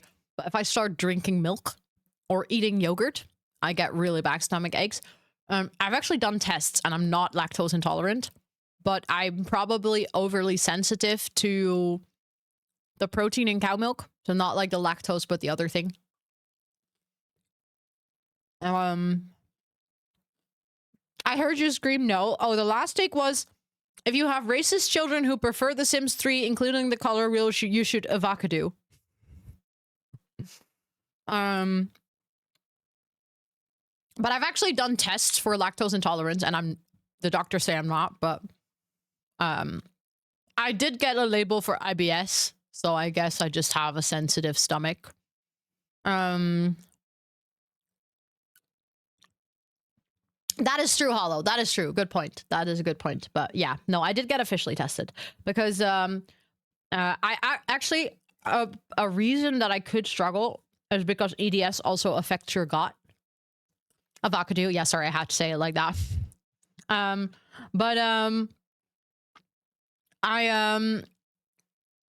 EDS unfortunately also affects your stomach, or can affect your stomach. It's one of the reasons that like that started part of my EDS journey, is because I had constant really bad stomach aches, which at this point I'm pretty sure is related to my period, but because when I'm on the pill they are virtually gone. But alas, gotta love being a woman trying to figure out what is wrong with you. Caused by stress. Like, they tested me only after 7 years. So sorry, that sucks. Exactly. I'm not professionally lactose intolerant. It's more like a passion project. I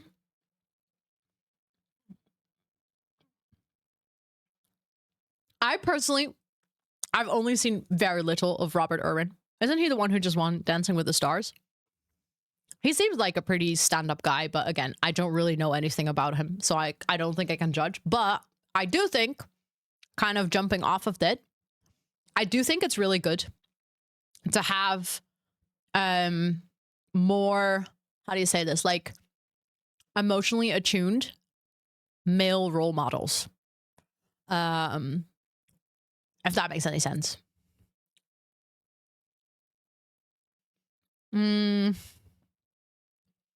Oh no. That really sucks, Maria. I'm so sorry. Like, as a kid, that's actually terrible. Project?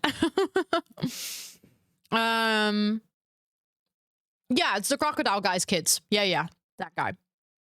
From what I've seen, I feel like he's a pretty stand-up guy. Again, I've only seen like very little of him, but I think in general it's good to have men like in public spaces that like treat women with respect, because I think that's one of the big things for him, is like he really treats his co-star that he's been dancing with on Dancing with the Stars like with a lot of respect. He has a sister that I think also won Dancing with the Stars like a couple of years ago. I don't know. I think it's good to just have positive role models. I think we have enough negative role models. I think we could do with some more positive role models. She won 10 years ago. Damn. Time flies so fast. Yes. Amen. Yes. I agree with this. It is bad. The medical field for women is bad. If you try to get any help, so much medical knowledge is based on men's bodies. 100% agree. 100% agree. Not a hot take, but like a very good take. Very good take. Yes. What's your hot take? Pokemon. What is hot take about this? Also, yes. Duh. Pokemon.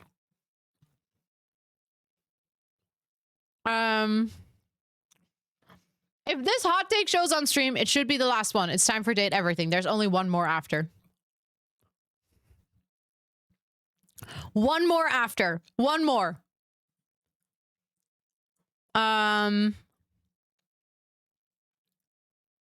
But I think drag queens, mostly RuPaul, are very exaggerated and overrated. I don't know. I think you can't say that you're all for self-expression and then proceed to say that's someone's personality. is exaggerated. I do think when it comes to RuPaul, obviously also a celebrity. We talked about this earlier. I think in general, celebrities are put on a pedestal. So if that's what you mean with being overrated, as in like someone gets a lot of credit, and like really gets put up on like some sort of divine, oh my God, you're the bestest. I don't think that's right.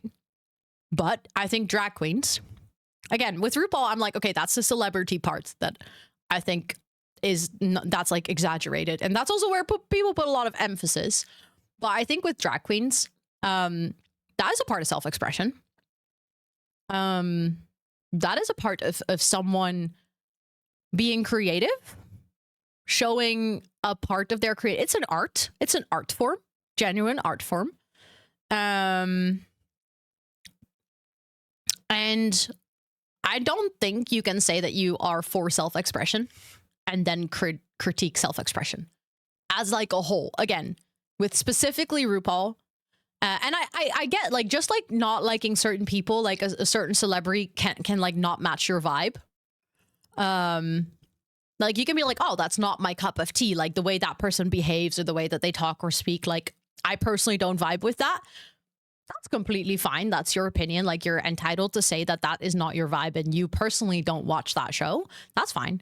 But I think saying as like drag queens as a whole, it is genuinely an art form of self-expression. So I think like putting those two things in a sentence, I do think that's a pretty hot take.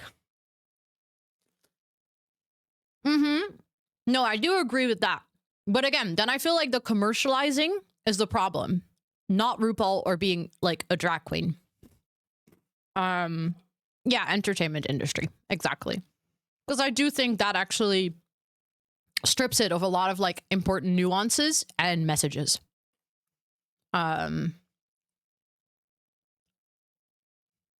So yeah, that was definitely a hot take to close it with, but those were all the hot takes we went through.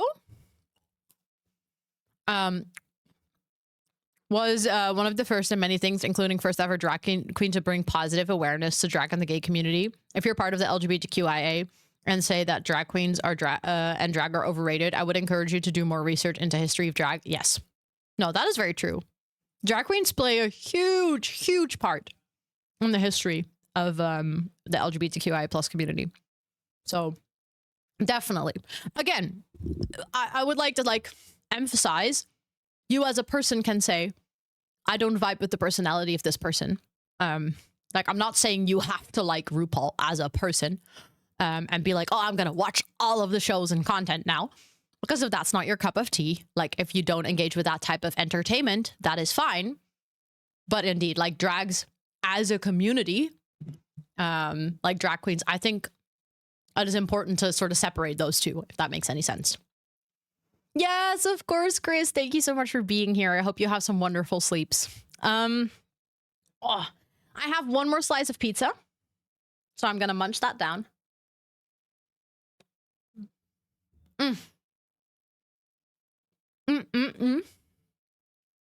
Oh, so good.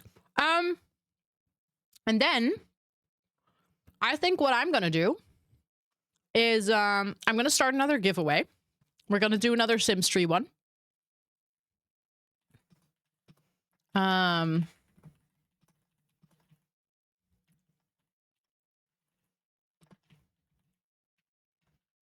Because then you guys can enter while I'm going to go take a quick break because I actually really have to pee.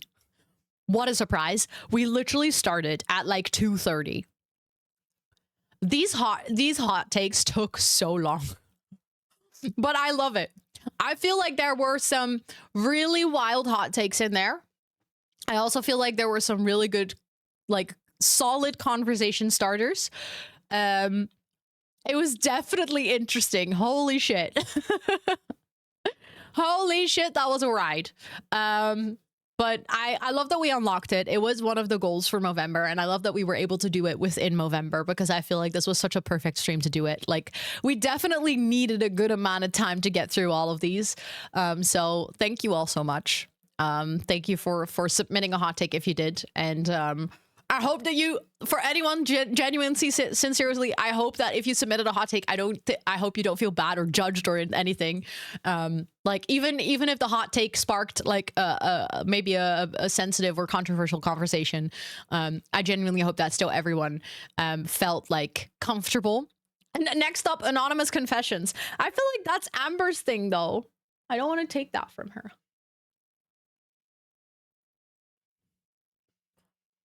Yeah, we've been at it for a while, Bumblebee. It's wild. But I'm gonna start that giveaway.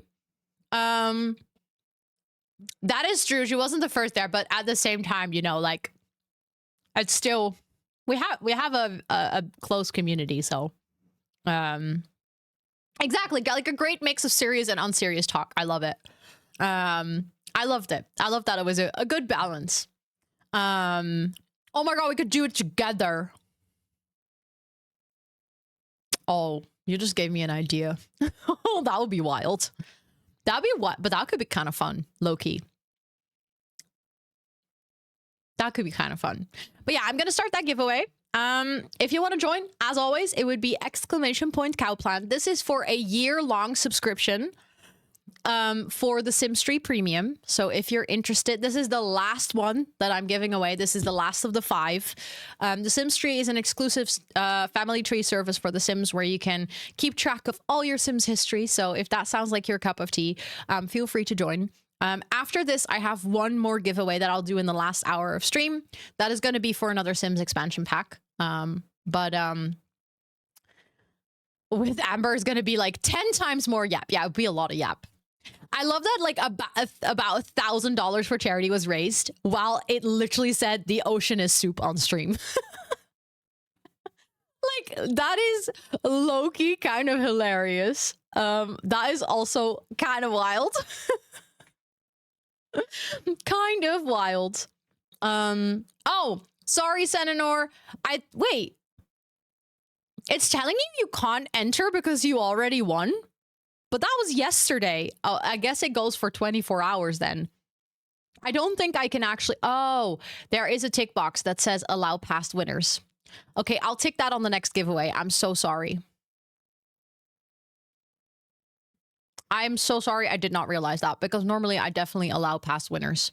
But I guess it like caps it at 24 hours. So I'm so sorry that you can't enter for this one. But yes, I am definitely... That is very much a summary of the community. We raise $1,000 for charity, and the stream says, "Ocean is soup." Aw, that's very kind of you, Tub Tub. Was it today? Oh, really? Oh, in my brain, that was yesterday. Oh yeah, that was this morning. Oh my god, not Abu and Tub Tub entering for you. That is really sweet. That is really sweet. But yeah, I'm gonna go quickly. I'm gonna take a little bathroom break and like stretch my legs and stuff. So if you guys want to also like stretch, hydrate, stuff like that, don't play The Sims. They can have mine. Okay, so what I'm hearing is if any one of you wins, I have to re-roll or. But yeah, I hope you also have a nice break. I hope you guys can also stretch and hydrate and maybe get yourself some foods and stuff. I'll be back in about 5 minutes or so. And then we're going to boot update everything, which is just going to be more chaos, honestly. The giveaway is for a year-long subscription to The Sims 3. So like a family tree service specifically for The Sims, you would get a year-long free subscription. I have a giveaway code for an expansion pack later as well. But yeah, I'll be right back, okay?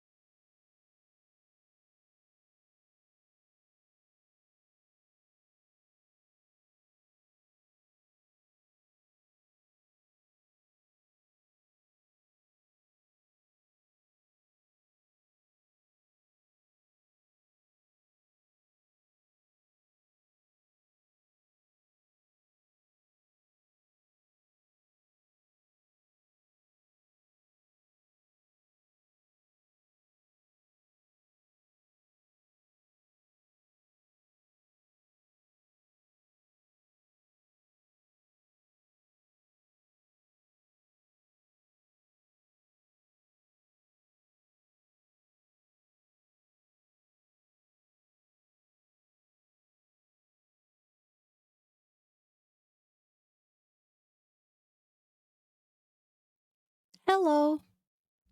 I'm back. I am back. Hold on. We're gonna switch out of just chatting into I'm back. You're Thomas. We're gonna go into date everything. I'm gonna start up Steam. I also reapplied my lipstick. It needed I desperately needed it. Also, I just really quickly checked. Because Spoofy is also live. And I was just curious how much she raised. That girly pop is at 7,100. Like, it gave me a content warning. Yeah, I switched categories probably. Yeah. Probably because of that. She is doing so amazing. I'm so proud of her. To be honest, I'm proud of every single person on the team. Like, everyone who's joined in has made such a big difference. Like, we have raised almost 19,000. The team in total has raised 31,000.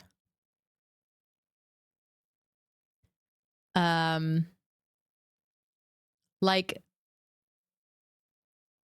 that, that's like such a huge amount. Yeah. The gold is like wildly past. Also, hold on, I just have to fix my thing.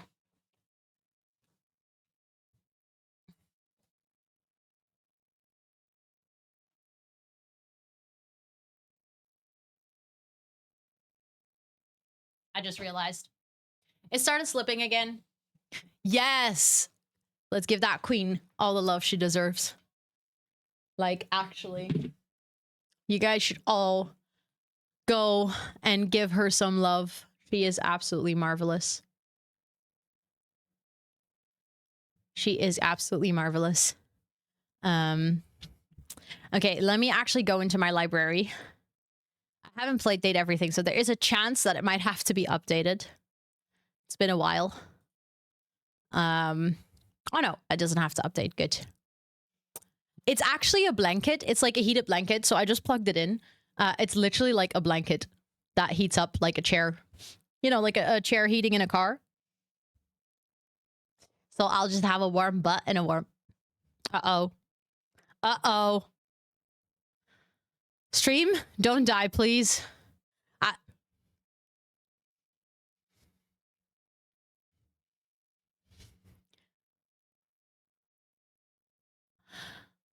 Thank you so much. Thank you for the $34.13. Let's freaking go. Can we get all those donation Daves in chat?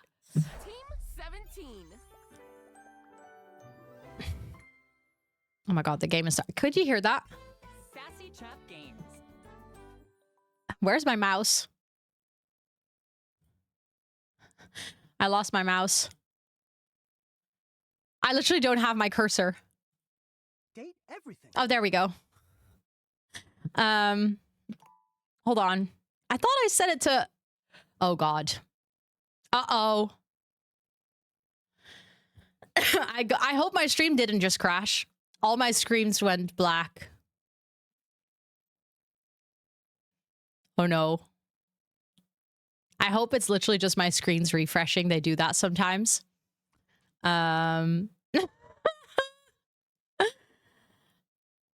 Oh my god, what is going on with this game and my graphics card?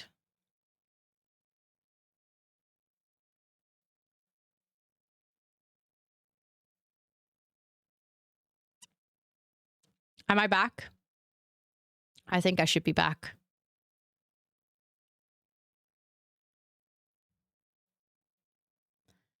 The game is literally like... Frozen but can hear you. Okay.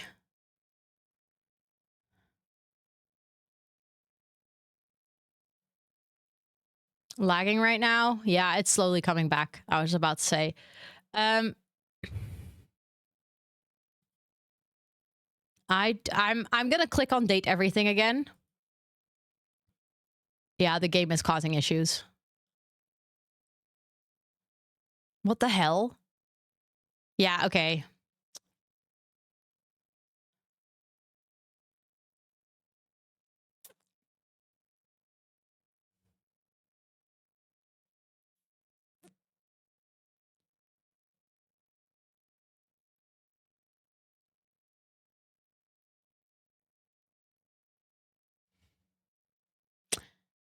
Uh,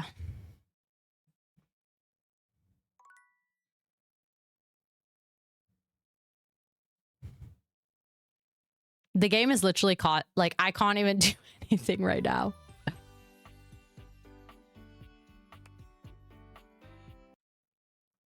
Oh my god, I can't even see my OBS. I can't click anything.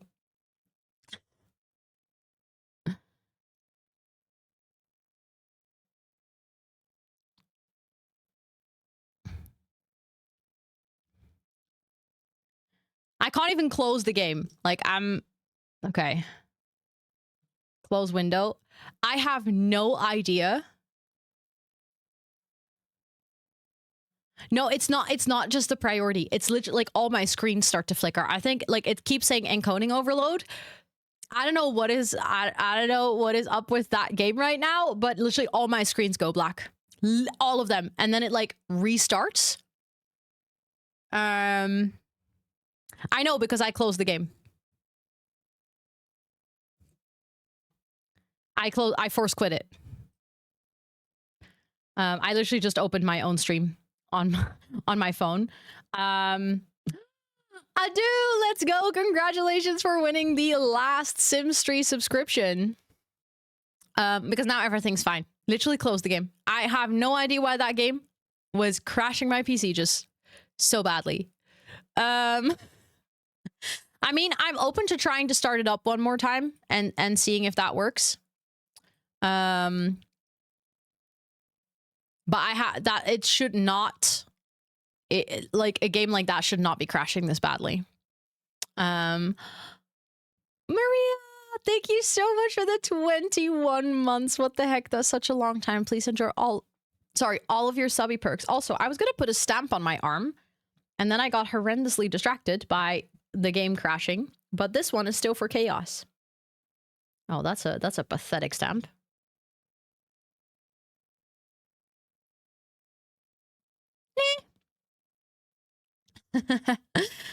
Thank you so much. Thank you. I appreciate that a lot. Thank you so much for all your donations and contributions and for being here. I appreciate that a ton. And I hope you have a great rest of your time zone.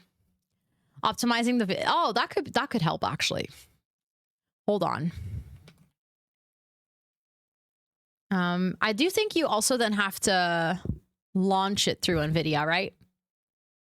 Oh, the app is going to install a new version. Okay.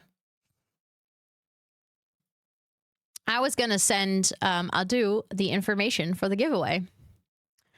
Okay, hold on. Mick!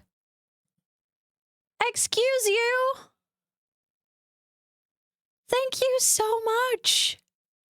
Thank you for wanting to donate $100. What the heck? Thank you. Just should it just be a setting? Okay. Hold on. I'm gonna send Adu a message. Let me know, Adu, if you've received the message. But thank you for that $100 donation. Hold on. I'm gonna put you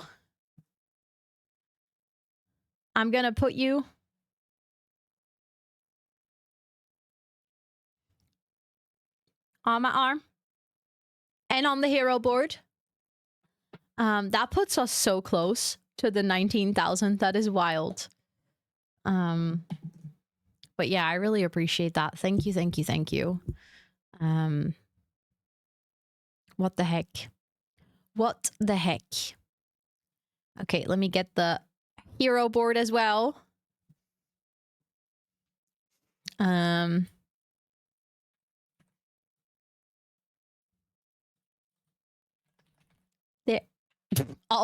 Sure, bro. No, make it worse. But there we go. And also, I love to see all those donation days in chat. Let's freaking go.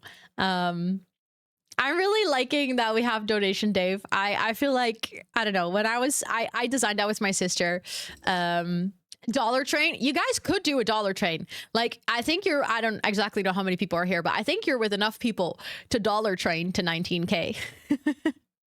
If every single person hanging out here donates $1, you could technically make it. But also, I just realized something. Hold on. Hold on.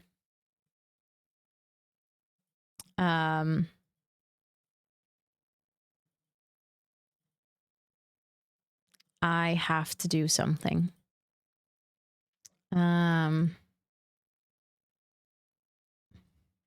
Because of the donation match today, Rach should have a 3 next to her name. Hold on. That's saving. Does that say 3? It doesn't, does it? It does. There we go.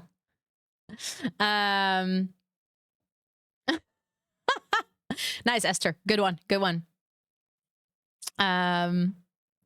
Just to be sure, that is true. That is true. Okay, let's see if it helps if we optimize the game in the NVIDIA app. Okay. Drivers, graphics, system. Where is it again? Is it NVIDIA app or is it the launcher?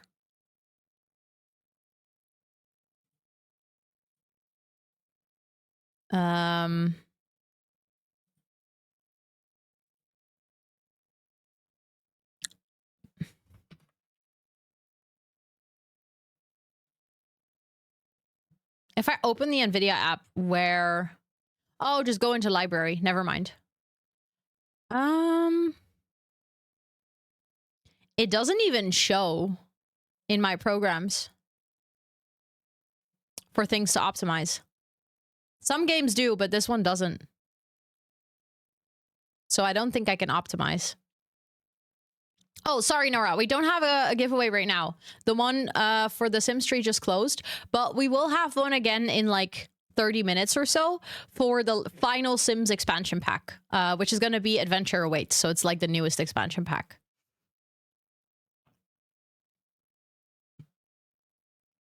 But then I think what I'm going to do, considering that I can't optimize it, I'm just going to try one more time. But heads up, you won. Let's go. Let's go. Let's go. Yes, I'm happy you saw it. I sent you a message here on Twitch. But yeah, ads. Wait, you had ads at that time?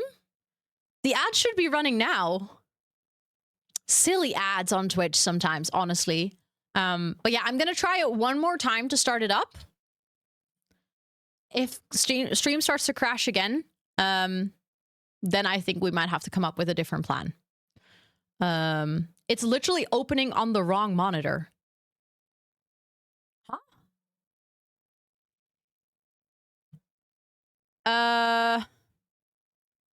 Okay.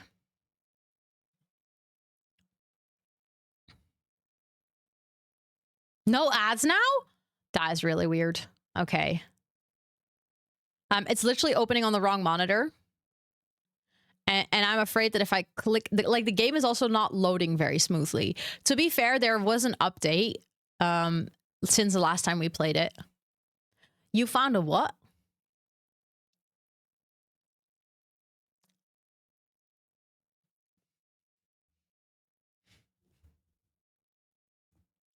Joanna! Thank you so much for the $25 donation. Thank you, thank you, thank you, thank you. I appreciate that so much. Hold on. It literally, the game screen is now stuck on this game uses an autosave. Please do not close the game when you see this image. Oh, I can click on it? 17. Okay.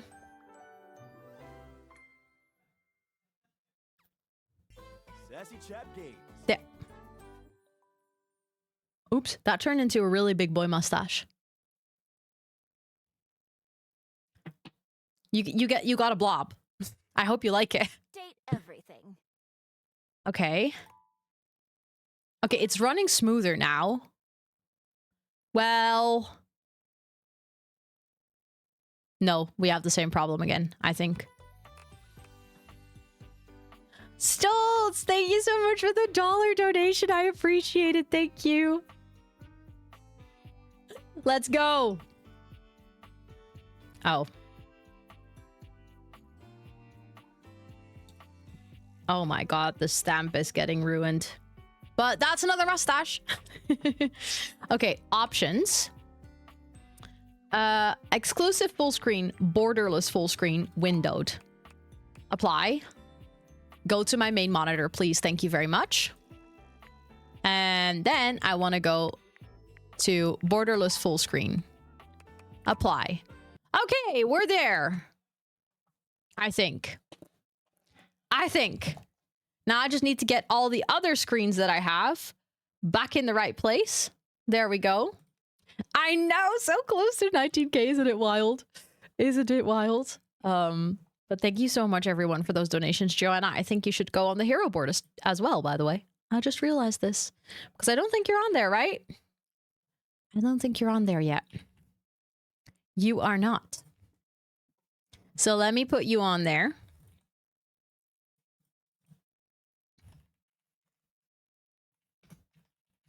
There we go. Thank you so much. Thank you. I appreciate that. Also, sorry, so we don't have a giveaway going on right now. I'll have one again in 30 minutes. Okay, so I think I got it to work. I do not have any clue what happened earlier. But I think this game has like consistent music. So let's pause the music. Let's continue where we left off. Because we were already like getting familiar with datables. For anyone who doesn't know, by the way, for anyone who has no clue what this game is about, it is a game where you can date household objects. And you can't just date them normally. Like if you're wearing your normal glasses, look, you have a very normal house, nothing special. But then if you put on your datables, you can actually, no, you're all good. So no worries. You can actually look at objects in your house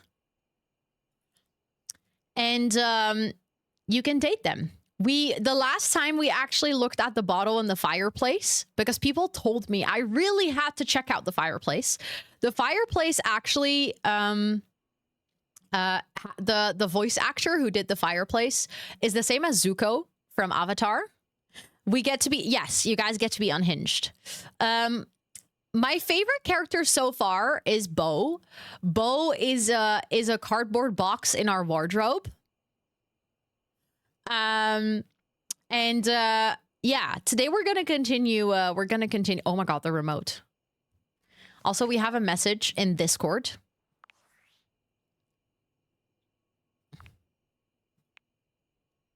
Unfortunate about Sandy and corporate events planning. She was responsible for all the... Oh, yeah. So for anyone, again, a little bit of context because we are basically returning to a game that we haven't played since like May. The backstory is that you start to work for a company and then on the day you start working there, you get fired, but they can't really fire you. So you're in work limbo and... So, like, you're earning money, but they basically tell you, just stay at home and do nothing. This tinfoil hat person is the person who sent you the glasses. Like, they stole the glasses from the previous company that you're working for, and they gave them to you, but we're not supposed to tell anyone that we have the glasses. Sam is our work bestie, who we are supposed to be, like, really good friends with, but it doesn't seem like she cares a lot about us, to be honest. A buzz engine. Well, we can check. You still have unread messages. Well, where? Now that she's gone, there's finally nothing left of the 7 pioneers. Lore? No, it's incredibly important and compelling background information that is necessary to understand the current situation. In the beginning, there were 7 of us, working out of David's dorm room, stealing Wi-Fi from the neighbors and using cardboard boxes for chairs. We had no idea we were changing the world. We just wanted to design a more efficient paperclip. But then the money started flowing. Money always changes people. Didn't take long for the 7 pioneers to be whittled down to 1. Bingo. And all this? The wretched soul-sucking corporate monster that Valdivian became? The pioneers never wanted that. One by one, they left, but I stayed. Deep down, Okay. I really believed David, the old David, was still in there somewhere. But when he wanted to use the Dateviators for military applications, I knew more drastic action was necessary. Quickly. Okay, so the Dateviators are the glasses that we now have. Game is pretty soft. Okay, I can turn it up. I can turn it up. Hold on.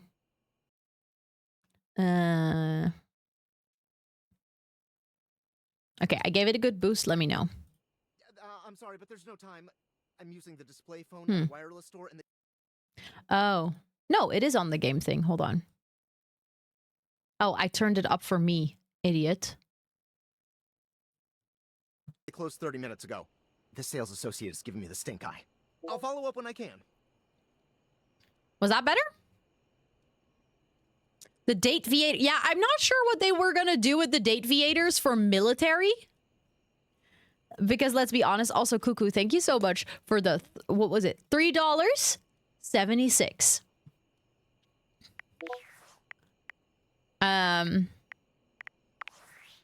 Also, let me show you. The Datables that we've already met. Well, Dorian, obviously. Kurt and Rod at the curtains. Shelly, who was our bookshelf. Abel, who was our nightstand, I think, or like table, bedside table or something like that. Lux is freaking annoying. I hate Lux. Lux is terrible. Hector is my guilty pleasure dateable. I'm not gonna lie. Timothy Timepiece annoys the living crap out of me. He's a clock, and I don't like him at all. River is beautiful, but like a hard egg to crack. She is rough to date. Dante is the fireplace. I feel like he's not really my cup of tea. Like, he's nice, but not really my cup of tea. Captain Jacques Pierrot is funny, but very much not my type to date. Amir, I think was our mirror. I like Amir. Amir is good. Jean-Lo Poissoir is the toilet brush. Honestly, not my type, but kind of funny. Bethesda? Oh, she is our shower. I think she was nice. I liked her. I don't remember her too much, to be honest. Rebel is hilarious. She is the bathroom duck. And she basically hates everyone. Barry Styles is our makeup.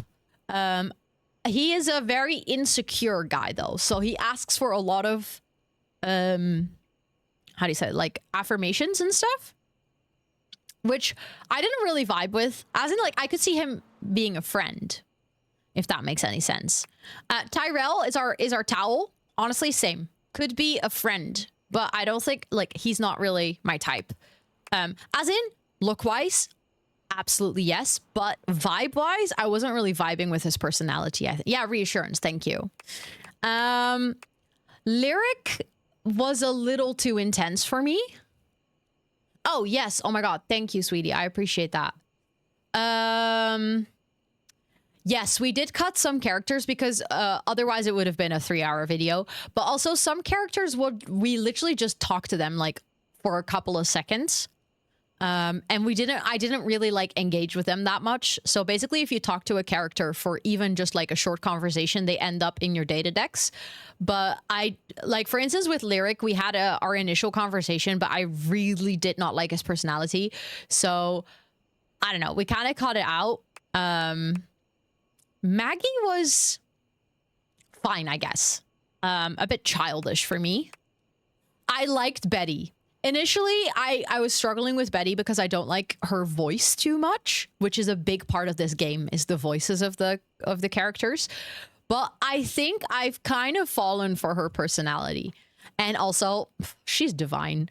Benoit is our sex toy god. Honestly, hilarious character, but not my type. Not my type. Then we have Hanks. This is like a group of dudes that are very funny. They are like the hangers in your wardrobe. On great friends vibes, but not dateable at all for me. By the way, you can also become friends. So as you can see, this is like romancing someone. This is friends and this is enemies. I have a couple that I already know are going to be my enemies because I hate them. This is the love of my life. Bo is my absolute sweetheart. She is definitely one I want to romance. Like, oh, I like her everything. Her voice, her vibes, her personality, her look, like everything. Ironically enough, we realized that she's basically Scott in girl form. You gotta hate ending with someone on accident. Oh my god, that's actually kind of funny. And I think those are all the ones that we have. Yeah. So we still have quite a lot of dateables to discover. However, right now we have to go to bed because we're out of dateables for now. No, I meant to do that. Exactly. Female Scott. Ooh. Hello? Ro, can you... That was... It kept glitching out. Okay. Let's sleep. Okay. Next day, so we can put on our dateables again. I do want to go downstairs, actually. I like that idea. Although, well, let's start with some new dateables. I want to see that remote.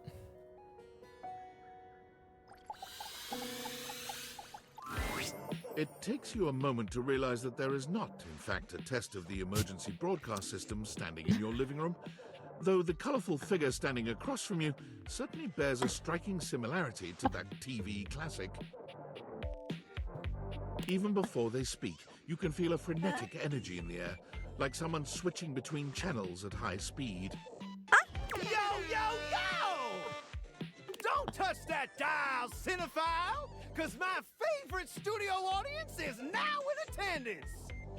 Okay. The VIP attendee, the Uber viewer, and sometimes wooer. The supreme dream who makes this flat screen scream. How can I cater to my greatest spectator? Oh my god. Also, I realized I think I have to move my camera over because otherwise it blocks like part of the UI at one point. I just realized this. Whee!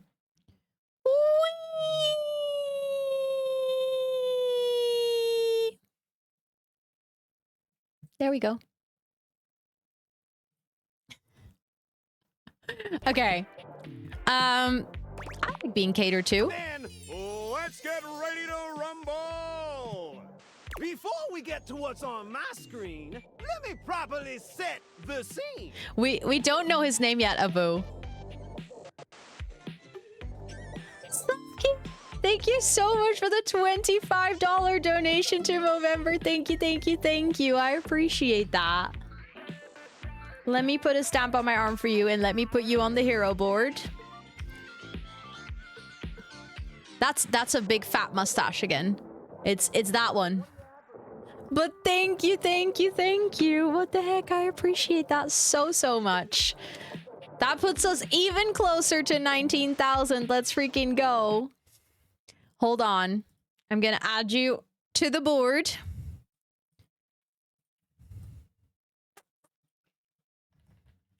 There we go. Thank you, thank you.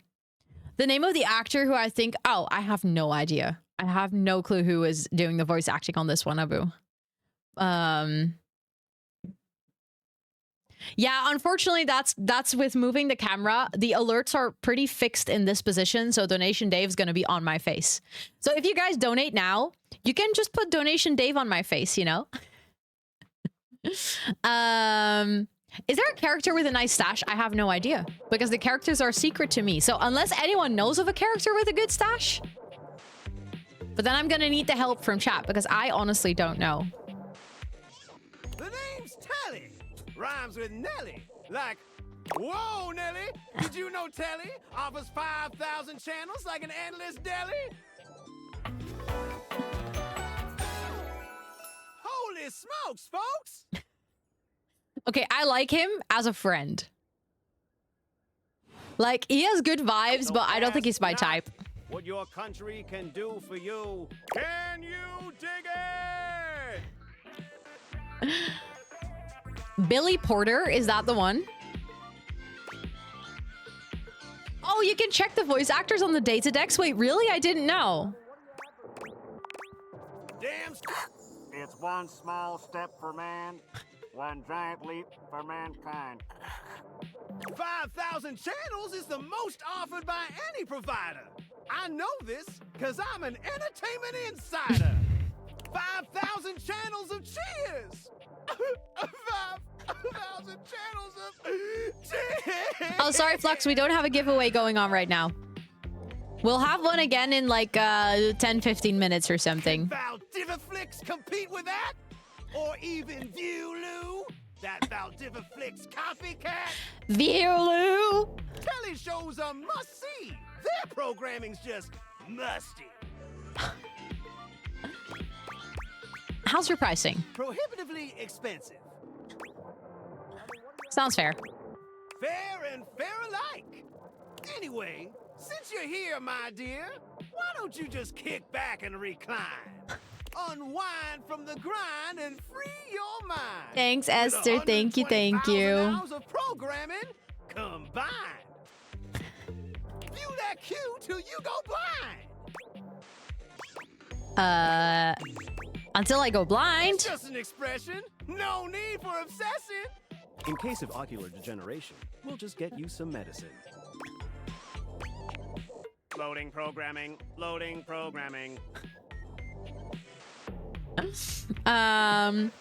Also, hi, Quackspace. Welcome in. Thank you for popping in, and I appreciate it. Optimizing for comedy, haha. Analyzing for reality, boo-hoo. Pratfalls and close calls from straight to your eyeballs.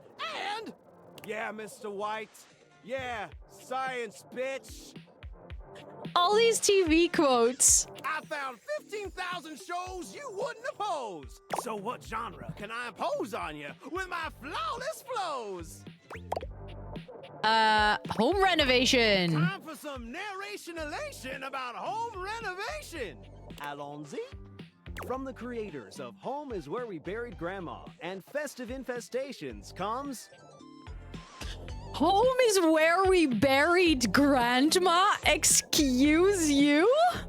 Balls to the Walls, a thrilling home renovation series where each episode follows the demolition of a different home using wrecking balls as the primary tool of destruction.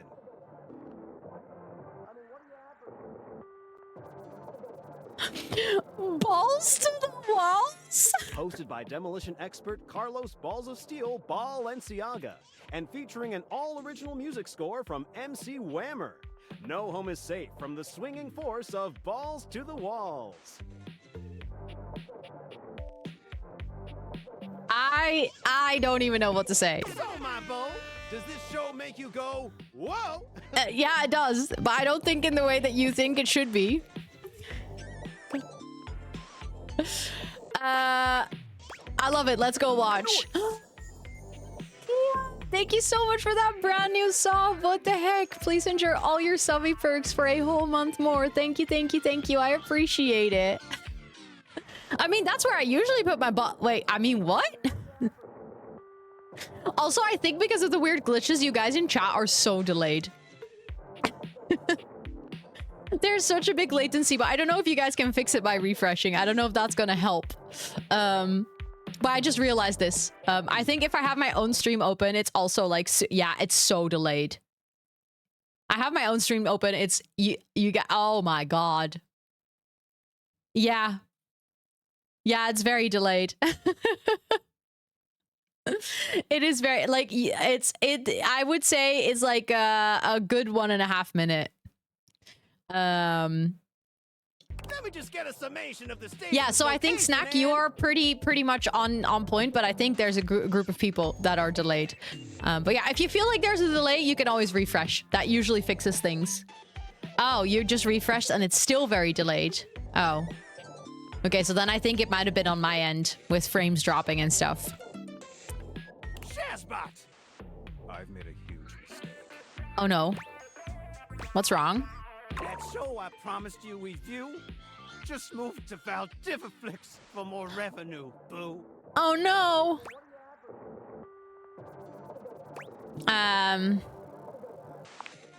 Just hang tighty, Aphrodite. I'll answer all your queries with 15,000 brand new series. So what genre can I impose on you with my flawless flows? Let's do reality competition. So that's who you giving your rose to, my boo? Looks like The tribe has spoken.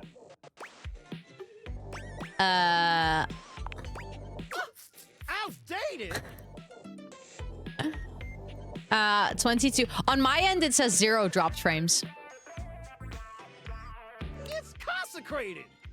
You better get educated before I get agitated. Oh, Maria, all the interactions are long.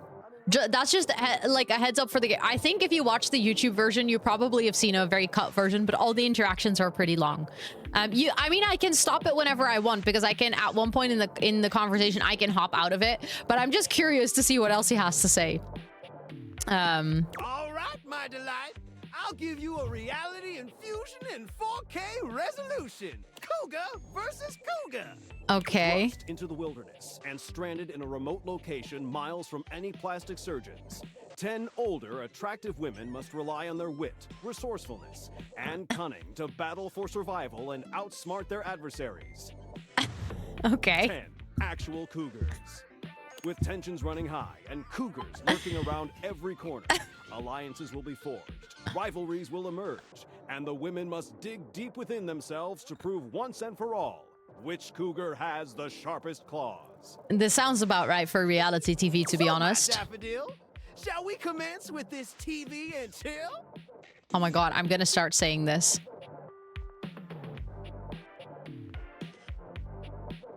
That only crashed twice. Oh my god. Okay. I'm gonna start saying, so my daffodil, shall we commence with the TV and chill? I'm gonna start saying that to people. Specifically Scott.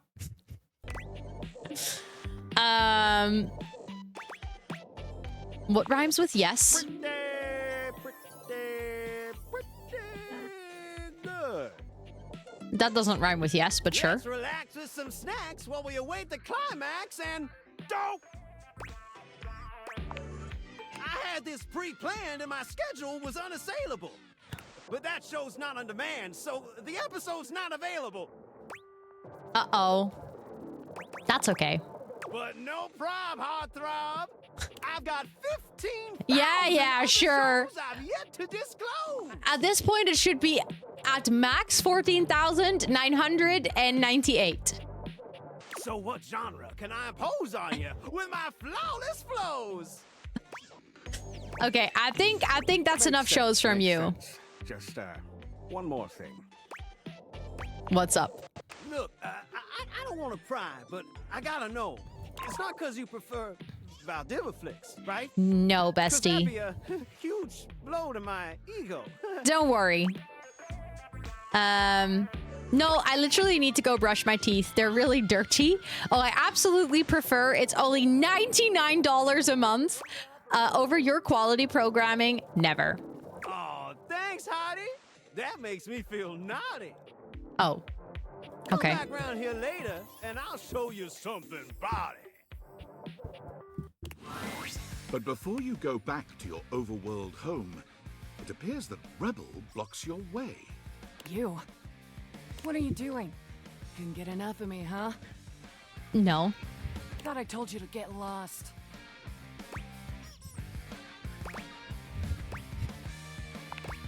Yeah, you weren't. But guess what you missed out on?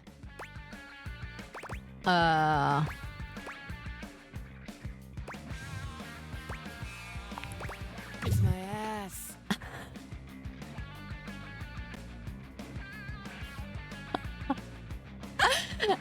Okay, I like that.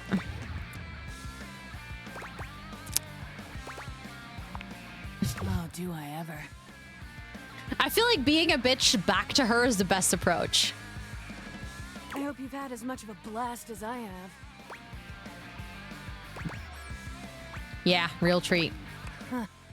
Well, it's a good thing that unlike the other idiots in this house, I'm not just here to fawn over you and try to get you to love me. Okay. You can take me as I am, or you can go right ahead and duck off. Okay. Rebel out. Okay.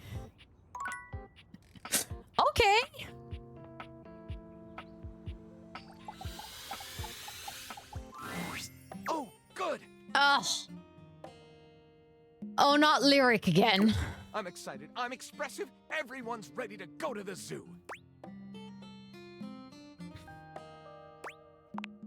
I've been thinking, and here I believe is the best way to organize our efforts. Creativity is for naught without some solid logistics. I know how I'd like to start my book. I've got this fantastic detective character named Wen that I've been working on for a while, and he's going to be our hero. What I need from you, though, is help with creating an outline. Bestie, you're the writer. Do your own writing. If you will, help me to create a framework. And then, once we have that, I will take it and go into my secret writer's cubby and create the entirety of the book. Yeah, sure. Which I can absolutely do in a night. Uh-huh. It will be perfection. Yeah, that's, But the yeah. outline, that's the hard part for me. Will you help? Does that sound doable? I don't see why not. I've never done it before, but really, with your help, how hard can it be? Well, I don't really want to help you, though. Oh, but let me tell you about Wen before we jump in. Detective Xander Wen. He is a hard-boiled detective living in the big city of Sprawlsville, and he is a magnet for crimes, which works out just fine because he's also a genius at solving them. Now, just to be clear with you, I haven't fully settled on writing a hard-boiled crime drama to go with my hard-boiled detective. What is a hard-boiled crime drama? The way I see it, Detective Wen is capable of getting himself into and out of almost any kind of trouble imaginable. I suppose this is why I've been having so much trouble writing this on my own. Xander Wen could do just about anything. I'm asking you to help me create his first story from infinite possibilities. That's kind of your job as a writer, Lyric. Shall we get started? Actually, Sounds I need just to do fine. some other things. In the nicest possible way, naturally. Okay, thank you. Have we already done... Ooh, a blanket. Davy! Oh! Davy! Come on, Davy. What'd you get off to now? Davy? Oh! Scott just walked in. We're playing Date Everything. Okay. He's cute! I hope he's all right. Oh, hey!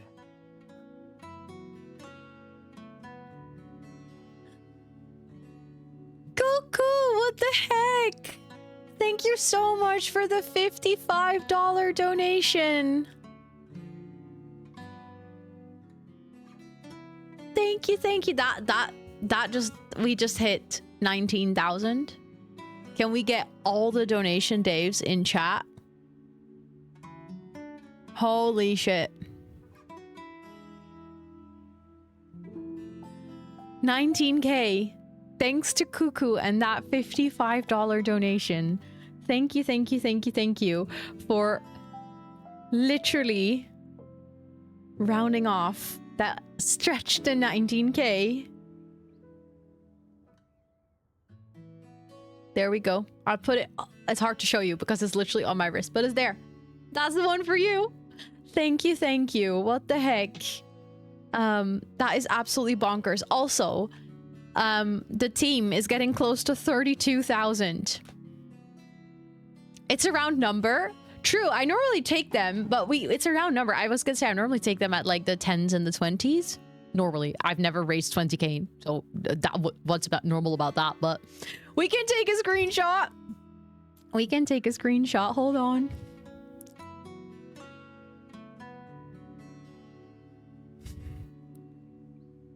Okay, I took screenshots. Well, let's go. 19,000. What the heck? That is wild. Do you know how much money that is, chat? You know how much good that's gonna do? That is literally wild. Oh, you evil. Oh,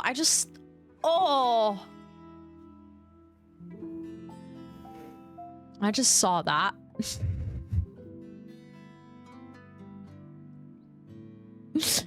Oh, that's true. Oh my god, yes, there is 19 subs. That is nice. I like that. Thank you so much, Thomas, for the $1.91. Now it is 19,00191. There we go. Let's freaking go. Thank you so much. Thank you, thank you, thank you. Chat, that means that I am going to up the goal again. Which is absolutely wild. I can't believe that we're here. The stretch goals I have not even added into Tiltify. So like in the entire list of goals that I set into Tiltify in the beginning of the month, this is the last toggle. Yes, 20k is the next goal. I can't believe that I'm actually... You guys get onion soup. That is so true. So for anyone wondering, what you guys just unlocked is that on Christmas morning, so the first day of Christmas, the 25th, I'm going to cook onion soup on stream. We're going to do a cooking stream. And I will be wearing my onion hat. And we're going to make onion soup together. That was the $19,000 goal. Then we have the 20,000, which I'm going to enable now. Which I can't believe that that number is actually up there. If we raise 20,000, which officially there's like an hour left of stream. I am going to do a giveaway, by the way. I'm going to start that soon to celebrate the 19,000. But we have 1 hour left. And in that hour, if you guys raise the final amount to 20k, like I said, there are 2 more stretch goals, but first let's focus on this one because this is already a ginormous goal. I'll get a tattoo, and if possible, I'll take you guys with me. If the artist allows it, and I'm gonna get a self-care is sexy tattoo. It's gonna be like a little text. But this is going to be something else. So I will be cooking in my own house. I won't be cooking at my family's dinner because I don't want them, like, I don't want to stream from their house because obviously that's their private space. But I'll be cooking in my own house. But yes, I'll probably my sisters and my dad and people are going to come to chat in the morning. But it will definitely be something else to explain. Yeah. Thank you so much. Thank you everyone who has donated so far, who's been so involved with the fundraiser. It really, really, really means a lot. And I can't believe that I literally just enabled the freaking 20,000 goal. Mind-boggling. Absolutely mind-boggling. Oh, you'll be with your family and you'll be home and they're already confused. I love that though. You're just casually like watching the stream while you're at your family's place.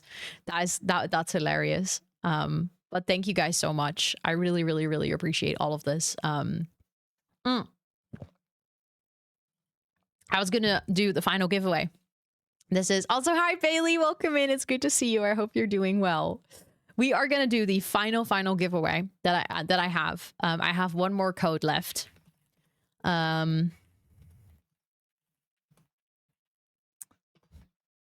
For Adventure Awaits.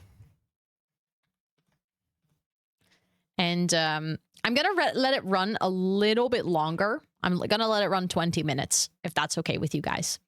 That is very true, sweetie. You're so right. They will also get to see you in your beautiful onion hat. My introduction to all of your families will be an onion hat. They'll be like, oh, are you, like, the next time you talk about stream, they'll be like, oh, were you watching that onion hat girly again? Okay, I'm also allowing past winners. So, I'll I'm starting that now, and it'll run for like 20 minutes or so. There we go. So if you want to enter for a copy of The Sims 4 Adventure Awaits, that is the newest expansion pack for The Sims. You can type !Cowplant, and the winner will be automatically picked in about 20 minutes. But yeah, again, thank you all so incredibly much for all you've done for Movermber so far. Like, it's been absolutely mind-boggling. Literally, this has been a whirlwind of a month, and I have no words. Literally no words. I'm sorry, I didn't even see you. I hope you haven't been here too long. I'm Mateo. Mateo Manta. Oh, Blanket. Okay, I really like him, actually. But he's giving a bit like youngster vibes. That's my only ick. But he's cute. I've just been so focused on finding Davy. This is the second time he's wandered off this week. I'm starting to get really worried. Joining for Top, lol. Are you someone who cries a lot when cutting onions? Yes. So it's gonna be crying stream. You'll have a crying onion. Davy's one of my rescues, a young knit bull that I found trapped in the office a few months ago. You wouldn't happen to have seen him around, would you? Oh, thanks. I appreciate it. He's about an inch tall, hand-dyed, fingering weight, even though he acts like he's worsted, and it's always getting him into trouble. Okay. I do really like him. I just keep thinking about him all tangled up somewhere again, trapped and alone. Aww. He was in pretty rough shape when I found him the first time. No telling how long he'd been there. He was so frayed, I wasn't sure if I'd be able to put him back together. Yeah, but he's a fighter. He really hung in there. After a few weeks, he bounced right back and was running around with the rest of the tassel hounds. Well, mostly. He gets on great with the other tassel hounds, and he seems pretty trusting despite what he's been through. But for some reason, he just wanders off whenever you're not looking. It's almost like he waits until I've got my threads full with something else, and then he disappears for a few days. A small creature that looks rather like a black cat rubs up against Mateo's leg, meowing for his attention. It's a cable cat. Speaking of handfuls... Aw, don't worry, Sprite. It's not your fault Davy ran off, I promise. He'll be back soon, okay? He bends down to pick up the small creature.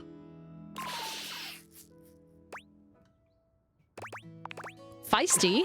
Yeah, she's got a big personality. Oh, this is Sprite, one of the first inanimals I ever rescued. Inanimals. Oh my god. Also, Pirate Cake, welcome in. Yeah, sweet girl. Been together a long time now, huh? Long enough for you to know better than to go messing with Kurt and Rod. With Kurt and Rod? Yes, of course I want to reunite them. Oh, really? I guess the bottom of those curtains just tore themselves up then, huh?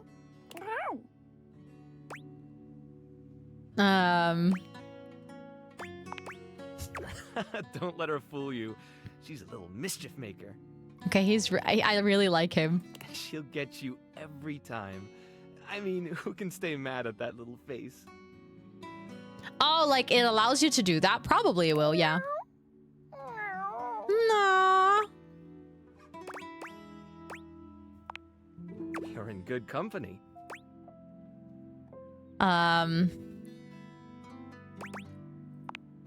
American court hares are pretty affectionate, but she's a little, well, picky. Picky? If you want to try to pet her, just hold your hand out and let her sniff you. If she headbutts you, then you're safe. If she just stares at you, though... Alright, go ahead. You hold out your hand to Sprite, waiting with bated breath for her reaction. I know, the voice cast for this game is wild. They got, like, basically every major voice actor to work on this. I'm still, like, the fact that they got everyone to work on such a wild project is just amazing to me. Oh. Oh, Spray, I'm sorry. It's okay, sweetheart. I've got you. Sorry. Better luck next time. You, should probably step back a little bit just to be safe. Yeah, that makes I'll be sense. hearing about it from Kurt and Rod later once they notice the bottom of the curtains are ripped, I'm sure. Honestly, I think she's just acting out because she's upset about Davy. Nah. I was really hoping I'd be able to find them before it got too late. There's still a few more places I haven't checked, but I need to get back to the rescue. Thank you for the hydrate. Things can really start to, unravel if I stay away for too long. Oh, that's kind of you to offer, but I'll figure something out. I'm sure you've got other things to worry about. Really, I want to help. Are you sure? Yeah? Davy's my responsibility. It's my fault he's missing. I really should have been watching him more closely. The inanimals depend on me. I can't afford to be careless. It just doesn't feel right, asking someone else to fix my mistake.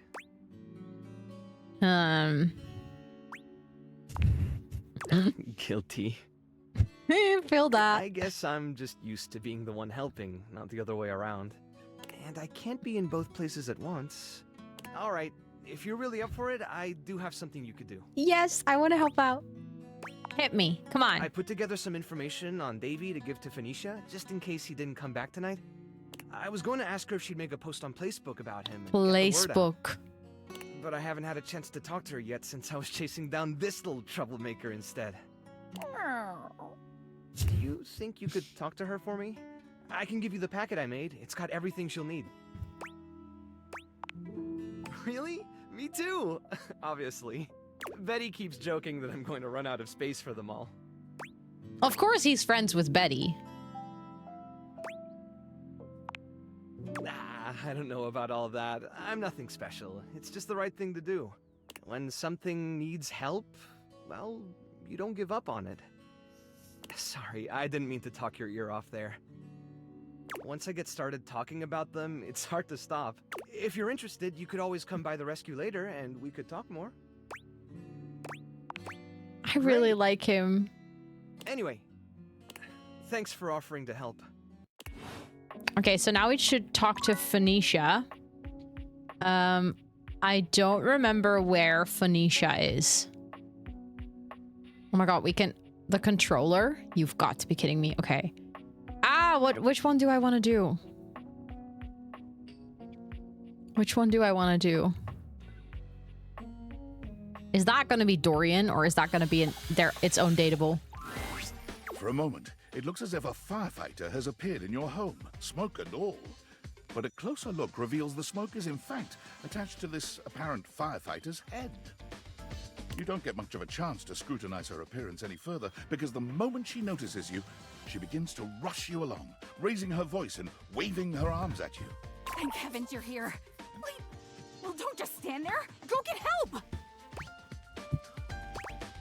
Help, I am the help. Don't you blink, see that? No need to shout. Sorry, I just can't think with all this bleep smoke everywhere. It's just, what? Oh, yes, of course. Bleep, I knew that. I was just, testing you. Mm-hmm.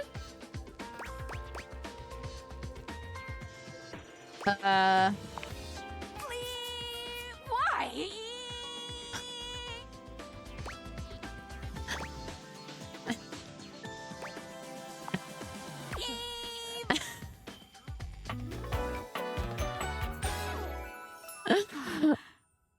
Arma, I like that. Nice.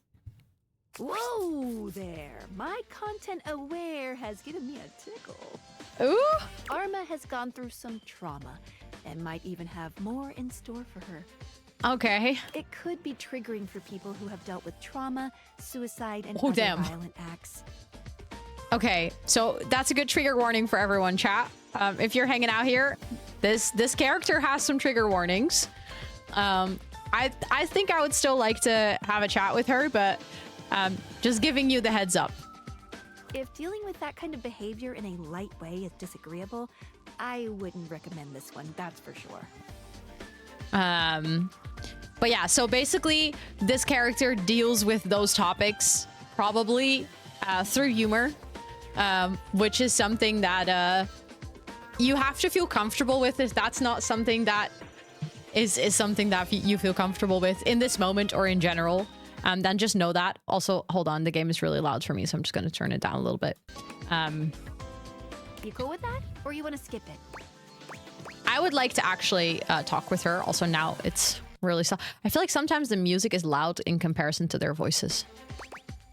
On with the show. Yeah, and you can also turn it on and off. So like I specifically said, because I'm streaming it, that I want to have the content warnings. But in the beginning of the game, you can actually say whether you want to have trigger warnings on or not. So it's like an option in the game if you want to. So they, for instance, when we met the character who was literally made up of sex toys, there was also a trigger warning of like, this is very explicit content. And with the rubber duck, we got a warning of her like using very explicit language and not being censored.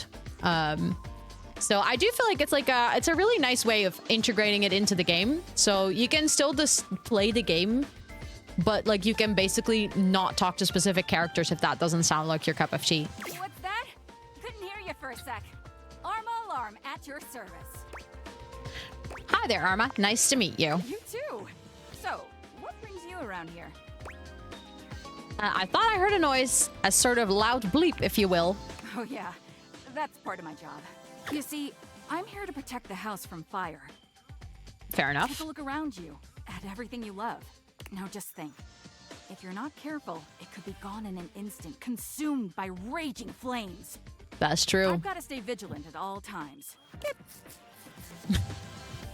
That little beep, that's exactly what a fire alarm sounds like when the battery starts dying.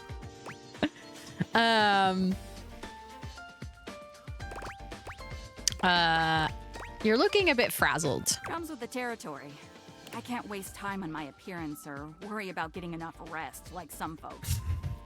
Also, earlier we talked about don't tell people they look tired. We literally do that in game. My job is too important for that kind of thing. Fair enough.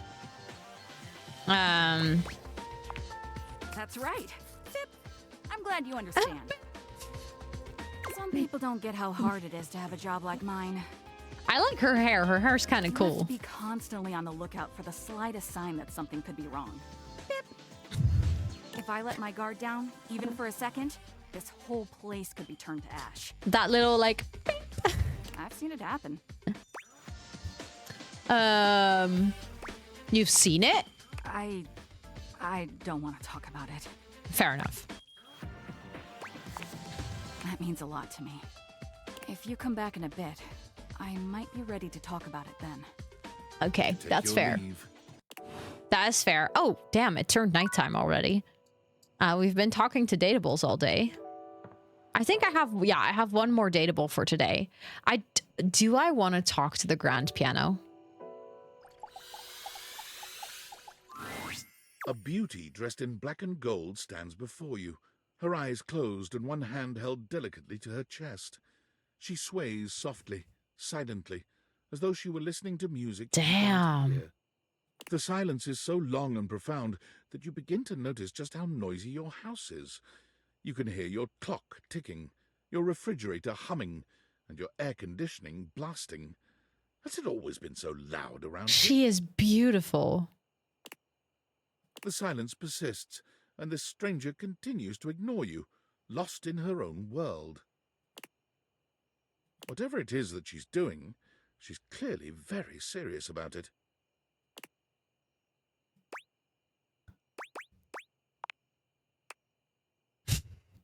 She continues to stand in stark silence, unmoving for what feels like an eternity. But eventually she finally opens her eyes, taking a grand sweeping bow after. The end. How was that? Oh, her voice is also... That was door 33. Surely you recognized it. It's an avant-garde piano piece, 33 seconds long by the composer John Gage. Honestly, the man was a genius. I mean, the idea that music can exist without the presence of a single note. Breathtaking. You know, the very first time I played it was when I was in residence with the Dulcemio. You two have met, I'm assuming? Have we met Dulce? I don't think we have.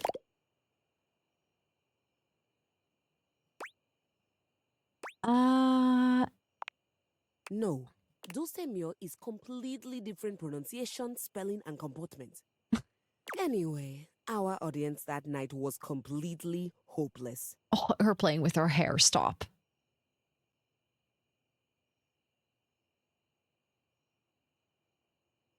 They all kept waiting for the music to start, as if they couldn't already hear it. A rustling program, a muffled cough. It was all being performed in real time, but they kept staring at Dulce and I like we were the Philistines. Still, it was one of my finest performances to date. It also didn't hurt that Dulce had requested to work with me specifically. I can't tell you just how often that seems to happen. Good night, Em. Thank you for being here. The talent always just seems to flock to me.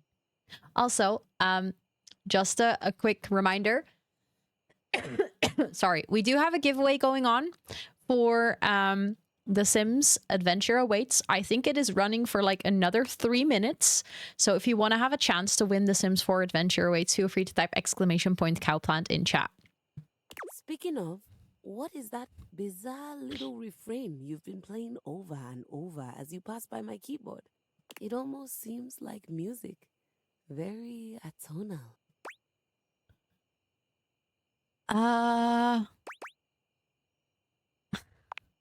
Valdivian, is he a composer? Yes. No. I must say I'm rather confused now. Well, whatever you were playing, I look forward to its evolution.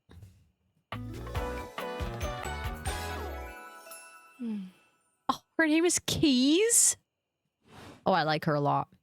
So long, Maestro. Okay, that was all the datables for today, so now we have to go to sleep.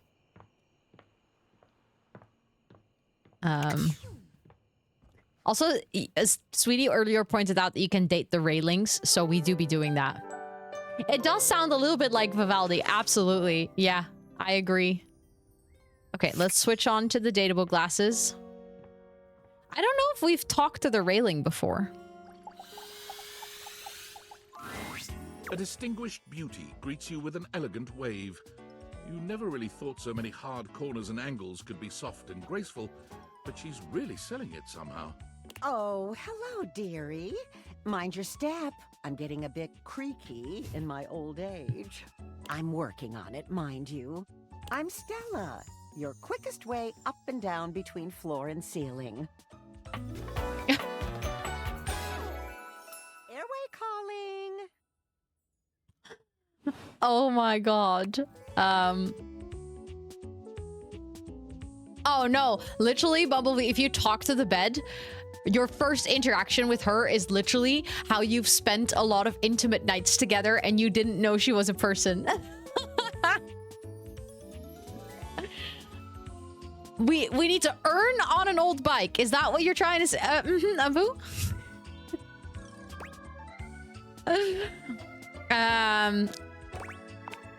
It feels homey. Well, aren't you a sweet summer thing? I appreciate the sentiment. Still, one step at a time, all right? Just in case. And step and step and step and step. Oh god, okay, she's a bit annoying. Say. Just take it step by step. By step. Yo! Thank you so much for the $1. And the 9 cents. Let's go. Sorry, Abu. I couldn't resist.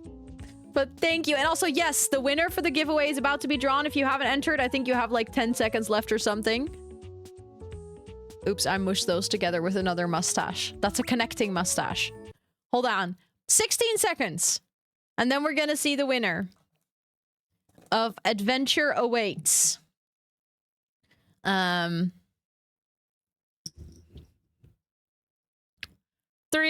2, 1. Lisbeth! Congratulations! Congratulations. Let's freaking go. I am going to send you your code here on Twitch right now. To everyone who entered for any giveaway throughout that entire month, thank you all so much. I really appreciate it. Hold on. I'm going to grab that code for you. You won! Yes, you did! Congratulations. I hope you enjoy the pack so incredibly much.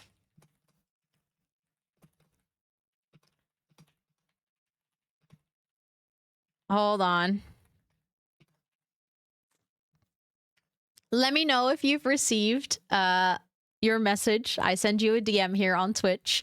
You never win anything. Thank you so much. Let's go. Let's go. Let's go. I am so happy for you. I am really happy that you well received. Perfect. Let me know if you need any help on redeeming the code. But if you know how to do that, then enjoy playing with the pack. Oh, so sorry. Hold on. I wanna give a big thank you to the team over at The Sims, who literally for the past 3 years, every single time I send them an email and I say, hey, I'm doing a big fundraiser again. You could some help. Okay, wait, I'll send you a quick tutorial. I have a tutorial. It's like a little instruction on how to redeem it.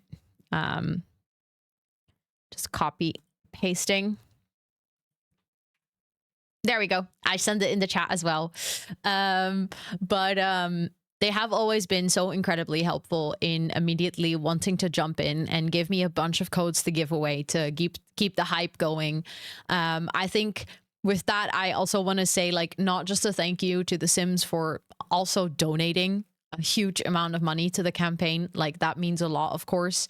But also Elgato for getting really involved and literally hosting so many giveaways. Then also Fractal getting involved.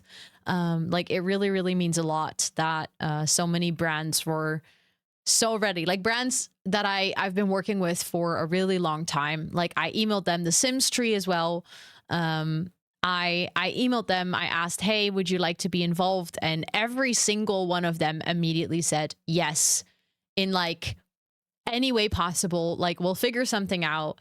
And it's really cool to see that brands that I get to work with on a day-to-day basis are also passionate about fundraising. So yeah. 2 shows and I win this. I have 10 days of holiday now. That is the perfect time.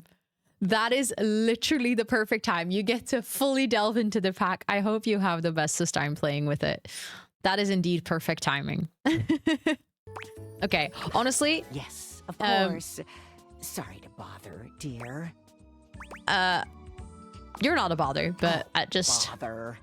I've been a bother, haven't I? I'm sorry. I'm just... You see? Well... Stella looks everywhere but at Hugh, trying and failing to find the words. Eventually she sighs, plucking up the courage from somewhere within her. Truth be told, I'm starting a business. Okay. She gives you a nervous but sweet smile. That's great. Congratulations. Oh, thank you, dearie. It's all a bit exciting. I've never really had a thing like this before. A project, a goal. Never really thought I would, truth be told. She's like one of those ladies that you walk into the supermarket and they just don't stop talking to you. Level. I think I'm okay. Are you sure? Business is booming, you know. It's the perfect time to get on board. Yeah, I think... Is it now? No, not really. Oh, I'm not great at going off book. Sorry, dearie. Oh, it all seemed a lot easier in the booklet.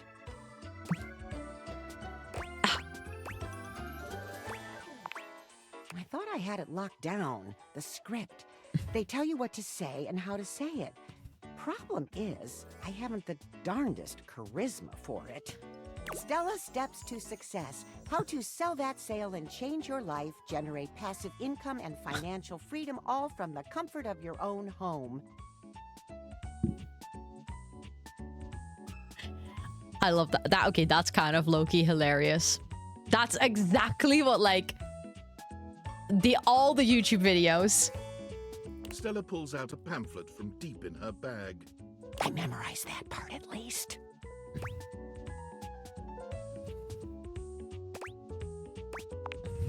Well, let's not get too dramatic. It's hard work, sure, but isn't anything? They even tell you that. Step 37. Not everyone will make it, but drive and passion are the fuel that fans the flame. Patience is a virtue, and success is for the virtuous. Doesn't that make you want to get to work? No.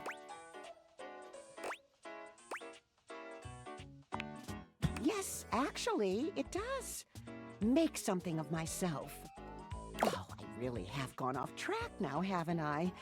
Booklet or not, this is a mess. Look, Yeah. Dee, I'm so sorry to ask, but could you come by again someday soon? Give me another shot. I'm still working on my nerves. Sure. And there are really a lot of fancy words to learn. I'll throw in a free sample. Gotta get rid of them somehow. Sorry for the onsies. It is hilarious that the stairs fall for a pyramid scheme since there are so... Yes. Oh my god, so true. Yes, of course, Micah. Of course. Thank you so much for hanging out. Not a worry. You're too kind. I do appreciate it, dearie. Yeah, I won't be coming back. I'm sorry. I think you're annoying. Or maybe eventually I'll come back, but... Can I... Okay, you know what? After that debacle, I need a little fix, okay?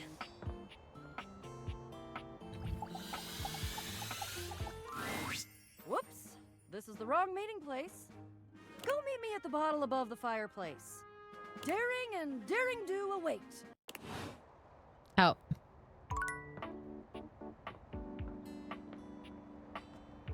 I did the railing. The railing is the stairs. I romanced the railing, but it's basically one object. Look, it highlights the stairs as well. It's Ashley Johnson. Yeah, I fell for Ashley Johnson.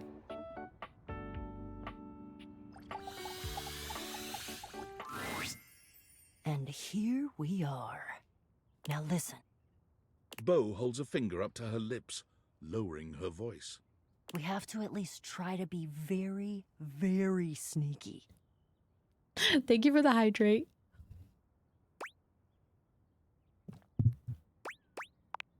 Precisely. Bo sets the scene for you with her hands, curling two fingers in the air like a pair of legs sneaking past. Have we spoken to the clothes hangers yet? Yes, in the previous episode. I found them funny, but not my favorite so far. The goal is to sneak into the ship, sneak past Jacques, who will probably be sitting on the deck staring out at his plastic ocean. Then we sneak. Yes, that's it! I love your enthusiasm. Going on a great quest with a great companion. Oh, it's the best. I can't help but I love her so much. Oh, also, here, take this. She holds out an extension cord to you. It's wound in a circle, just like the whip Bo carries. We got our own extension cord whip. Ah! That's like dirty talk to me.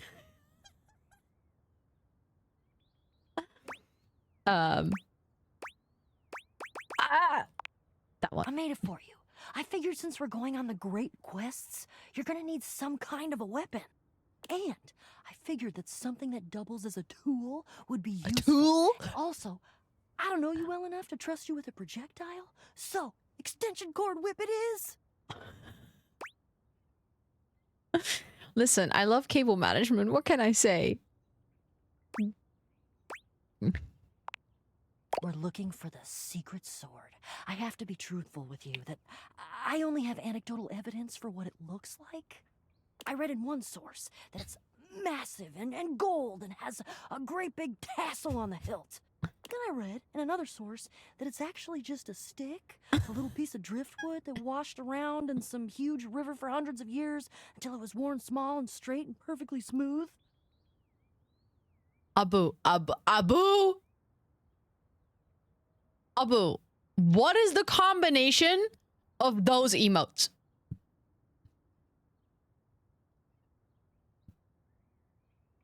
What am I seeing? Ridiculous. All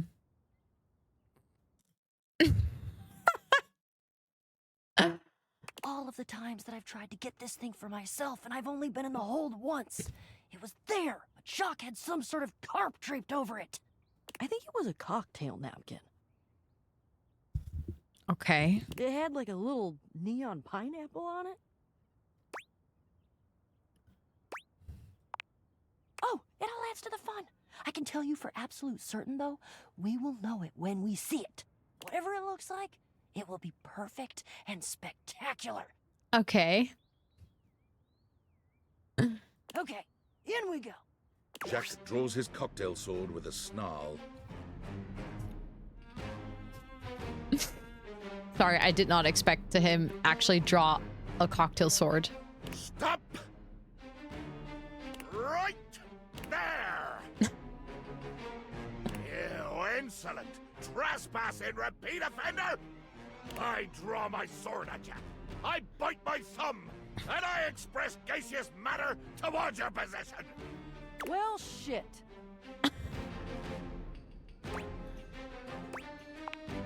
Calm? You dare open your tag-along mouth to tell me to be calm? If you even knew the number of times this scallywag has invaded my ocean, boarded my ship, and attempted to swipe my precious personal property right out from underneath me, you would not be mashing your teeth together to form the repugnant, repulsive, and ultimately unsatisfactory word of calm! Yeah, you're angry. You're the fearsomest pirate of the 7 seas, and we should all bow and scrape to your terribleness. Except for, let's face facts, you don't have 7 seas. You have 1. And it's not a sea, it's a piece of molded plastic, and the paint is chipping.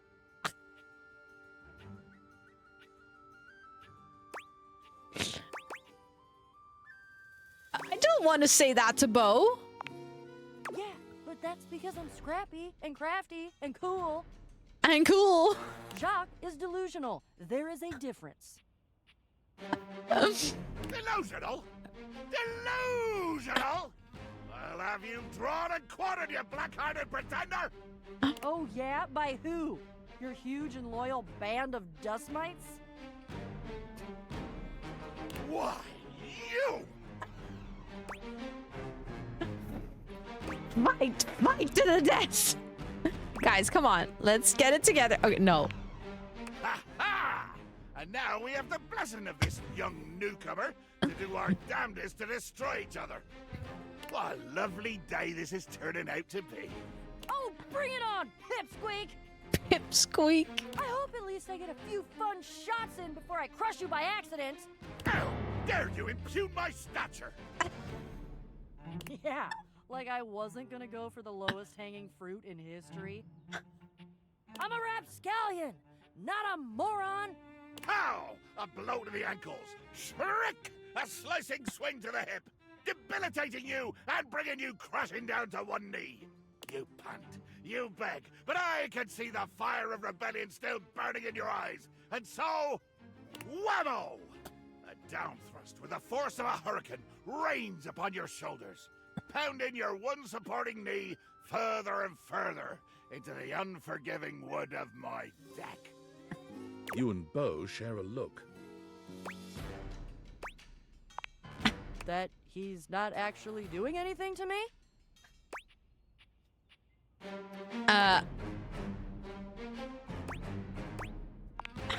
Yep, I know.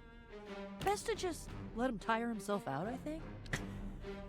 Jack continues his little tirade, ranting mostly to himself at this point.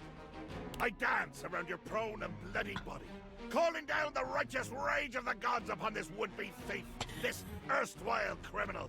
Okay. This embarrassment to the designation of legitimate illegitimates. I crush your fingers one by one under the heels of me shining boots. I bathe in the glory of your anguished moans.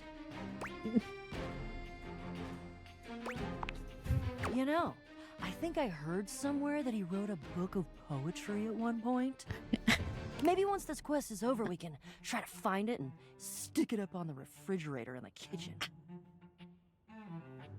Also, thank you so much for being here, Cuckoo, and thank you so much again for all of your absolutely incredible support to Movermber. I appreciate that so much. And I hope you have some really nice sleeps and a great rest of your time zone, and all the best. Thank you so much for being here.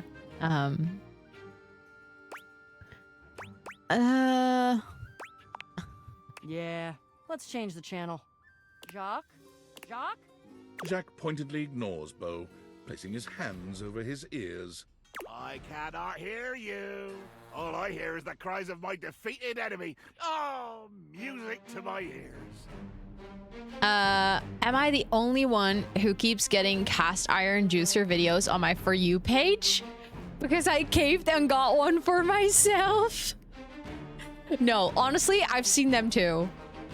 I've seen you, especially from the guy who like takes off his glasses and throws them. Have you seen that one?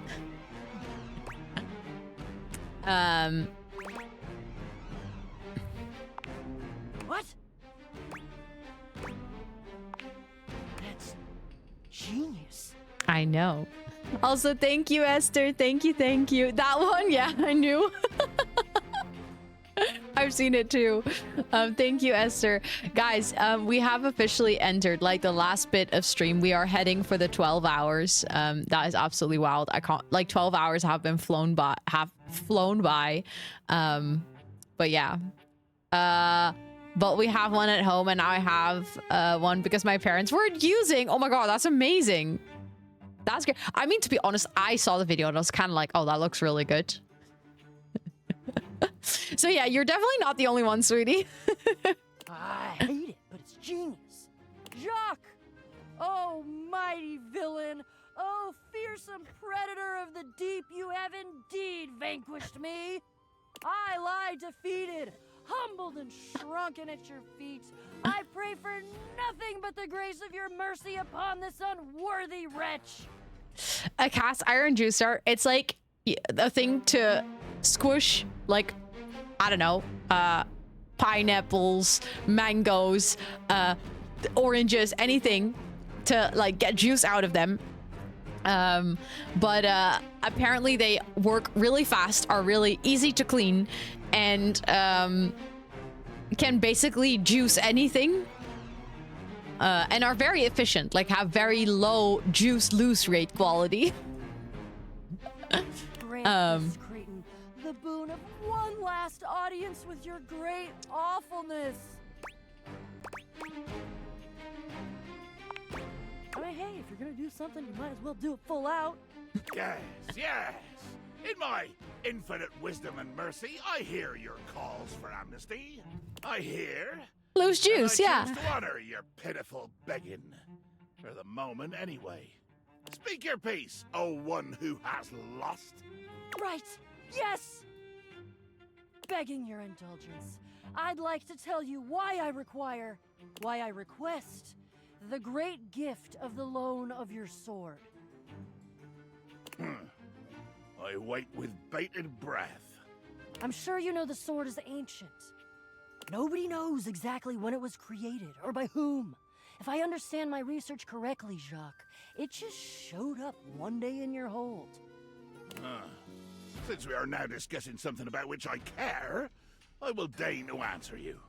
That is correct. One day, I awoke to find the sword in my hold, gleaming and sparkling in the early morning ocean light. The sword, ancient and glorious as it is also the only known key to defeating the fearsome Isolde. Blow me down. You lie. You must lie. Why would you? I've already defeated you. There is no way you could win, either physically or by trickery, so you must be saying the truth. Or at least, your version of the truth. Isolde. The Isolde?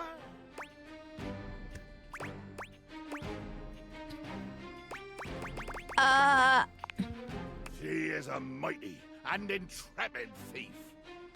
She reigned over the house with unquestioned power years ago, until one day she just disappeared.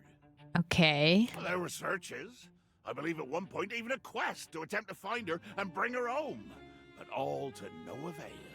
Yeah, there was a quest. It was me. But that's not what we're talking about right now.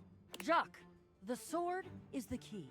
Without that sword, I cannot fight her. I cannot return her quarry to its rightful place. To be honest, without that sword, the greatest adventure of my existence ends right here, on the deck of your ship. Okay. Where is this going? Why do I feel like I got dragged into something that I'm not supposed to be a part of? Follow me. Jack doesn't even wait for your answer before pushing past you and Bo. He doesn't bother turning as you call after him. Jack finally stops, turning to look at the two of you from over his shoulder. His expression is quite serious. We're going to the hold. Jacques leads you to a place deep within his ship, looking at you and Bo with a grave expression. This is my inner sanctum. As you can imagine, nobody comes here. Mostly because without the magic of those glasses you're wearing, nobody could fit. With two hands reverently on its sanctified cover, I slowly, dramatically slide the silken fabric off of the altar. Yeah, me. A personality quirk, I guess. Personality quirk. Most people have personalities with quirks. He has quirks as a personality. That's a great way of saying it. I'm gonna remember that. But I'm done being picky. I present to you... He lifts the sword from its altar, his expression reverent and his touch careful. Oh, great Betsy! Oh my god. What even is that abomination? That's the most beautiful thing I've ever seen. Look at all the shimmering gems and how slim and delicate it is. Oh, well, we clearly have a different taste in swords, Bo. Generally, no. There is no kidding aboard my ship. I know that. Do I know that sword? Oh.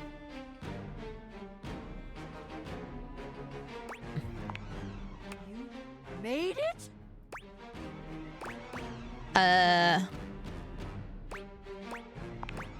Jacques' face twists into a furious expression, his voice nearly cracking with the bubbling rage of your perceived insult. You lie! You lie! This is a sacred and magical object that appeared here in my hold one day, and I will protect it with my life! Damn right, Jacques. It is sacred and special. Uh-oh. I think Jacques is right. That's unexpected. I don't know that I'd call that progress. That would imply that we had a goal toward progress. Which we don't. I don't think. He needs to agree to give me the sword for... No, but give? You said borrow. You said nothing about give at all. This was always a loan, a temporary state of affairs. But fortunately, or unfortunately, depending on your perspective, it is not just a simple matter of loaning you my single most precious possession. You see, I am going... Oh, God. Jacques, are you going to be third-wheeling me and Bo? I came to talk to Bo because I needed a refreshment after that horrible stair situation. And then you're telling me that you're coming with... I'm trying. I'm really trying to get Girly Pop to love me and oh, okay.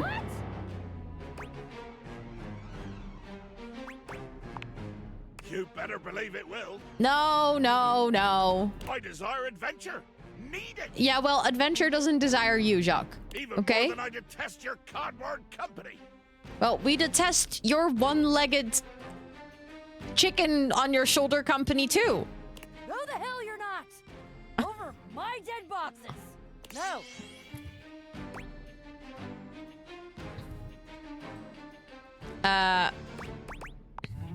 Child, you have no idea just how much bottle I can be. If it has to be, it has to be. Oh, no. I'm gonna go get my quips ready, though. Because this is the biggest adventure of my entire life, and I'm sure as hell not gonna miss it. Onward to the boxes.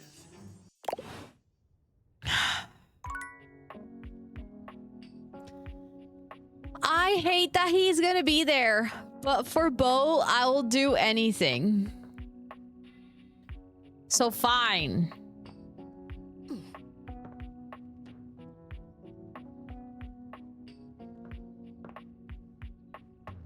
Did you guys hear that? I think the piano made a noise. Okay, let's do one more dateable. A red-haired traveler lifts her goggles to peek at you, revealing freckled cheeks and stunning blue eyes. There's a friendly air about her that makes you want to hear her stories. Now, why, my love, you look some lost. Where you longs to? Oh, sorry. Sometimes my accent comes out when I get too excited. It's made in Newfoundland, you see. This little rock right... She pins around and points to one of the patches on her jacket sleeves. here. Friendliest folk you'll ever meet, but the dialect can be a little much for some. I'll try to speak plain for you. Name's Gaia, by the way. She's like Gem. She's like Gemini Tay, but in-game.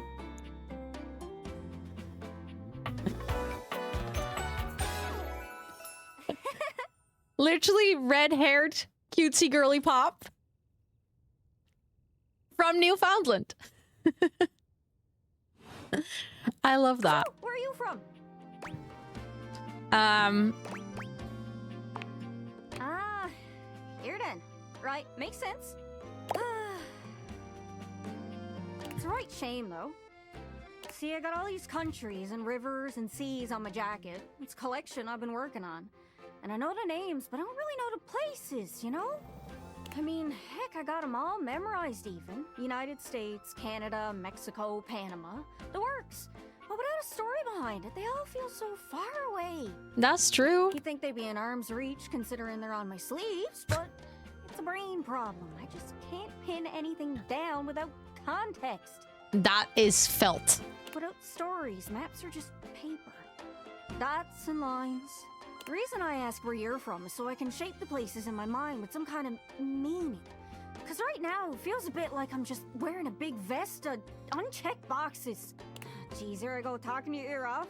Sorry about that. It's just... I like her. I'm having trouble putting myself out there, and I'm so interested in being out there. Aww.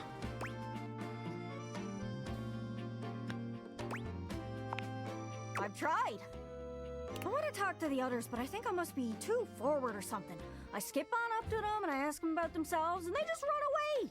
Aww. It's not about just being nice. I come up to the others so I can ask about them, get to know them, who they are. But before I can get to the point, I always go spouting off about something or other, like telling them factoids I've heard about what I imagine their home to be. But that's cute. And 9 times out of 10, I'm some level of wrong. And the other time I'm right, but it's in an insulting way. One thing leads to another, and they give me this look. And soon enough, they find an excuse to leave. I'm just bad at it, I guess. I like her. Sometimes I feel like no matter how hard I push myself, I'm just going in circles. Yeah, I was just about... She sounds very neurospicy. It's hard, isn't it? Yeah. I can see why you need practice for dating. It's just too easy to mess up. Oh, hell yeah. You say one wrong thing and poof, they're gone. It's so frustrating. Sorry, I think I might be Mercator projecting on your situation a little bit. Oh, I just had the best idea. You're a run into the Four Winds meeting with people and speaking to the others, yeah? I'm sure some of those folks come from other places, right? Travelers, you knows what I'm saying. Why don't you ask them what they're about? Get to know them a little better, figures out they ticks, and come back, we'll have a yarn. Sound good? Yeah, sure. Speak plain, Gaia, speak plain. Okay, so you're speaking with objects all over the house. You know how some of us have little labels that say things like made in China or Heto in Argentina on the bottom? Well, that means those objects are travelers. They come from away. They're from somewhere else. Somewhere on my jacket. Those are the objects I need to talk to. Those are the ones who can fill out my checklist. This map is uncharted. But if you can bring me back stories from those travelers, then I'd be able to write little notes down here and there, and pretty soon I'll be a bona fide travel guide. Also, Fabs, thank you so much for lurking. I appreciate it. I hope you have a great rest of your time zone. I know the Spanish pronunciation was terrible. It was very American. Or in this case, I guess Canadian. But that made me laugh. It's everything I've ever wanted. And you'll get a chance to practice talking more. Are you shy? I can help. People tell me that I never shut up. I can help you learn to never shut up. Doesn't that sound great? Gaia, listen. I think if there is one person in this universe who does not need help to learn how to shut up or not to shut up, I think that's me. I just want to say, as one overly chatty redhead to the other, this is not a problem I struggle with. But I appreciate the offer. Also, let's go. Let's go. Wait. For me, it says 11 hours, 59 minutes, and 16 seconds. How has stream been up longer on Twitch than it has on my OBS? That's ridiculous. There's like a whole minute difference. So the lag is on my end. But how is that possible? That is so funny. That is very wild. Anyways. But yes, we hit the 12 hours. Let's freaking go. That'd be perfect. What? Yes. Girl workout. You scratch my cartouche, I'll scratch yours.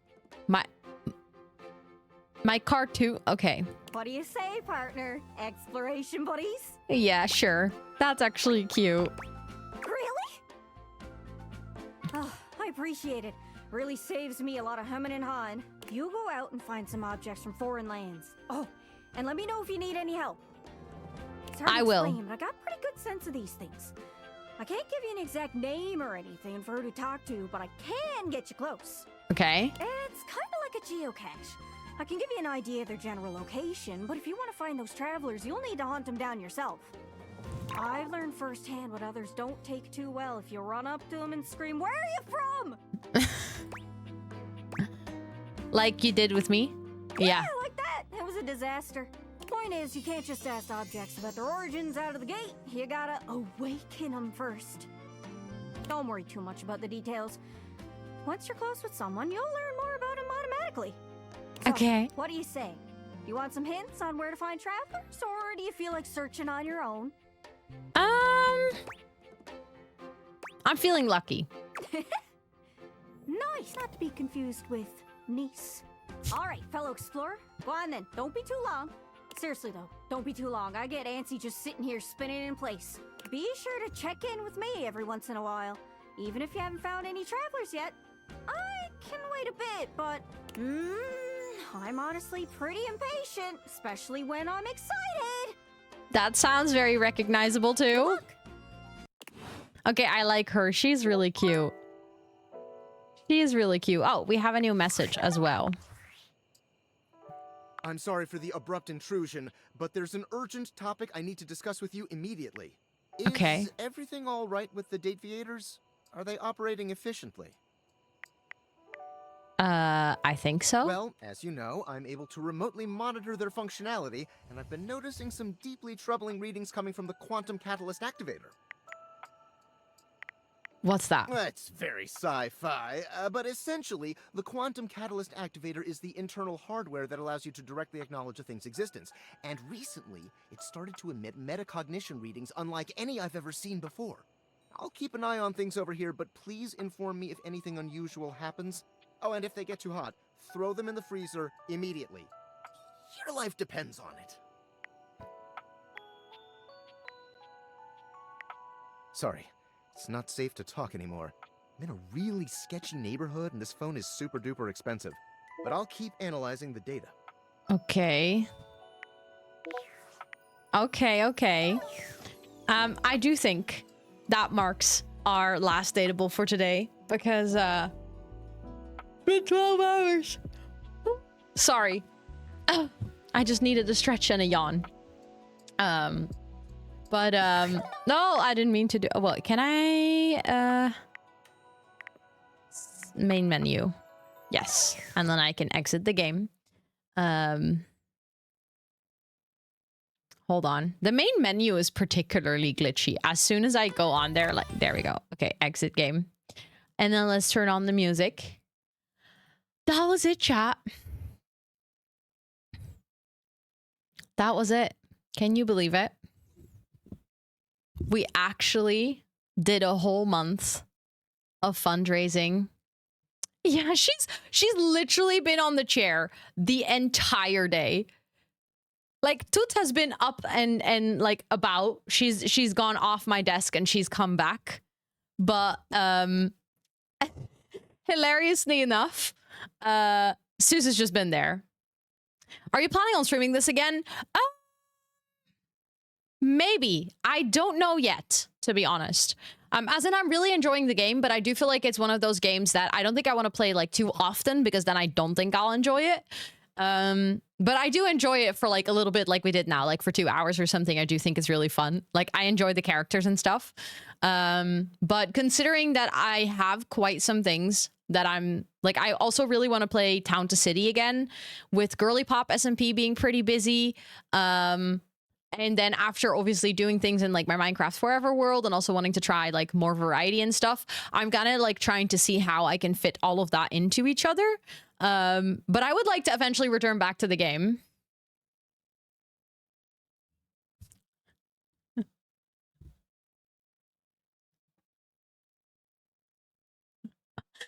Yo, thank you so much for the $10 donation. I mean, I want to like, obviously, I want to take a moment to also acknowledge everything. I was going to say like a specific thing and then I was like, no, honestly, everything. There we go. Another mustache. Thank you for those donation Daves in chat. Thank you. I was just about to start my little speech. Someone go bonkers quick. I mean, it is a big stretch. But at the same time, if there's ever a community that I believe that can do it, it's you guys. So, like, I don't know. I feel like at this point, people keep telling me never underestimate your community. So I don't think I should underestimate the community. The team has raised $31,862, which is absolutely wild. And I want to take a moment to again express my literal immeasurable, like I don't think I have words to describe how thankful I am for this community and for everything that you guys do.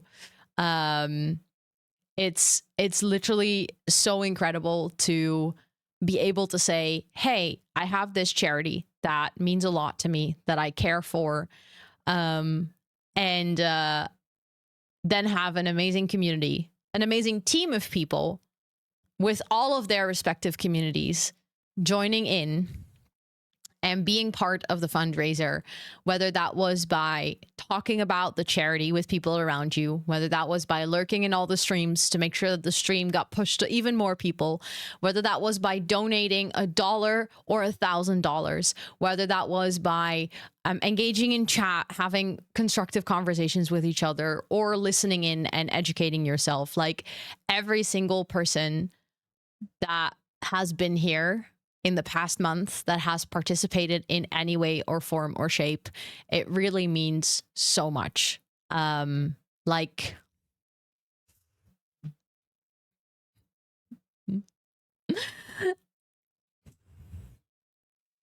Terrible Sound, thank you so much for the $10. Thank you, thank you, thank you. I appreciate it. Hold on.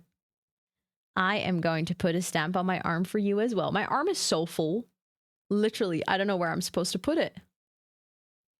There. That's a weird blobby. Hold on. A $10 train. Honestly, that would probably bring us pretty far. No, but seriously, literally, like, you raise. I want you guys to just take a moment to realize that you raised $19,000 as a community.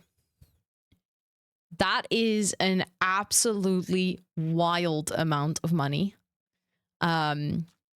Like, that's gonna make such a positive impact that goes towards so many amazing projects that are gonna hopefully bring a lot of men long and happy lives where they get to spend time with their family, with their loved ones, where they hopefully become part of a movement for the better in the world, in all kinds of ways. And that really, really, really means a lot to me.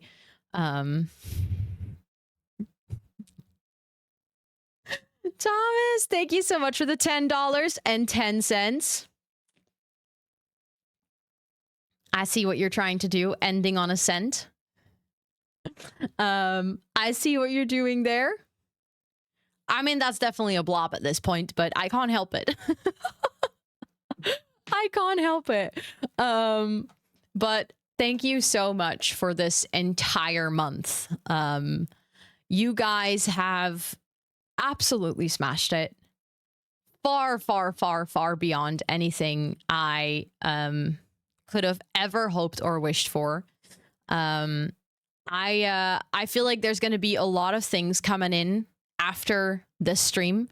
Like, there's going to be a lot of things, a lot of goals that we still have to do.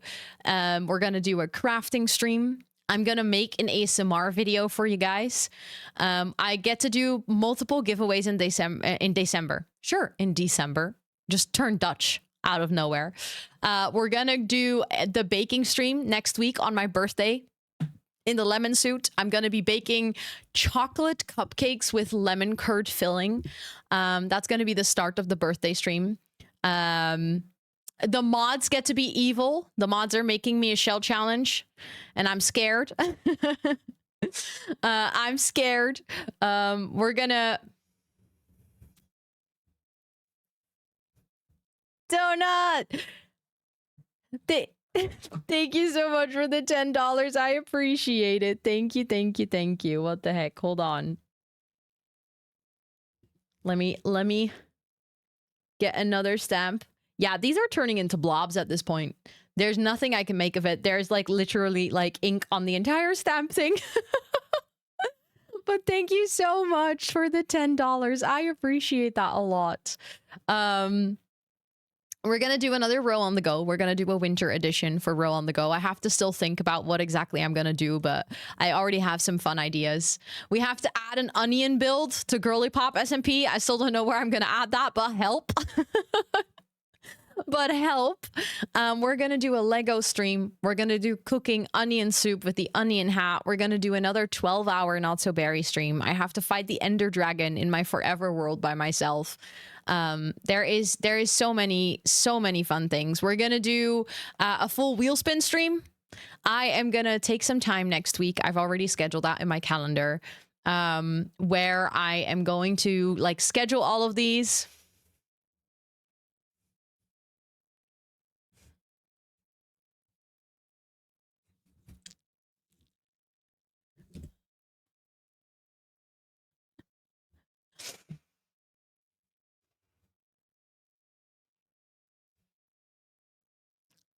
Stop.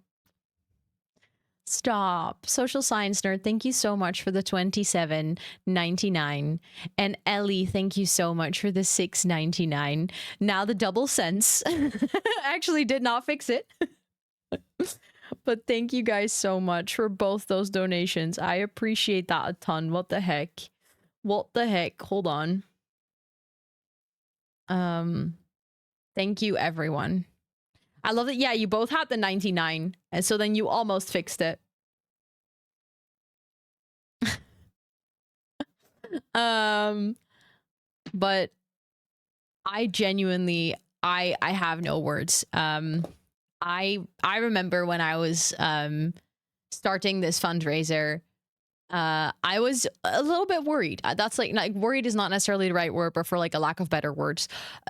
Because obviously I've gone full time this year, and in the past 2 years, I've always done fundraisers, and Top Desk has always contributed. And for some weird reason, I was like, I don't know, what if we as a community, like, we don't have a big donation match or anything? Like, I don't know.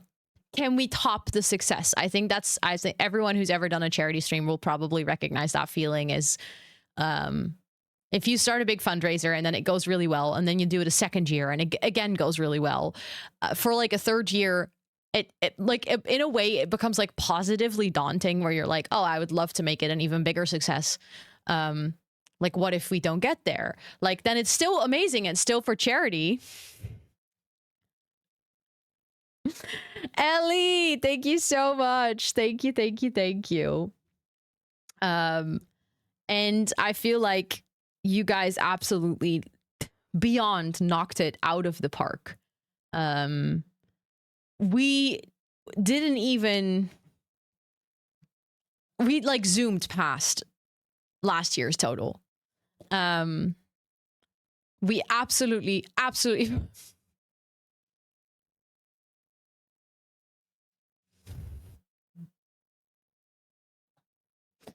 Riri, thank you so much for the 22.01 cent. Now it is 19,101.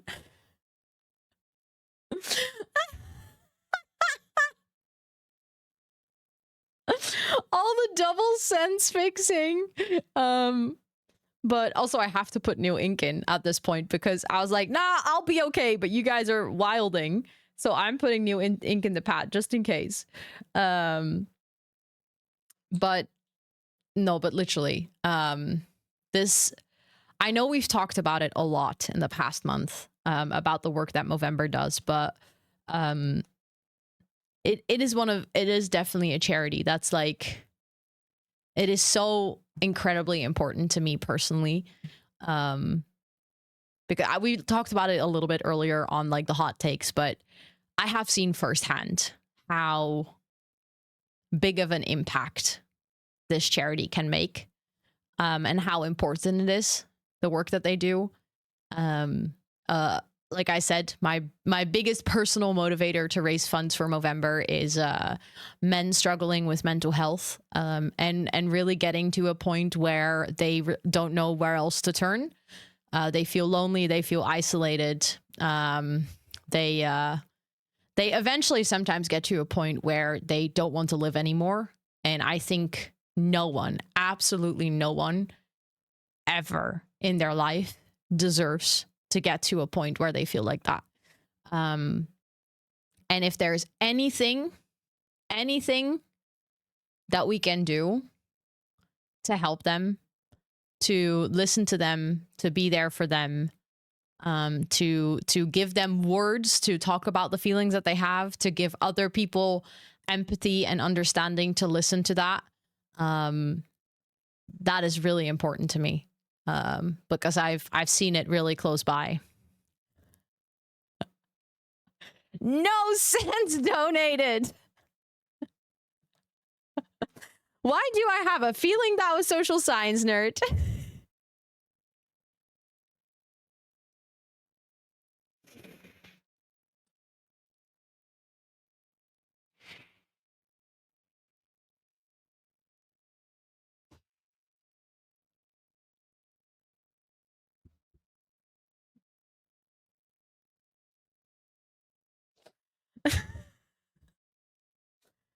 That was that had no sense for about a second, and then Stoltz donated $1.99.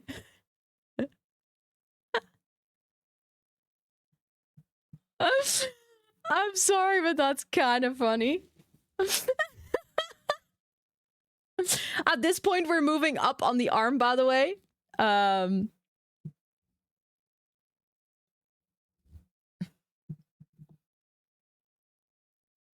There we go. You guys are absolutely wild. Team Sense doesn't even have to do anything. No, but literally. Oh my god, you guys are so silly.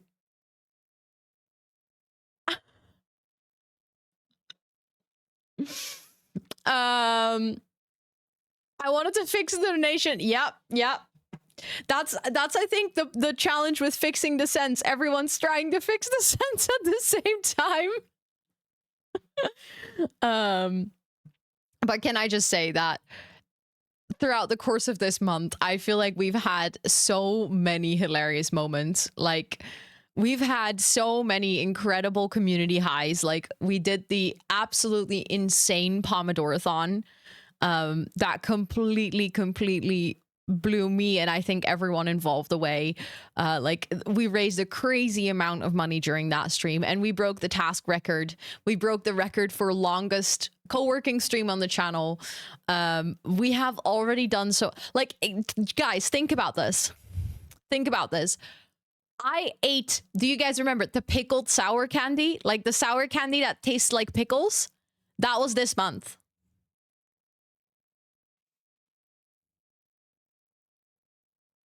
That was this month. Like, what do you mean? I'm gonna send Ninja a message tomorrow to see if we can have an update on his mustache after a whole month. We changed like my profile photo on Twitch here. I've been Pippi Longstocking for an entire month. Oh yeah. Oh, he's gaming, I think. Hold on. I'm just gonna really quickly double check.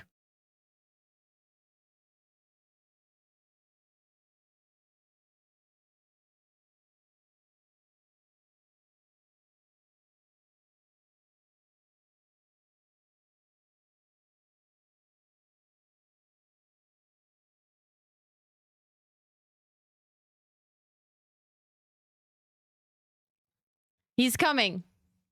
Yeah.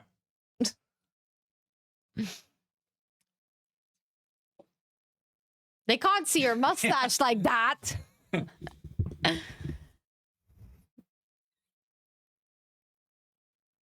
Stay like that. Just tease the chin. Oh my god. Stop.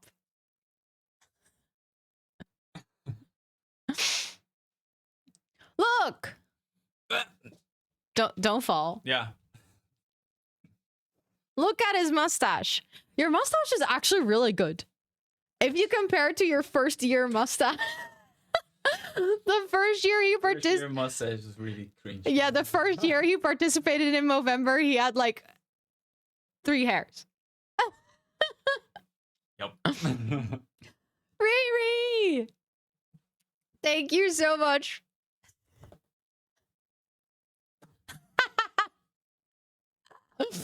Thank you so much for the $4.01. Oh. Oh, sure. No, that works. That's a mustache if I've seen one. Kind of looks like yours. It's like nice and present. Yeah. Not you. Oh no, Ellie. Oh no. I mean, you can still donate a round number if you want. There's no sense right now. But yeah, this was, can you guys remember, this was the 1,000 goal. Or was it 500? It was 500. But still, 500. You guys unlocked that within like the first 10 minutes of the first stream. And then you shaved live on stream. That's a month ago. Yep. That's crazy. We are 890 away from a tattoo. Just saying. Just saying. I've been shaving my mustache too. Mine is barely visible. You have blonde mustache, no? Yeah. Faye! A real life tattoo, yes. Thank you for the $1.11.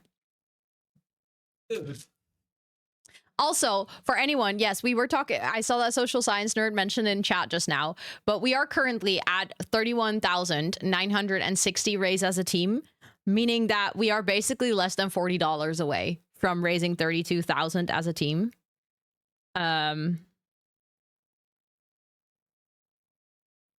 That sort of works. That compensates for that mustache. You know, we support mustaches in all shapes and sizes here. Are you relieved you do not have to get a tattoo? No, because honestly, I wouldn't have put it on the list if I actually didn't want to do it. So like, if I was relieved now, then it probably would have been a bad idea for me to put it on the list. Like, if we had reached that goal, I would have genuinely loved to go get a tattoo. Like, honestly, like, I would not have put it on the list if I didn't want to do it. I think that's something that I've definitely learned over the years with charity streaming. I remember I once dyed my hair purple for a charity stream. Looking back, like, that was a fun thing to do, and it obviously was a temporary thing to do, but I don't think I will, like, I don't think I'll do that again, if that makes sense. Since the donation link is open for a few more days. So the thing is, officially, we don't work towards the goals anymore after today, Esther.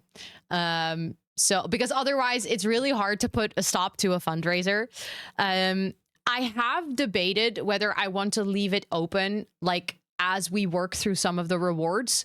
But then I realized that means it's probably going to have to stay open for like months. So I will leave the fundraiser open for people that still want to donate, but it just doesn't work towards the goals anymore. That's like, basically, it wraps up the fundraiser today. Like, today is the final day for the goals. Because otherwise I would have to keep an eye on it all the time. Ellie! I see that. I see that. There we go. I like that you're like, I'll get a tattoo, but I draw my... No, the thing is, it wasn't necessarily coloring my hair. It was going purple. Like, that was so specific, and it was very bright and intense. And it was like, I think going purple wasn't necessarily something I really wanted to do. It was just something that, like, the community really wanted to see.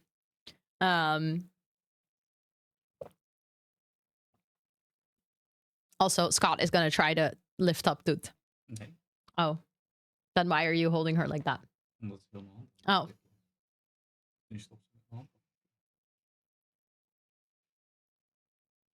Jessica! What the heck? This one is still sticky because it was such a big blob. Thank you so much for the $50 donation. Thank you, thank you, thank you. What the heck? Also, Noverworld, welcome in. I hope you're doing well. It is good to see you. Hello, hello. This stamp is like covered in ink at this point. But that means that the team raised 32,000. Let's freaking go. Only 837 away from a tattoo. You was like, better go get that tattoo, bestie. Okay, again, we support mustaches in all shapes and sizes. And also, okay, fair enough. Fair enough. That is very true. That is very true. But Jessica, thank you so much. You're going to go on the Movermber hero board as well. Hold on. Let me put you on there. I'm going to have to shuffle around some names again because the board is getting full. This is our third board. Guys, that is wild. And then I haven't even looked at all the forms. Thank you so much, Jessica. I really appreciate it. There we go. There we go. Some of the mustaches look very interesting. Yeah. Some of them are just blobs. This is basically a goatee with someone who has his mouth closed. It's just like they're like you can't see the lips. It's just like a full thing. Okay. You're the streamer. Thomas, thank you.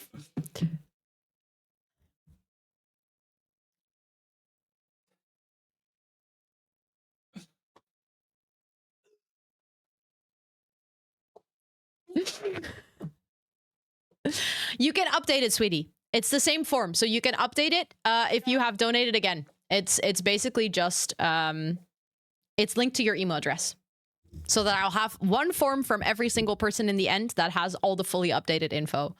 But Thomas, thank you so much for the $1.01. Abu, thank you so much for the $2.23. You guys are absolutely wilding. Why is Thomas claiming that this is his idea? I'm actually outraged. What do you mean? Oh. I can't remember who started it, to be honest.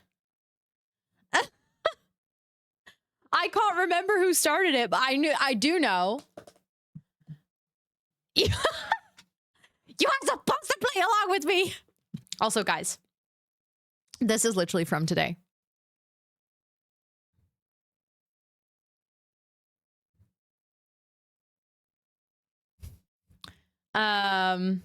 I really wish I could help more in trying to reach 20,000. No, please don't ever feel that, okay? Don't. Literally, that goes for everyone. I know when I was setting the goals, I know that some of the goals are like a real big stretch.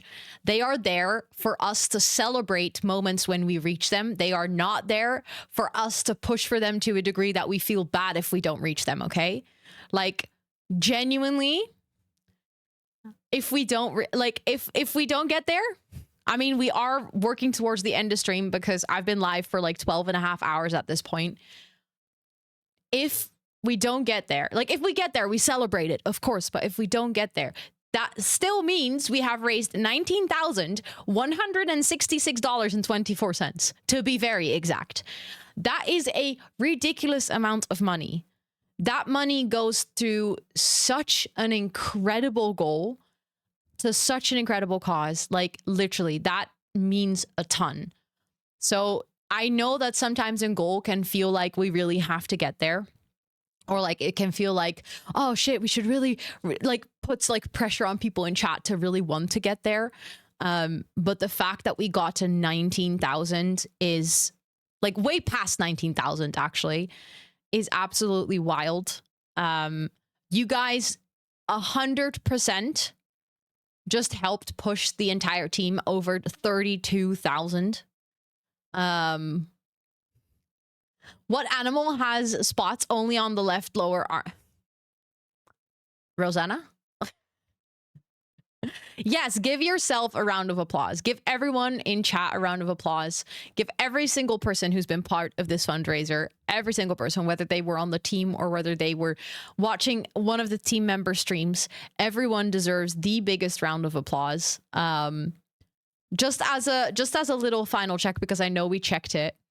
Thank you so much, Innkeeper. I appreciate it. And thank you for lurking all day. I appreciate that so much. I appreciate that so much. I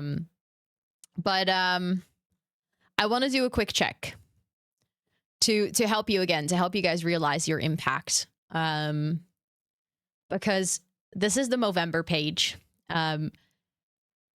Look, that was the original goal. The original goal for Movermber was to raise 100,000. The entirety of Movermber, everyone who's been fundraising on just Twitch. So this is specifically Twitch, not outside of Twitch, because there's even more things going on outside of Twitch, but this is just fundraisers live streaming. There's been a total raised of $292,598.32.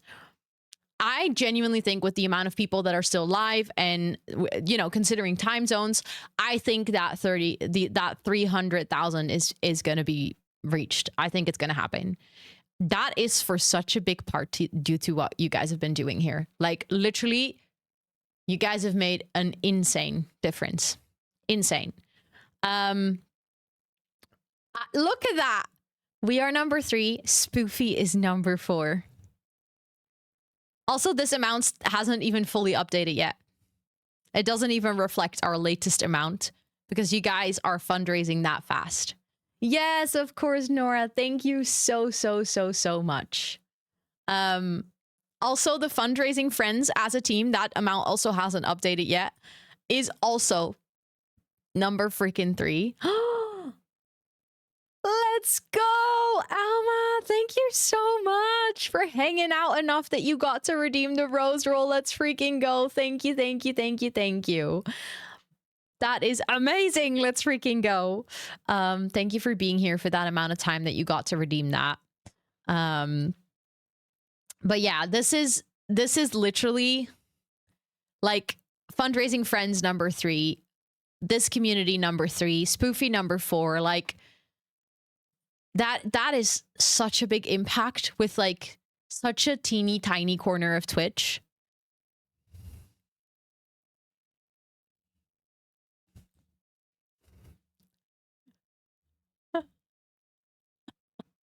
Ah!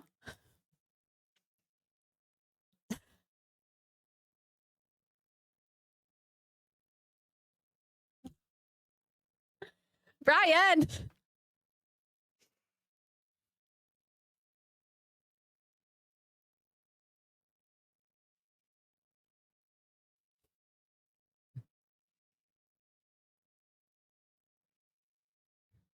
Maggie! What the heck? Thank you so much. Thank you for the 200 biddies. I appreciate that a lot. What the heck? That is super kind of you. And also, I saw Wicked come in with a donation. Hold on. You guys are going to see the dashboard. You can see all the behind the scenes. There we go. Oh my... Hold on. This dashboard is behind. I was like...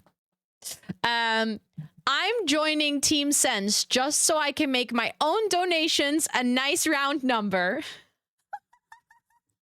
Also, Yul, thank you so much for the horses. And Maggie, thank you so much again for the 200 biddies and your incredibly kind words. What the heck? Thank you. Yeah, this is the back end. Here you can see, this is what I've been looking at all month. Hold on. I earlier saw a spot and now I lost it again. Where is it? There. But thank you guys so much. Thank you for the horses as well, Yul. I appreciate that. Everyone is welcome to Team No Sense. I mean, at the same time, you didn't vote for the poll. I can see that. Yes, definitely only love for the community, but also very much the uptime. Thank you guys so much. I literally, I don't know. I swing between both teams. Hey, listen. You're just bisensual. What can we say? It happens to the best of us. I think I'm the same. You know, I'm the same. I forgot to vote for the poll half of the time as well. So all this time, you guys could have been in the lead, but Thomas, you just kept forgetting to vote, huh? Yes, of course, July. Of course. Thank you so much for hanging out. I appreciate it. Thank you for being here. And Kia, thank you so much for the heart. I appreciate that. Thank you. Not the bisensual. Yeah, I'm bisensual. I like sense and no sense. Thank you, Bumblebee. That's really kind of you to say. What the heck? 1 year later, I am Rose. Wait, really? Alma, no way that you found me last year during Movermber and that happened in 1 full year.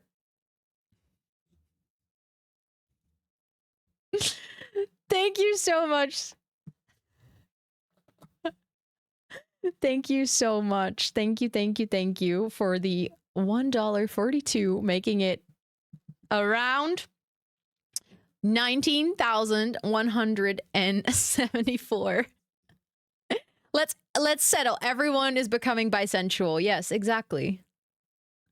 There we go. This art, like, I'm literally moving up on my arm because I ran out of space.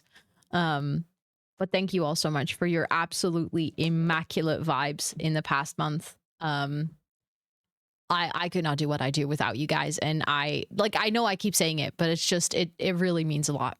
It really, really means a lot. And I'm just really excited for everything that's to come. Because I feel like this year going full time and being able to do this fundraiser again and being able to get so many brands involved, isn't cold. No, it's fine. I'm actually pretty warm. But I genuinely feel like we as a community are only just getting started.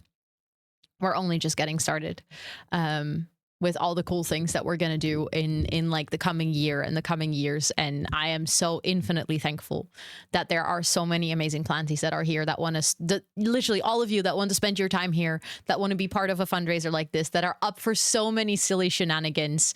Like no matter what game you play, I feel really lucky that I have so many wonderful people here. Like that really, really means a lot. So thank you all for being absolutely awesome. I do think that I'm gonna go and find someone to raid because we're closing in on 13 hours at this point. And fun fact, I'll be live again tomorrow with a co-working and a gaming stream, and then I'll be live again on Tuesday with a co-working and a gaming stream. And I still have to make sure that I clean up all the overlays and everything before stream tomorrow. So I have to like actually wrap up. I have to send so many of you guys all of your donation forms and stuff. So I'm gonna go and I'm gonna take some rest. But thank you all so much. This has been an absolute honor. Like I said, I will keep the donation or like the Movermber link and stuff open, probably towards the end of the month. If we do like the cooking streams this month, I think we can still have it like use the link and stuff. I won't turn off the commands. You are sneaky. You are absolutely sneaky. Sounds like well, the thing is I do that every single day at the end of stream to prevent it from being an overwhelming task. Oh, that's a great mustache. To be honest, the sending the forms literally takes a minute. I can just tell Tiltify give me all the email addresses from people who have redeemed the reward, and then I can send out the email. So it's a doable thing, but still I want to make sure that I have like that. Also, oh my god, my stream is like a solid minute behind on Twitch. Let me actually refresh my own stream to see if it is as bad. But you can finally fill out the form. Yes, let's go. Yeah, I don't know if the stamp is done with it or just confused about what it needs to do at this point. No, but literally, sweetie, I have so much to do in the coming week because on Thursday I'm also doing other things, so I don't mind doing it now. Then it's out of my head. I genuinely don't mind. But it is something that I want to do and then still go to bed on time. So I think we're gonna go say hi to Spoofy. Spoofy is also still live fundraising for Movermber. And she's also doing a 12-hour stream. She is playing Dispatch, and she has been absolutely smashing her... Oh,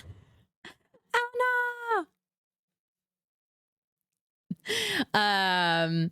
Oh, a task I can immediately, like, just add it and then tick it as done. We can do that. I like that. I like those tasks. Those are good tasks. At this point, I'm just putting mustaches literally everywhere. But thank you so much. Thank you. Thank you. Also, is Dispatch a game or is she watching it? No, I think it looks, I'm confused. I don't know if it's a game. I've actually never heard of it, but we're going to go say hi. I'm just going to do a little double check. But is it a game? Okay, I genuinely, again, I've never heard of it. It's a game. Okay. She's saying dispatch finale, so I think she's playing through the last bit of the game. But she's going to be live for about another 2 hours. Also, look at this. That's from all the stamps. But yeah, thank you guys so much. I feel like that's after everything, that is all I have left to say is thank you. Thank you for everything that you do. Y'all are amazing. And I'll be back with a relatively normal schedule in the coming week. So we have co-working and gaming tomorrow, co-working and gaming on Tuesday, both on Monday and Tuesday. We have shell tours. If we have enough shell tours that'll fill both streams, we're going to do 2 streams. If on Tuesday we eventually like realize that, because I never know how many people actually like join in on a shell tour, then we'll just play some other games that will be fun as well. On Thursday, we're going to be doing an IRL co-working stream. I will be in Amsterdam because I have a party in the evening in Amsterdam.